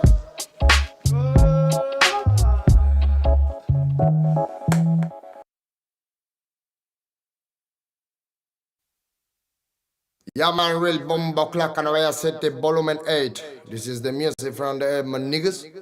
Yeah man. Oh, ribby damn, ribby damn. Hey, hey. La la la la la la la la la la la la. You man a tribute from Black Hood Ray. Hey, hey, hey. Broken microphone, mystic lover sound, a dream of soul. Will my head alone, living in Zion, but Babylon. Broken microphone, mystic lover sound, a dream of soul. Will my head alone, living in Zion, but Babylon. Por soñar soñé que todo cambiaría, por pensar pensé. Luchar a sangre fría sin perder la fe. Viviendo el día a día, más con sentimiento que marcó mi sinfonía. Darle pan al que no puede comer, darle bendición al que sepa renacer. 3000 errores solemos cometer, pero solo un gran hombre lo sabrá reconocer. Y me di cuenta hoy de tantas cosas, algunas crudas, otras bastante hermosas. Solo más sabios, personas poderosas, no aquellos bastardos que destrozan nuestras prosas. Es la perdición, mala situación de manchar tu corazón por tu mala acción. Dame una razón para darte mi perdón. Siento que tu alma se consume como el humo de este blon. Derramo poesía, arte mensajero que reclamo cada día. Pretendo ser sincero, más comparto mi alegría con todo caballero que mantenga la presión cuando andamos bajo cero. Sentimientos perdidos con calma, malos actos mancharon tu alma. No pide perdón quien dispara el arma, no sabe que un ladrón se bate con el karma. Broken microphone, mystic love sound that removes all. Real my head alone, living in Zion but Babylon. Broken microphone, mystic love sound that removes soul. Real my head alone, living in Zion but Babylon. Wanna ganja respect from Volumen 8. My niggas on Volumen 8, this is Key on the studio respect. Alright. Bad boy kills, criminal of sound and rich. Money is a gun for me. Respect the nation. Below the time like this. Bad boy kills, criminal of sound and rich. Money is a gun for me. Respect the nation. Below the time like this. Bad boy kills, criminal of sound and rich. Money is a gun for me. Respect the nation. Oh. La la la la la la la la la la la la. When I got just smoking from the studio of the on. And when I can just your nigga on the floor. When I live a sound. Oh them, ah. Bye bye rhythm, bye bye sound in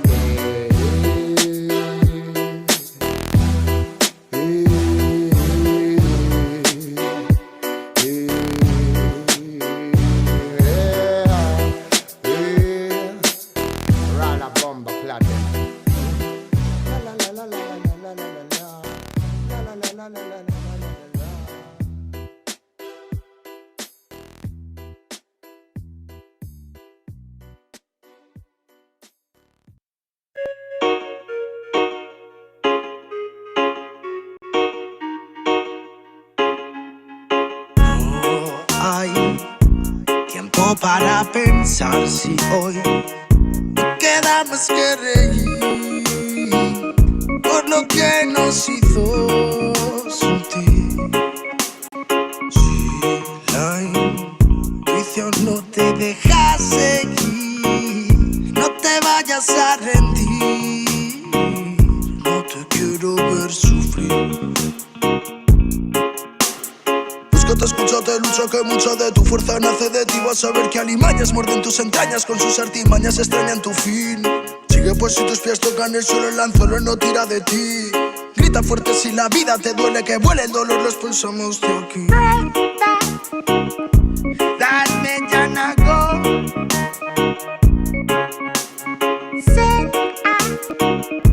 Mi llorar frío.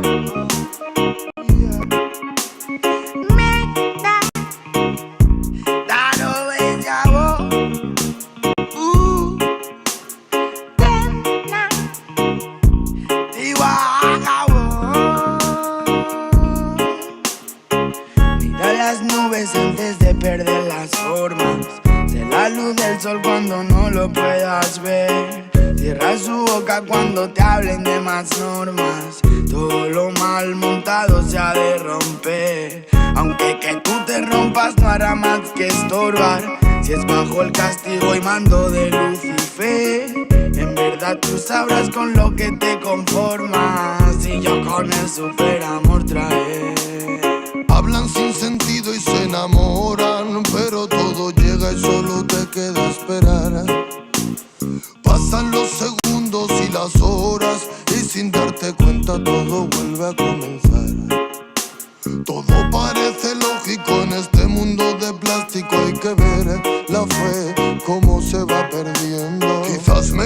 telefónico de ser mi propio médico y crecer sin ser un hombre que va muriendo. Tal vez me esté volviendo loco. Tal vez viviendo poco a poco.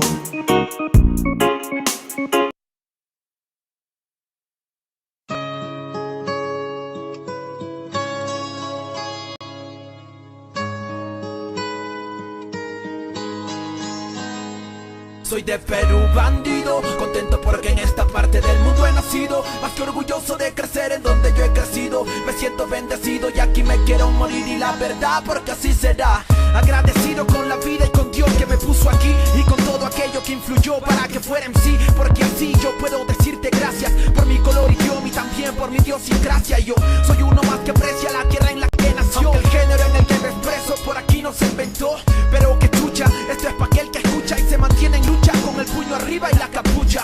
Tierra de donde gran parte siempre se quita, pero regresa pues como un niño a su madre necesita. Gobierna una política maldita donde si se enferma el que no tiene no le regalan ni las curitas.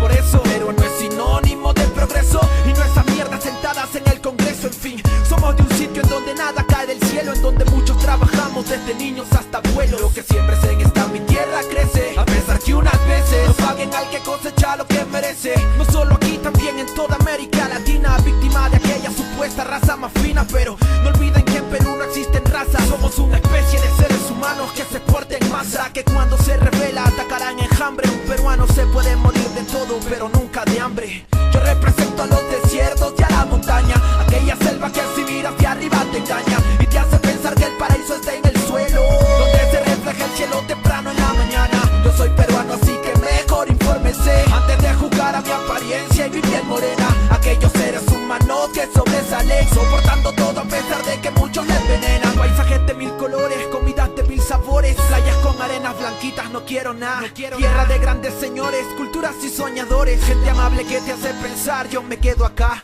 Sufrimos y nos levantamos como otros pueblos hermanos, víctimas de terroristas y tiranos que se llevaron mucho y a muchos para el carajo. Pero el peruano sabe cómo se sale de abajo.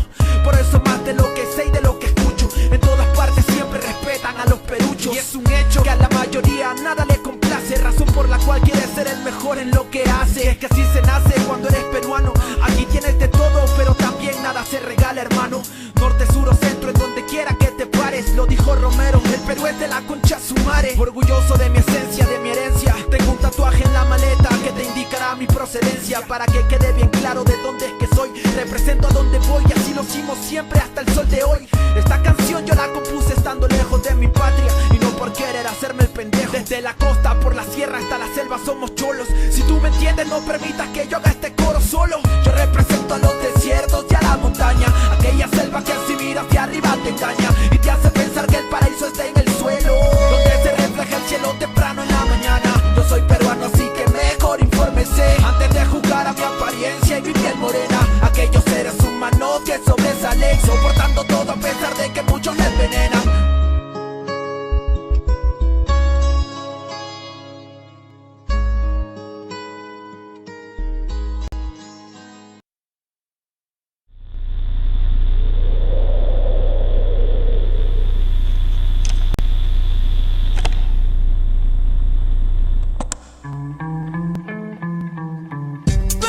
Con la fe, ajá, yeah.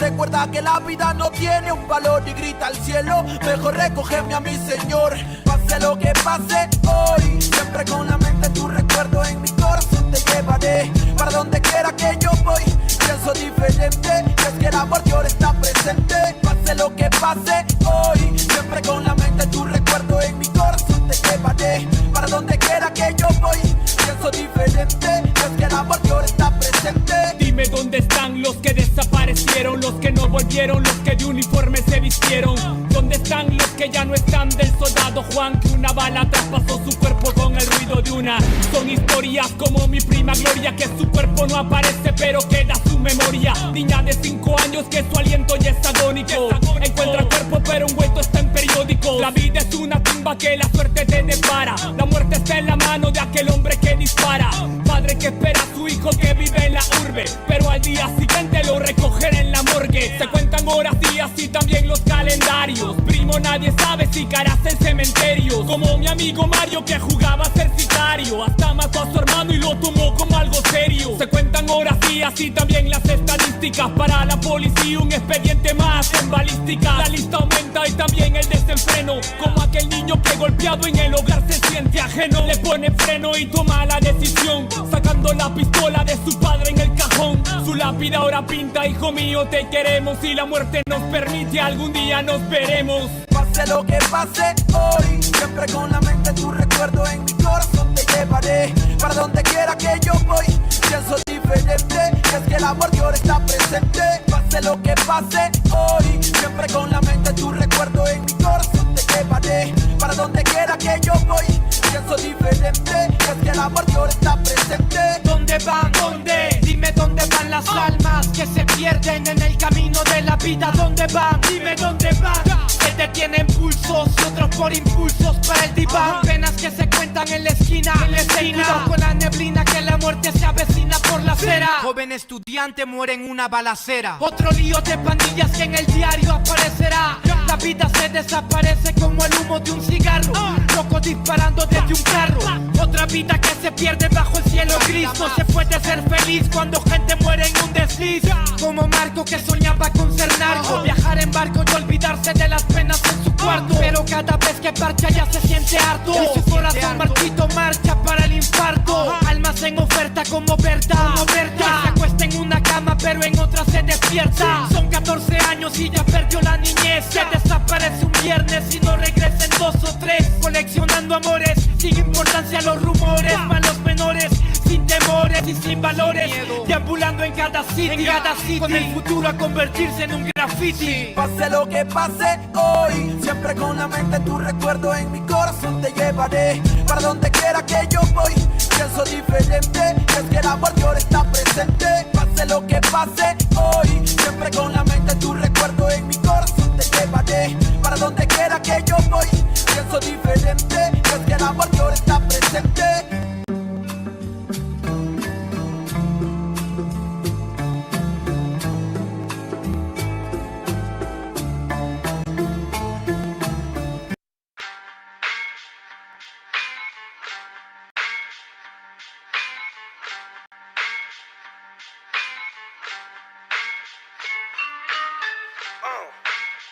En la Plaza de Reyes, Black Sumenta, Soplón.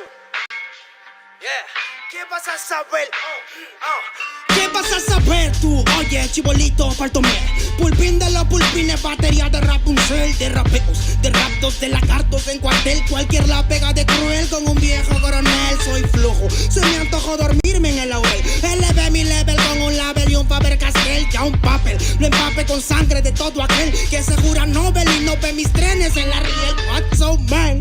¿Por qué no sacan la tablet? Juro por mis aguas que no te hablo por las powers. Soy chinchado neto, búscame por Pico Sour y te voy a meter al centro loco como Beckenbauer. Escúchame atento mi pro, que estamos rompiéndole en pro. El negro de Plaza de Reyes como siempre rompe de este micrófono. Que quiere meterle como yo pero no puede meterle tacoprón. Si te pensaba que solo era un gallo, déjame decirle que se equivocó. Real motherfucker feeling on the street. Es el Black Sea Metal de Plaza de Kings. Motherfucker, soplón.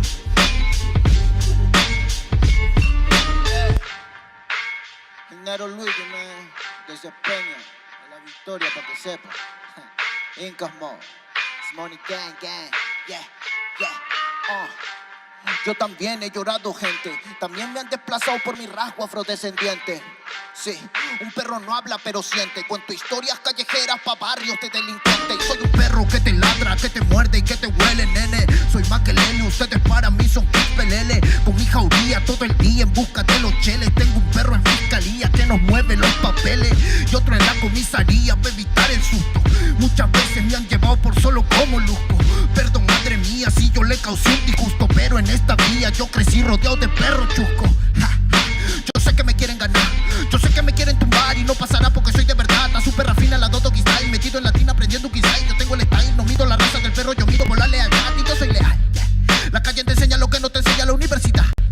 Salí de ese peña aquí con una seña, te tiran para atrás. La calle limeña aquí nadie la teña, ya nada es igual. Tiene que respetar, tiene que respetar. La calle te enseña lo que no te enseña la universidad. Salí de ese peña aquí con una seña, te tiran para atrás. La calle limeña aquí nada le doy, ya nada es igual. Tiene que respetar, si yo soy tu papá. Cinco mob, negro. Cinco mob, nigga. Nero Luigi, man. Incas mob, It's money gang, gang, gang, Hey, yo. Yango en la maldita casa. Me llaman pa' que les dé al menos una vez al mes. Se metieron al lago y olvidaron que era el mes. For everybody bless. La fama es una puta, me está llamando a las 3. Dile que llame después de las 16 y 25. Volví de la infancia de Abraham Lincoln. Con fuerza ya hinco, luchando para salir del rincón. Letra callejera en CD brinco.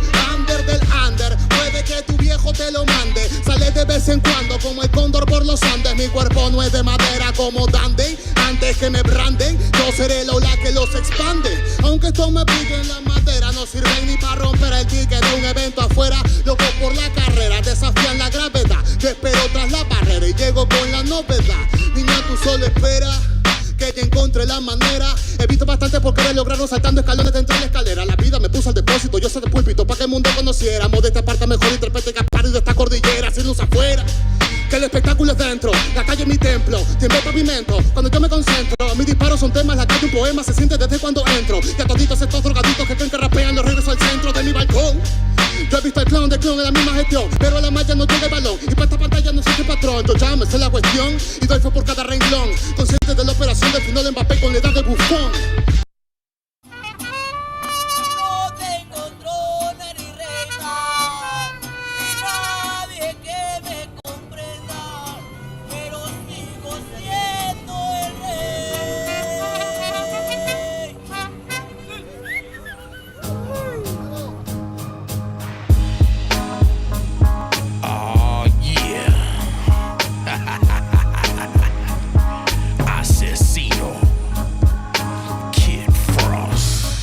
Mi vida loca me vale poca.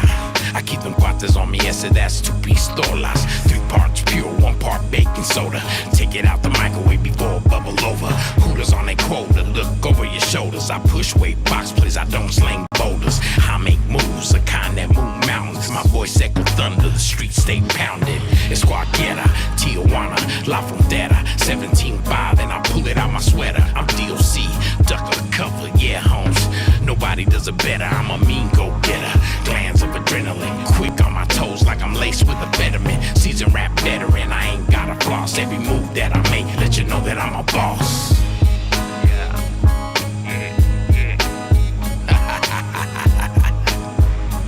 Asesino. Dice, mi barrio pesa, se llama Nesa. Puro pinche loco con tatuaje en la cabeza. No te metas en lo que no te interesa, porque el coyote está hambriento y está buscando presa. Sácate de esa maleza de la naturaleza. Vamos a hacer que la casa se ponga espesa. Si llego al estudio pego como Julio César. Aquí tus figuras tiemblan, alta destreza.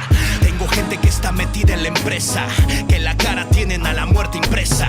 Están buscando poner el pan en la mesa, rifándose en la limpieza o sacando la fresa. La mamá que reza porque el hijo no regresa. Ponte trucha porque te devoran si bostezas. Aquí andamos representando con fuerza para todos mis paisanos del West Side.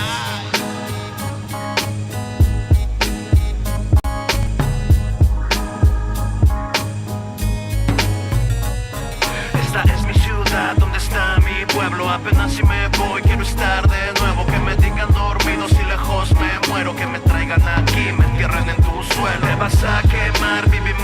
fuego. No vas a aguantar las reglas del juego. Si soy lo que soy es porque te tengo. Si estoy donde estoy es por donde vengo. Cuando prenden el micrófono ya no me detengo. Saben lo que pretendo y el nivel que mantengo. Con el loop de scoop escupiendo un incendio hasta que Los Ángeles se vuelve el infierno. Andamos bien puestos, echándole el resto a todo volumen con los vecinos molestos. Ritmos crudos, ritmos frescos para todos mis paisanos del West Coast.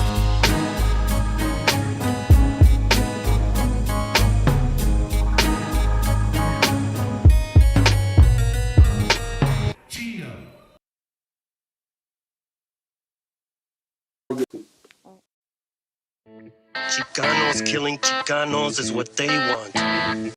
Blacks and Chicanos killing each other is what they want. That's how they run this place. Once we get together, they don't run shit. Got a lot to learn about being Chicano. Yeah, Alcatraz, midget loco. Yeah. They never seen this coming, man. What up, Loom? What up, Oreo? 500 years of captivity. What else? Now they trying to tell us how we supposed to be, how we supposed to act, how we supposed to rap. How I'm brown but my flow too black. Come on, y'all kidding me, right? Nike Air Flights fitted cock back fresh. Representando Mexicanos on the mat. No estoy jugando, got bars like I battle on smack, but hold on, I'ma bring it right back. My people indigenous. I'm not sure if you getting this. By the time I'm done, you gon' be feeling this. I come from the people they call Mexica. I've been to the motherland, Chichen Itza. Seen the Mayan ruins, intellectual architects. Been in the cenote, seen ancient artifacts. Really? Cali is Mexico, those are the facts. They raped women, gave elders heart attacks. It was a battle, our people were outgunned. Took life and cattle, we were outdone. However, 2 wars proudly we take to the grave. Those we call our Independence Day. It's time to stand up, educate our people. Stay on our ground, let them know that we equal. We see your plan, but your plan is see-through. You can't stop my people. Mexicano, I'm brown and proud. Mexicano, I'm brown and proud. Mexicano, I'm brown and proud. Mexicano, I'm holding it down. Yeah. Story with Mexicans, Mexicano. Gave birth to the word that we know as Chicanos. Aztec warrior, man, it's all in my blood. From the Tenochtitlan, that's the heart of the love. Now I'm Mexico City, that's a modern day name. Don't let the books confuse you to be a modern day slave. Gotta get your facts right and study the culture. Don't be like Cortez, he came like a vulture. Came to just steal and take away the land. He seen what we got and he was like, damn, who would've guessed it had to be a white man? Damn again, now we got stolen lands. They say go back to where the fuck you from. Man, this is my land, that's what you stole from us. I'm not Hispanic or Latino, I'm a Mexican. Man, fuck La Milicia, you can have that bitch. It's time to stand up, educate our people. Stay on our ground, let them know that we equal. We see your plan, but your plan is see-through. You can't stop my people. Mexicano, I'm brown and proud. Mexicano, I'm brown and proud. Mexicano, I'm brown and proud. Mexicano, I'm holding it down, yeah. Mexicano bandido, todo el barrio prendido. Siempre ando bien juido, siempre poniendo ruido. Mexicanos al grito de guerra, yo defiendo mi tierra. No me dejo de nadie, yo cuido a los míos, mi raza se aferra. Soy mexicano, esa es mi bandera, yo la levanto por donde quiera. Verde, blanco, rojo hasta que muera. El barrio prendido ya quemó afuera. Soy mexicano, esa es mi bandera, yo la levanto por donde quiera. Verde, blanco, rojo hasta que muera. El barrio prendido ya quemó afuera. Me voy tendido, me voy empinando mi bote. Un poco mareado por la bebida y el borlote. Me tiene hasta la riata la gente con su mitote. Pero me despreocupo, me pelan todo el garrote. Me para la chota, ya es por mi apariencia. Que hay tanto delito, que hay tanta demencia. Yo no cargo nada, no más mi presencia. Pinche puerco joto, atente a las consecuencias. Si no topa el poli en breve nos para en la calle. No puede salir uno homie porque ya hay detalle. No quiere que conteste, quiere que yo solo calle. Quiere mi dinero pero que chinga su madre. A la dica este sistema nos quieren ver abajo, pero tumbar gente quien les dijo que es trabajo.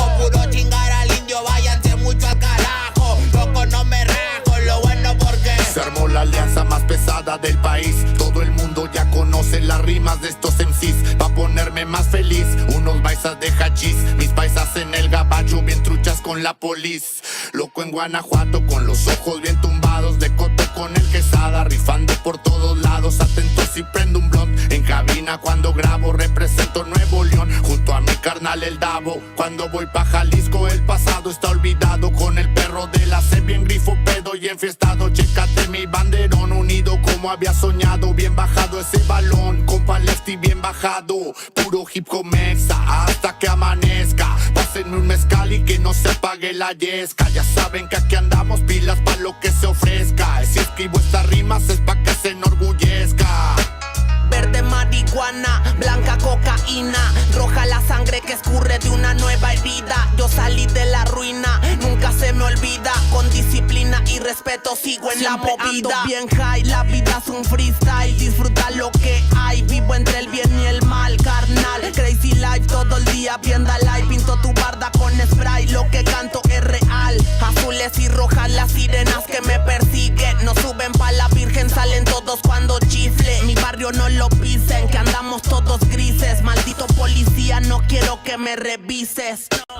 Prende la mota en Canala o en Hitter. Ando con mi flota y el dealer. Tenemos lo que se te ofrezca, tú nada más pide. Me dijo mi madre que de la envidia me cuide. Soy mexicano, esa es mi bandera. Yo la levanto por donde quiera. Verde, blanco, rojo hasta que muera. El barrio prendido ya quemó afuera. Soy mexicano, esa es mi bandera. Yo la levanto por donde quiera. Verde, blanco, rojo hasta que muera. El barrio prendido ya quemó afuera. Ya, ábranse cabrones, llegó el mexicano partiendo sin necesidad de palancas. Todos jugamos en la misma liga, yo soy titular, tú ves desde la banca. Disfruto cada cosa que me pasa, colaboro y mi carrera se levanta. El mismo cabrón que antes no tenía nada se la pasa viajando y dice que canta. Por eso me caga enfermarme de la garganta. Pero aguanta, traigo mata natural y humo de planta. 2, 3 cabrones dando lata y yo haciendo más plata. De esto la vida se trata y pa' que sepas no es barata. MC Davo los desbarata con cada escalón que sube. Yo tuve la suerte de hacerme fama en YouTube. Hay 2, 3 raperos de antaño que me bajé de su nube. Los mandé pa' su casa y de premio hasta les pagué el Uber. Si alguien me tira es porque sabe bien que domino el negocio y quiere de mi parte. No quiero darlas de grande, pero si me tiras la neta me toca humillarte. Soy capitán, llevo el estandarte. Somos muy pocos los que hacemos arte. Este flow si es de Marte, tú dale like y comparte. México lindo y bandido, diario a Diosito le pido que me cuide a la familia si un día el cora ya no late. Estoy bendecido porque me cuidan los míos. Orgullosamente me exatamos locos de remate. Jaque mate, no hable de volar si viene gateando. La cosa por la frontera se pone violenta, no importa el rango. Toda la raza jalándole duro, si hay algo seguro es la muerte en donde ando.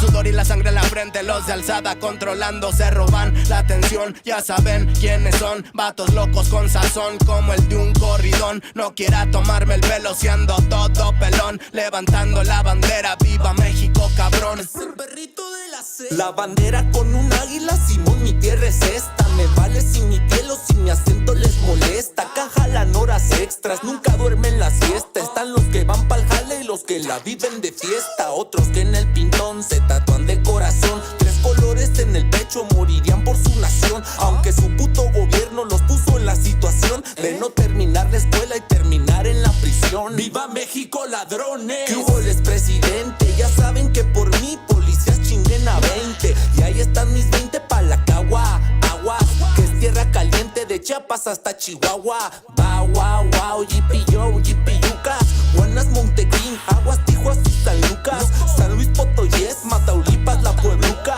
Dime si o no, loco, acá tienen lo que buscas. Soy mexicano, esa es mi bandera. Yo la levanto por donde quiera. Verde, blanco, rojo hasta que muera. El barrio prendido ya quemó afuera. Soy mexicano, esa es mi bandera. Yo la levanto por donde quiera. Verde, blanco, rojo hasta que muera. El barrio prendido ya quemó afuera. Puro hip hop mexa, perros, 2023. Ey yo, ey yo. Somos la santa carnal. Ey, los machidones de la plaza. Oye, DJ Dunde que en los scratches.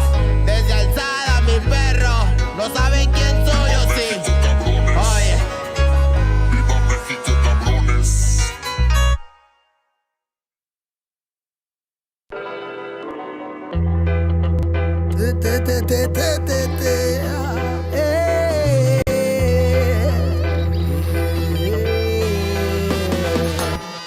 Quise enfrentarme a la tormenta, dolía el temporal. Cansado ya de volar, andaba mal de moral. El tiempo fluye, se destruye en su eterno devorar. Sus agujas se me clavaban como más con volar. Poco sé de abandonar. Me hablaron de las nubes, vi el sistema solar. No me sorprenden sus virtudes. He visto traicionar a quien amaba sin controles. Más he visto odiar al mundo a quien no asume sus errores. Yo ya lo sé, porque andamos caminos inciertos. Guerreros de fe, iluminando caminos oscuros. Cuántas veces contra el muro me dejé la piel por rudo. Mataría por poder ver el futuro. ¡Pum! Dar batalla a los demonios que le hacen daño a los míos. Desconfío de quien quiera de lo suyo. Y yo vuelo, cada vez más loco, cada vez más cuerdo, cada vez más alto y más cerca del suelo. Lo hago cuando quiera y lo hago con quien quiero. Y sigo en un estado mental. Debes disfrutar de lo que tú tienes ahora, que lo tienes, mañana igual lo pierdes. Debes liberarte de lo que te ahoga, que todos los días son viernes y vives como quieres. Ey, está todo como tiene que estar, aunque no lo puedas ver, ya no lo puedes negar. Ahora tienes que creer, al caer la moral a veces puede doler, no se puede liberar aquel que no quiere ver. No sé qué pasará mañana, estoy viviendo cada día como si todo acabara. Me voy contento para la cama, porque sigo haciendo todo lo que me da la gana. Pero todito lo hago con amor, y sé que te llega porque volviste. No te reprimas nada, inténtalo, y saca allá afuera lo que sentiste. Yo no vine a cambiar nada, pero me late tan fuerte que lo voy a intentar. Y brillando cual ámbar, caminé consciente, fluyó como el agua. Yo no me propuse cambiar nada, saqué lo mejor de mí, me salía natural. Como una matita de ganja, mis pies en la tierra, elevando el alma. Buscando el sentido a todo esto perdido, la he vuelto a ver. Un suspiro, pero creo que ha merecido el arder. Musa, deja de esconderte y mátame este ansia que me hace pactar con el diablo y retroceder. Erguido al destino, cansado de que tanto cueste. Fabricamos pepinos, dedicamos nuestra suerte. En ritmos nos metemos, nos asobra un flow y duende. Regalamos cultura, con ella vamos a muerte. Ruge la cosa cuando hay reunión en la casa. Costó subir de la foca, el secreto está en la masa. Calidad extrema rota. Estos versos dentro pesan, duro el camino, espinas y rosas. Cayó en los pies descalzo, voy, creí que no, pero aquí estoy, mi recobrero entre polvo y seda. Será por no dejar de echarle huevos a esta vida. Si veo hoguera, más madera. Como ese pintor ciego que llegaba a ver el mundo con la yema de los dedos. Despliego lo que siento. Unas horas pasan lentas y otras no miras el tiempo. Tienes que cultivarte de cara al viento. Si hay un incendio incontrolable convertido en el infierno. Dios está en la tierra y la guerra es el incendio y el odio se va creciendo. Perdone a gente si me estoy estupefaciendo, porque los versos más profundos salieron en los momentos nocturnos nublados.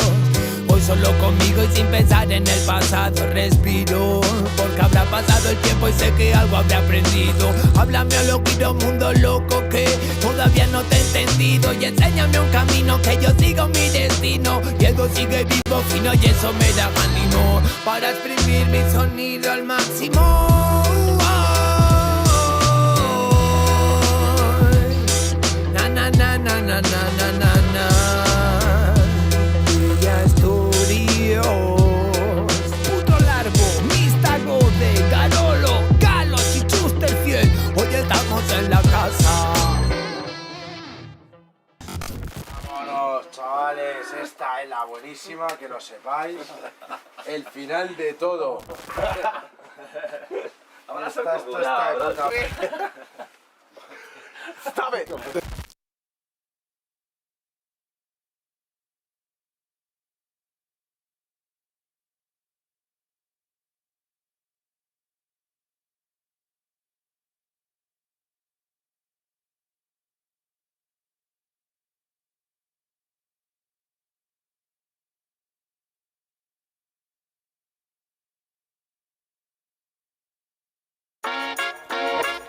Yeah, man. This is 4 Elements. All right. The gangsters of the sun, motherfuckers. Cypher, volumen 1. He sentido miedo por verme desolado. He tocado el cielo por teneros a mi lado. He dicho te quiero a quien me ha traicionado, pero nunca he sido malo, eso lo tengo bien demostrado. Muévelo, bailalo, el sonido tómalo, cántalo y con tus amigas gózalo. Body, body, body, body, así que apréndelo. Estamos envueltos en llamas, DJ, gózalo. Hey, nigga, track over track in a mira bomba, but don't stop it, reggae it up, a nigga coming to the top. All of them, fire burn them for the club. Keon in the area is the only general. Track over track in a mira bomba, but don't stop it, reggae it up, a nigga coming to the top. All of them, fire burn them for the club. 4 Element is the only general. No pueden competir contra esta fiera, tan distraído me vi mordiendo las barreras. Sufre menos quien nada espera. Aprendí mirándome, empecé a buscar ahí fuera. Analízame, no soy cualquiera. Guardo mis demonios, lloraría si los vieras, pero los tengo bajo llave. Quizá conversemos durante la noche, ellos tengan la clave para escapar de mí mismo cuando no puedo salir y me precipito al abismo del fatalismo. Todo se torna tan negro que cuando veo la luz resulta ser solo otro espejismo. Fui noqueado, caí como un titán dormido, al fin me he levantado y todo es caos. He estado distraído, persiguiendo sueños que eran vaho, arena, olvido. Ey, no quiero dolor, tampoco su ley o su opresión. Yo quiero un skate, decirle adiós, jamás su sistema no favoreció.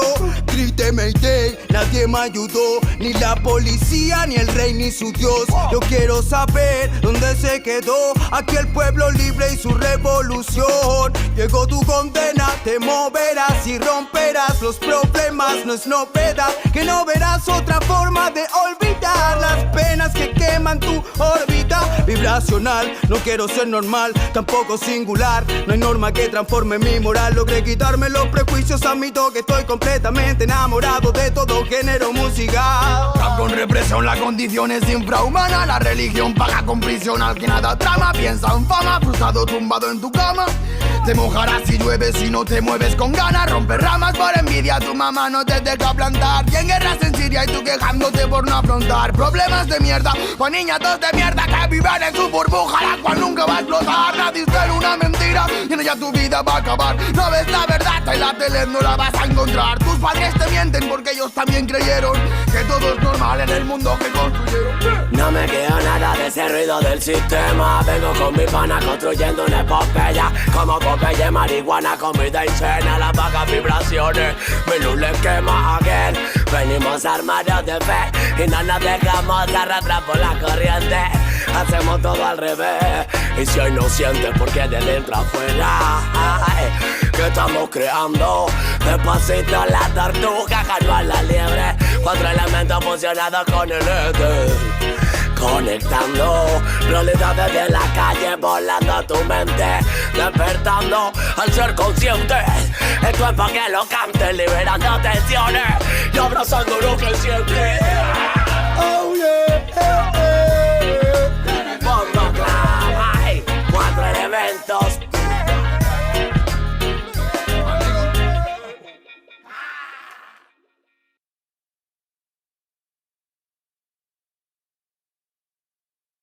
Despertando al ser consciente, liberando tensión, abrazando. Me cago en tus muelas.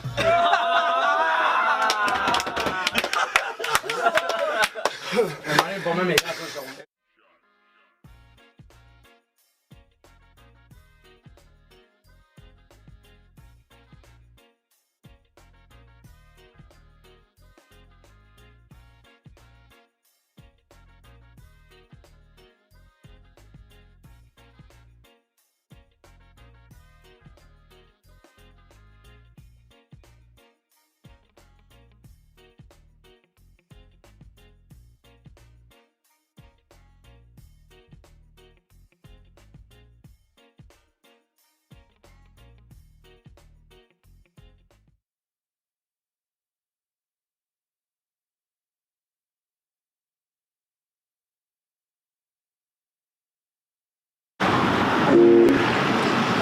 Llama a Real Nego.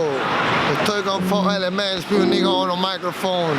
The street is mine, nigga. Representando hip hop y el reggae music underground. From Villa